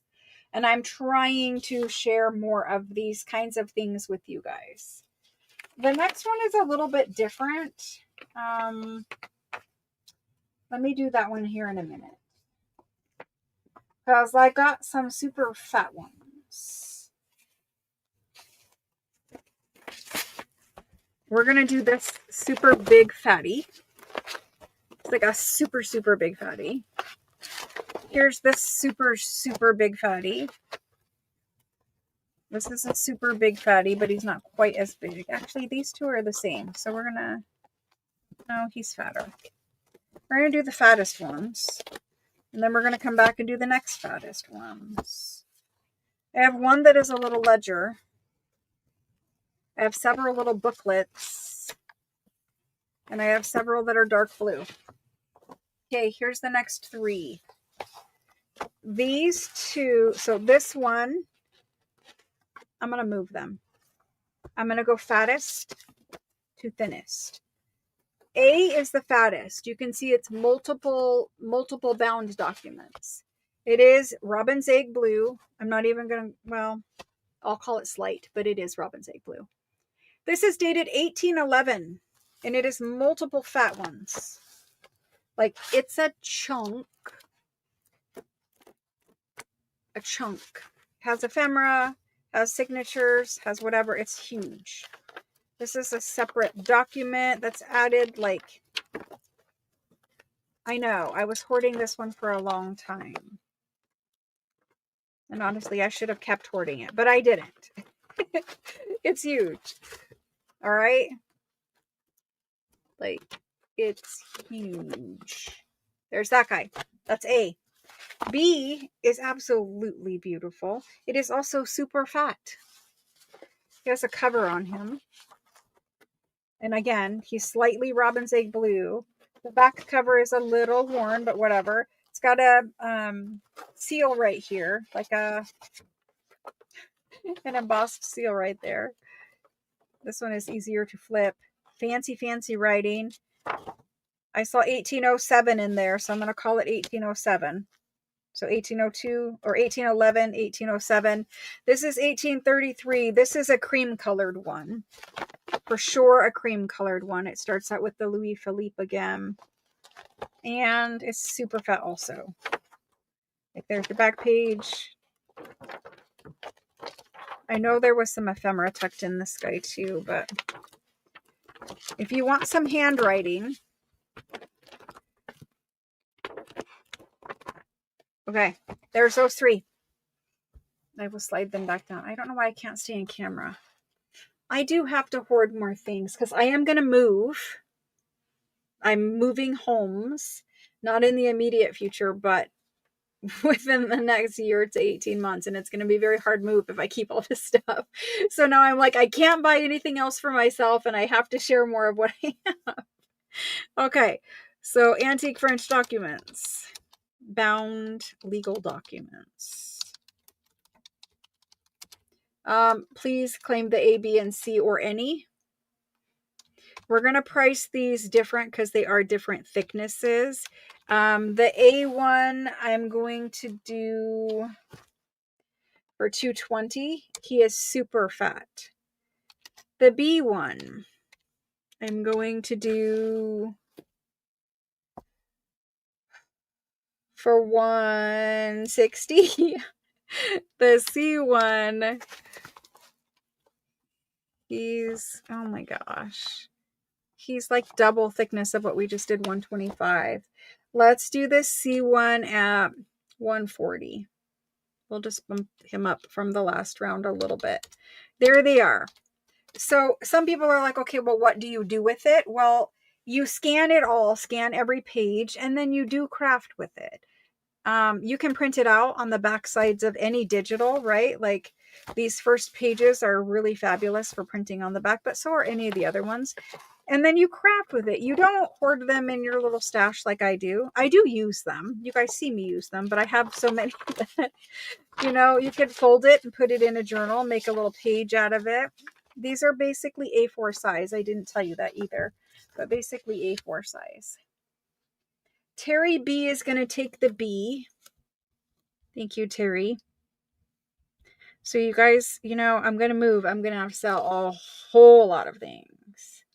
Like, seriously, a whole lot of things. You guys don't know what is here. And I really need to start sharing a lot more. Okay, Terry B. Then Terry M is going to take the C one. And this C was $140. Perfect. Thank you guys. See above. Oh, take you out. Okay, perfect.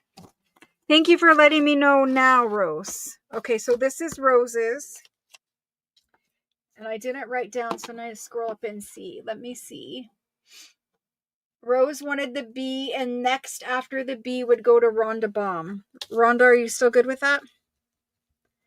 Rhonda Baum for the B one.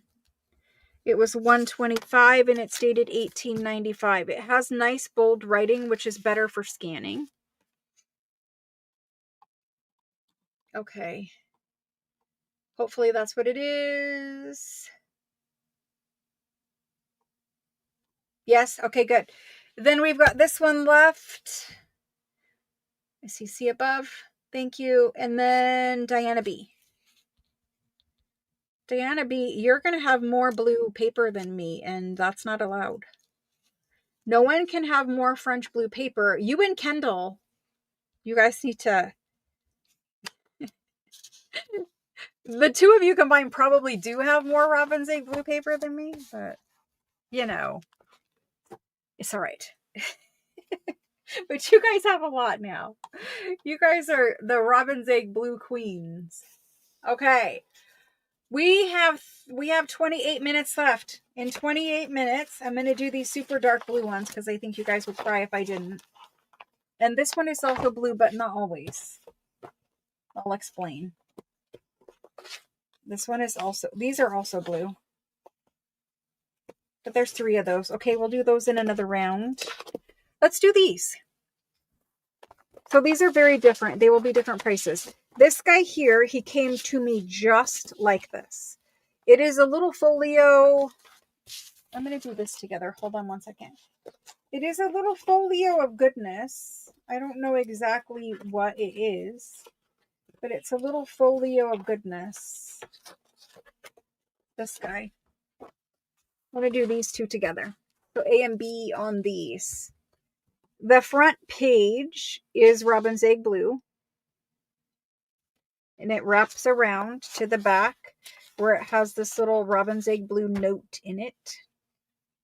So if we go from the front, this page right here is dated 1815. It is super thick, all rag paper. Then we have Robin's Egg blue again in here, dated 1794 there. I'm sorry, I'm off camera again. I'm so terrible about that tonight. So you have a lot of little folios of paper in here. This is blue, little guy. This is the cream one.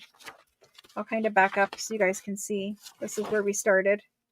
So you've got the 1815, and this one, you know, it doesn't have a date other than where I saw on this page. Wherever. 1794. Then you've got this document. It is blue. This one is blue. It's a folio. It's talking about something in 1635.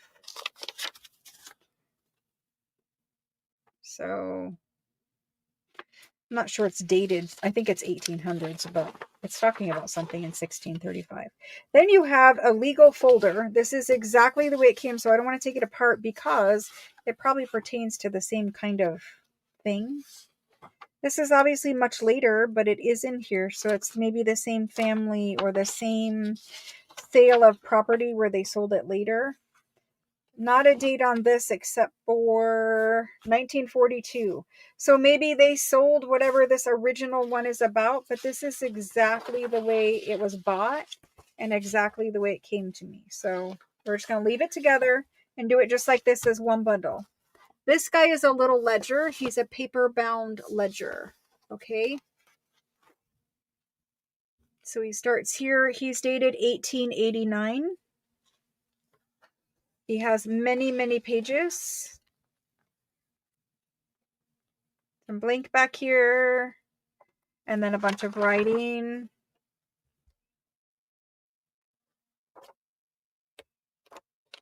Big bunches of pages.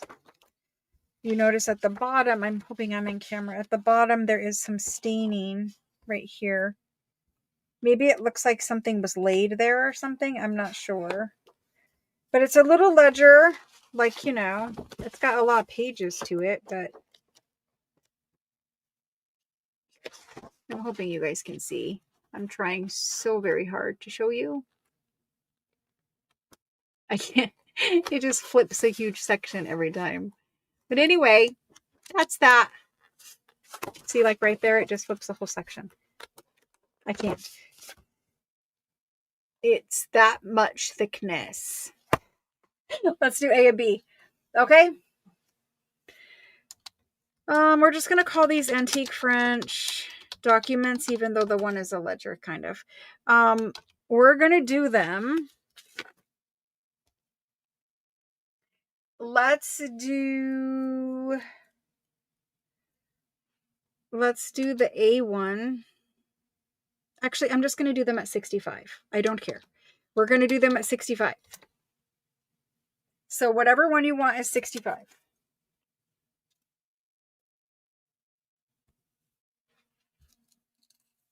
Beth CZ is for any. Barbara S is for any.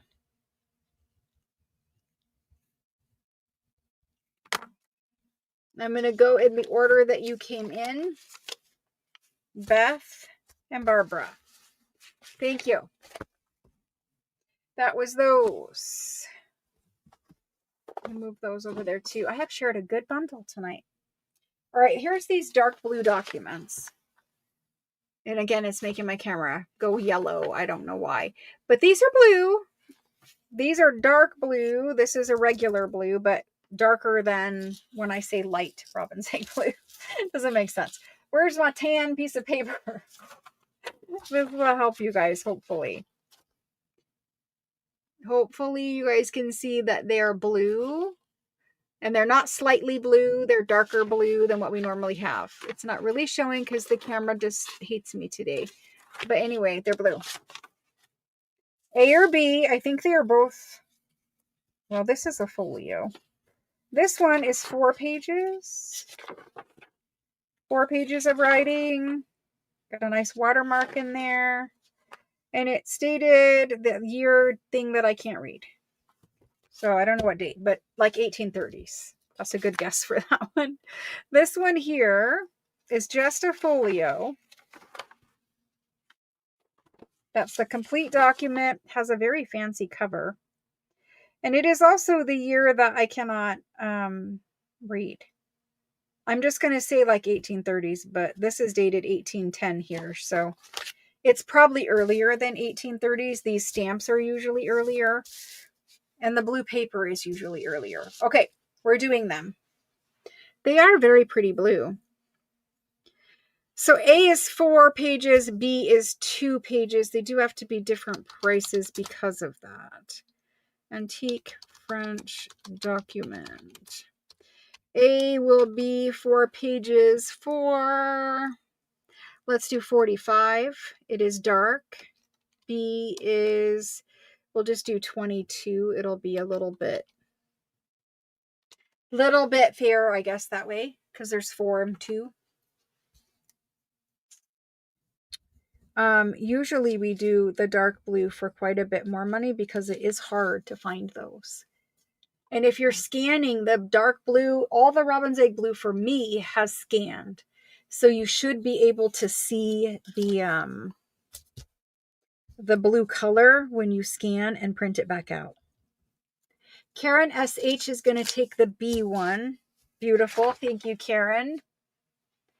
And A is going to stay available. Nope, Karen Jorg's going to get him. Karen Jorg. I like the scanned color because there isn't really, I don't have a color that is that color. Like, it's a very unique, how should I say that? It's a very unique color. What I mean is, like, you can't just choose a color in Photoshop that's that color. It doesn't work that way. You can pick it, like, with the dropper tool, but that's a very unique color. And so when I was scanning it, because sometimes it's light in the eye when you're looking at it, in like, because we all have yellow light bulbs or warm light bulbs at home. When you're looking at it, sometimes it doesn't look as blue as it is. And so I was happy that when you scanned it, it was blue.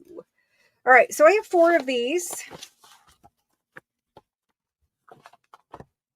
What are these? These are school books, I believe. So this is A. A has all this penmanship. I don't know what it is, but you see it. Doodling on the front and back. This is Robin's Egg Blue. And this is handwritten. And I think maybe these were like school books or something. I'm not sure. Maybe this is a legal document. I don't know. But there are some that are school books. Yeah, see, this is like lessons of botany. It says lessons of botanique. I don't know what the first little section was. I think this is botany. I'm not sure. But anyway, this is Robin's Egg Blue. Yes, it's botany. It's got little drawings of plants. It's all handwritten.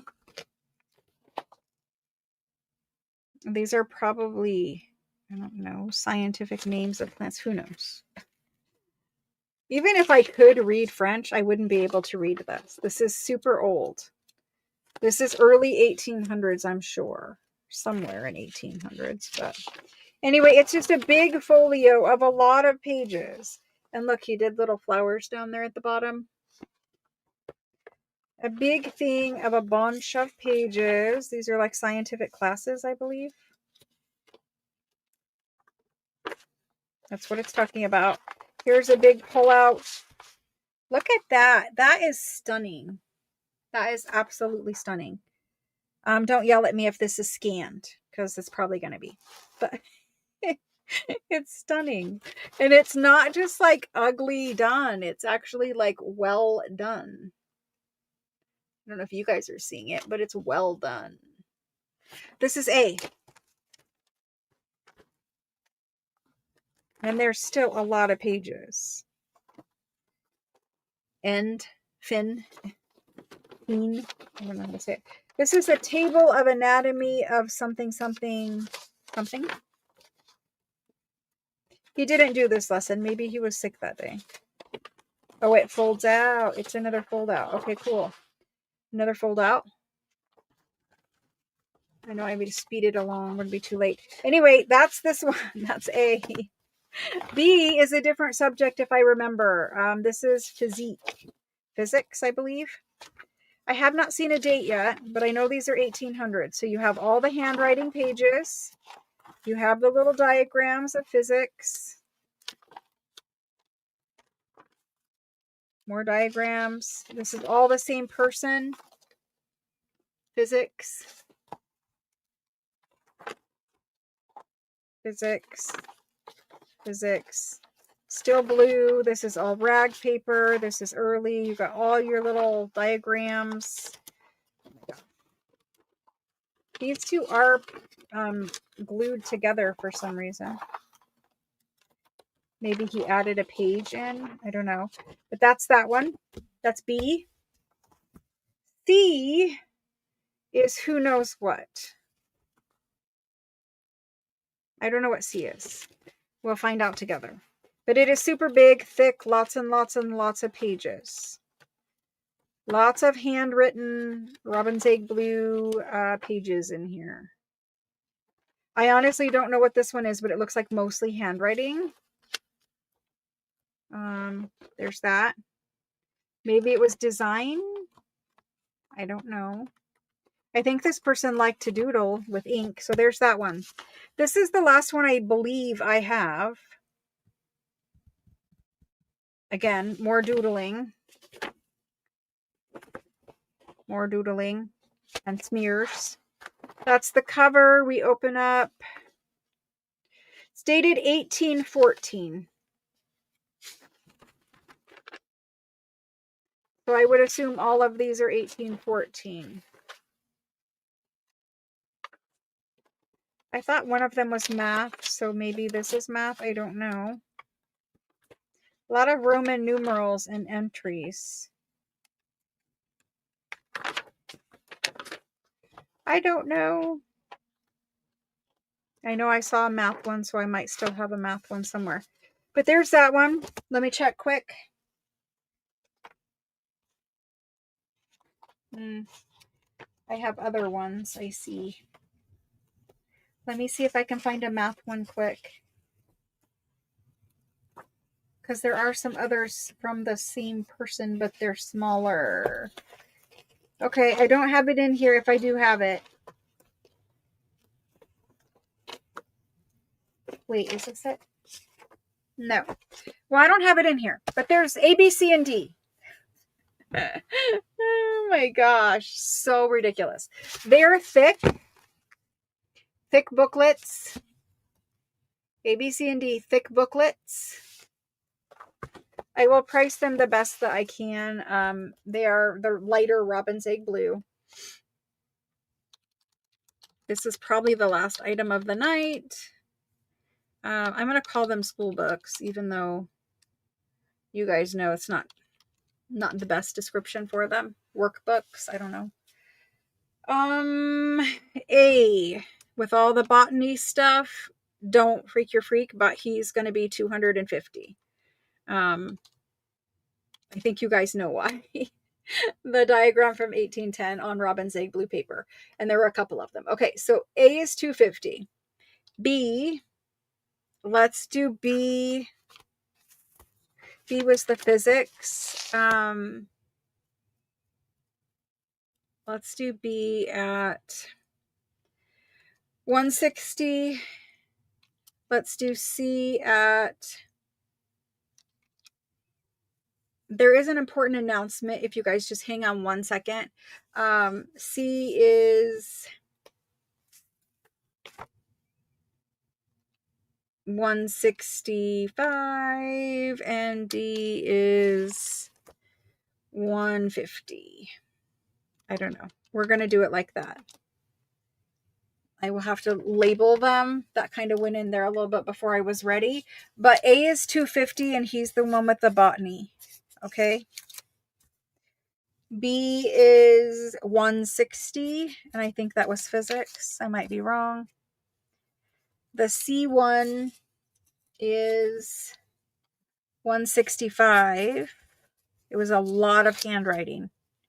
The D one is 150. No onion. There is onion skin. I forgot about it, but yes, and there's onion skin books.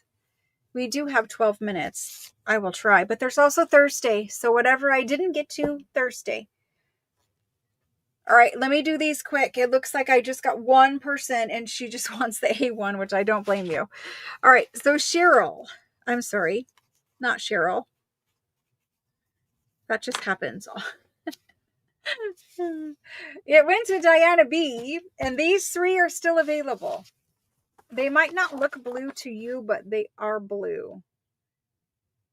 You can even see he did some doodling right there. I can't make out what it is, but there's doodling right there.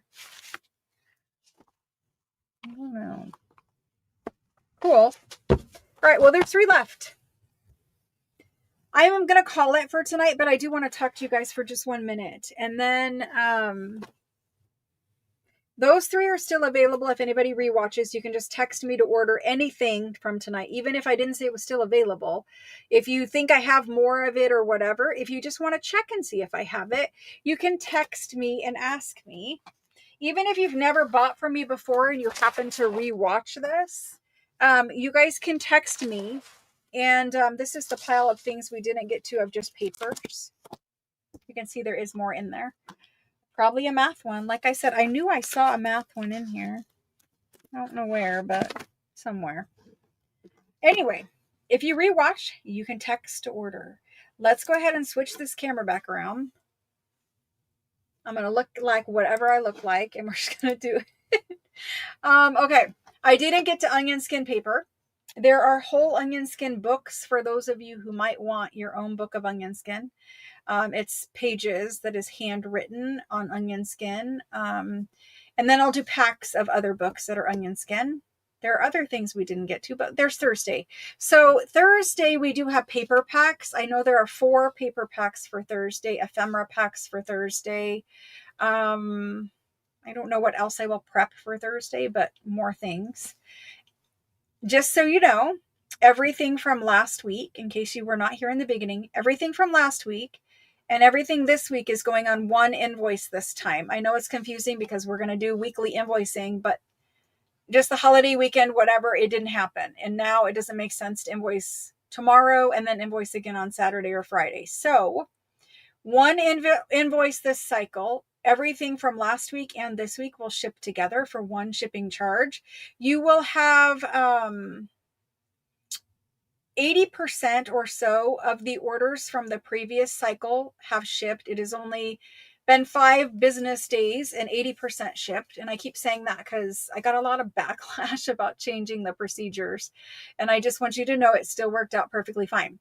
There are some of you who I'm waiting. If you have a large ledger, a super big one, I have to have boxes for that. Unfortunately, I didn't have enough because I sold so many ledgers that night. So those are coming in the next day or two. Once they get here, those ledger orders will go. There are other people who had like one of every scrap pack and a whole bunch of other things. Those are still here. And a lot of small orders. I haven't gone through the bins of the small orders yet. So that's what's still here. It is less than 20% of overall orders. Those will go in the next few days. You'll get an invoice this weekend for this stuff. This is the end of the sales cycle. Once I process all of this and get it all shipped and whatever, I am going to take some time off. I'm not sure if it's like 1 week or one sale or what yet, but just know that after this week, there will not be a live sale Tuesday following. So if you're coming next Tuesday, there won't be a live sale. I'm just going to take a little bit of time off. I don't know how much yet, but I have something I need to work on here to get us set up before the holiday rush and craziness. Really, like, as bad as it is right now and as crazy and busy and all that kind of stuff, it's going to get worse as we get closer to Christmas, especially as we get into fall. Fall is always a heavy crafting, Christmas, fall, winter is always the crafty busy season. So I need to get some things in place so that I can manage. So that needs to happen, and I need to have time to do it. As you guys know right now, like, I don't have any time to do anything. And as I talked about in the beginning, when it gets to the point where I don't get to craft anymore, I need to fix something so I can have crafty time, because I don't want to just sell. I want to make journals. I don't mind sharing the things that I love to make journals with. That's fun too. But if it gets to the point where I literally don't even have time to craft, or I can't do 365 videos, I can't do crafting classes, I can't do crafting kits, I can't do journals. Basically, I'm breaking then, because what I really love is making journals, and I need to fix the system so I can do that. That's coming. That's why I'm going to take time off to make sure that's good. Just need to get some situations fixed here before that happens. Yes, that is still the plan. It was also still the plan to do a journal kit coming up. I'm not sure when it's happening, but I need to have much more systems in place before I get any busier. It's to the breaking point now. It's my own fault, and I get it. But I know it's going to get busier before Christmas, and so I just need to get this done. And unfortunately, I can't like do both at the same time, because there's literally not an extra minute in the day. It's all good. I love you all for it. I so appreciate your guys' support, all the support that you give, whether you just watch the 365 videos and hang out with me there, like every day crafting along, whether you're in the Facebook group and hanging out with me. I do have a winner to announce for the Facebook group challenge. And then we will begin a September Facebook group challenge as well. So that'll come out tomorrow in the Facebook group. And then let's see what else. Eventually we'll get back to doing crafting classes and journal kits and that. I have the journal kit. I have started making it again. I got a pack. I got an invoice. I got to do other things. So soon is the answer to that. I hope that you guys see that I don't want to just sell things. It's not fun to just do that. I want to make journals. And then I want to share the things that I make the journals with and that I love with you guys. And so that's the goal of getting back to that. So thank you guys for your patience with me while I try to work all this out. Next year in 2026, I envision things getting even crazier, and I cannot do it all alone. And so that is kind of what's happening while I'm gone, while I'm away from you guys. I will bring on additional people. I know I keep saying I'm trying to do it. We have had a breakthrough with that, and I just need to get those people here, those people situated, some organization behind the scenes so that other people can help me out. If you're the only person who knows where anything is, it doesn't really work that well either. So anyway, that's what's happening. 2026 is going to be crazy. There's already plans to make it more crazy than it's here now. So just bear with me. Things are changing, but they're positive changes. And as I grow, as the channel grows, as the sales grow, as I bring on additional sales platforms and things like that, just know that I very much keep in mind the people who were here in the beginning and the people whose support has never wavered. There is something coming to that effect, because I do want to show appreciation for people who have been here with me through the long haul. I appreciate new buyers also, but I just, there's something coming for people who their support never wavered. It didn't matter how busy and crazy things got. They've always been here and had my back. Through different things. And so I just want to show, A, I want to tell you I appreciate you, but B, there's something coming where, we'll have like a loyalty club or something to that effect for people who have been here the long haul. Just know that as I grow, because 2026 will be different. As I grow, I will never forget the people who have been here since the beginning and all of the new friends I've met along the way. Just know that eventually I will retire and I will just make journals. But for the time being, while we can get the stuff from France and from Europe, I want to continue to do that, because there will be a point in time where we can't get it without me physically going there. And obviously, if I have to go there, it's a huge expense, right? It's probably not worth it at that point. So while we can get the things, we're going to get the things and we're going to share them. When we don't get the things anymore, I'm just going to retire and make journals. That's really the goal, right? All right. So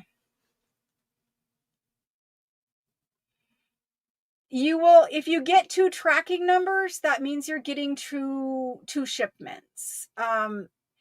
Sometimes you get a tracking number, and then like if I forgot to add insurance and I need to add insurance, then I will cancel that label and do a new one.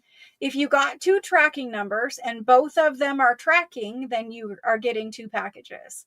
If I just needed to reprint your label, you'll see one of the packages never go anywhere because the label has been canceled, and you'll see the other tracking number go forward because that's the true tracking number. Whatever the last tracking number that you were sent, that is usually the one. Hardly ever do I have to cancel a label. Mostly you will have 2 packages if you have 2 tracking numbers. I try to tell you guys all the things because, people watch for different reasons. People watch out of curiosity. So I do try to be open and honest with you. There are some changes about, me oversharing that will end eventually. But I'm just saying, I have tried since the beginning of this to be open and honest and just show you guys this is literally what it's like. This is all out of my house at this point. Eventually it won't be out of my house, but there's just different things coming that I can't do as one person. Anyway, I appreciate you guys very much. Thank you for supporting me. And I really want to get back to 365 videos. It bothers me very much when people are upset that I'm not doing them. And I just need to fit it in. I just need to fit it in. On Sunday, unfortunately, I went to my dad's for a barbecue and then came home and packed orders. So there was not a 365 this week. I will try hard to be there for 365 for next week. I only have the one day to film it though. It has to be on Sunday. Otherwise it just doesn't fit. If I could film in my craft room, it wouldn't be as bad because right now I have to clean everything out from live sales and bring every crafting thing in and then switch it back out again. And that's part of the problem that's getting fixed when I'm away. We'll have different situation. All right, guys, I'm going to let you go. We're at 5 hours exactly. So I will see you guys here on Thursday at 6 p.m. Eastern time. We will do all new things on Thursday. All kinds of new stuff that we didn't get to tonight and things that I prepped ahead of time for Thursday. Thanks, guys. I'll see you guys again soon. It is kind of a weird way to end, right? Well, there are people that get upset about the 365 videos, and initially I was like, well, you guys are like mad at me for not having time. But I think there's some people that only watch the 365 videos and they don't know about the live sales. They don't know that that takes up literally 7 days a week. And then there's Etsy, and then there's journal kits, and then there's all the other things, right? The craft with me is like, there's things, right? I think for them, they just think if I don't do a 365 video, then I'm literally just not doing anything. Like I'm sitting on the couch watching TV or whatever. I try so hard to fit them in, but they just, it's like an all or nothing. Either it's Sunday or nothing, because Monday, Tuesday, Wednesday, Thursday, Friday, and Saturday, I have other tasks to do. And so anyway, I think they just don't understand. And initially I was like, well, why are you mad that I didn't make a video? But that's kind of the way it goes when you say 365 days of junk journal ideas. It's not necessarily connected, like they're not 365 in a row, but there will be 365 videos in that series. If it takes me, which it will at this point, take me into 2026, that's fine. When 365 ends, there will be a new project that we will do together. However, it will be set up differently so that people understand that it's not like an every single day thing. I wanted 365 to be every single day. The goal was that I got to craft in the morning every single day to start out my day. Unfortunately, every single day, the first thing I do before I even lift my head off my pillow is pick up my phone, go through the Facebook group, do all of that work, start answering emails and texts and things like that, buy stuff at French flea markets. Like my day starts as soon as my eyes open. And my day usually ends the same way, doing the Facebook group stuff, approving posts, approving new members, doing posts, answering questions, answering emails. Like it's from literally eyes open to literally eyes closed. And something does need to change so that I can have a little bit more time to get back to crafting. Anyway, that's the way it is. I'll let you guys go. I'm so sorry. I do get chatty at the end. It just seems weird to like, I really am looking forward to retreat because I want to meet people face to face and say hello to the people who are here, always supporting me and all that kind of stuff. So anyway, if we want a retreat to happen, how would we ever fit a retreat in with the schedule the way it is now? We can't unless I fix the problem. So anyway, bear with me. I will take some time off. There will be changes happening here while I'm gone. I will not be on vacation.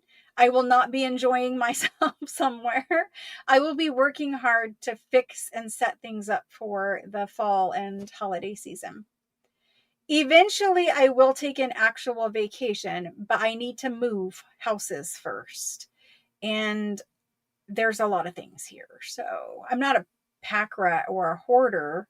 I mean, you guys would argue with me looking behind me, but that's different. But there's a lot of things here that need to be dealt with. All kinds of things, really. Thank you guys very, very much. I hope that you guys enjoy the rest of your evening, or for some of you, morning. And I will see you guys back here on Thursday at 6. I'm sorry, I've been so chatty and saying goodbye like 5 times now. Bye, guys. Have a good night. For real this time. Bye, guys.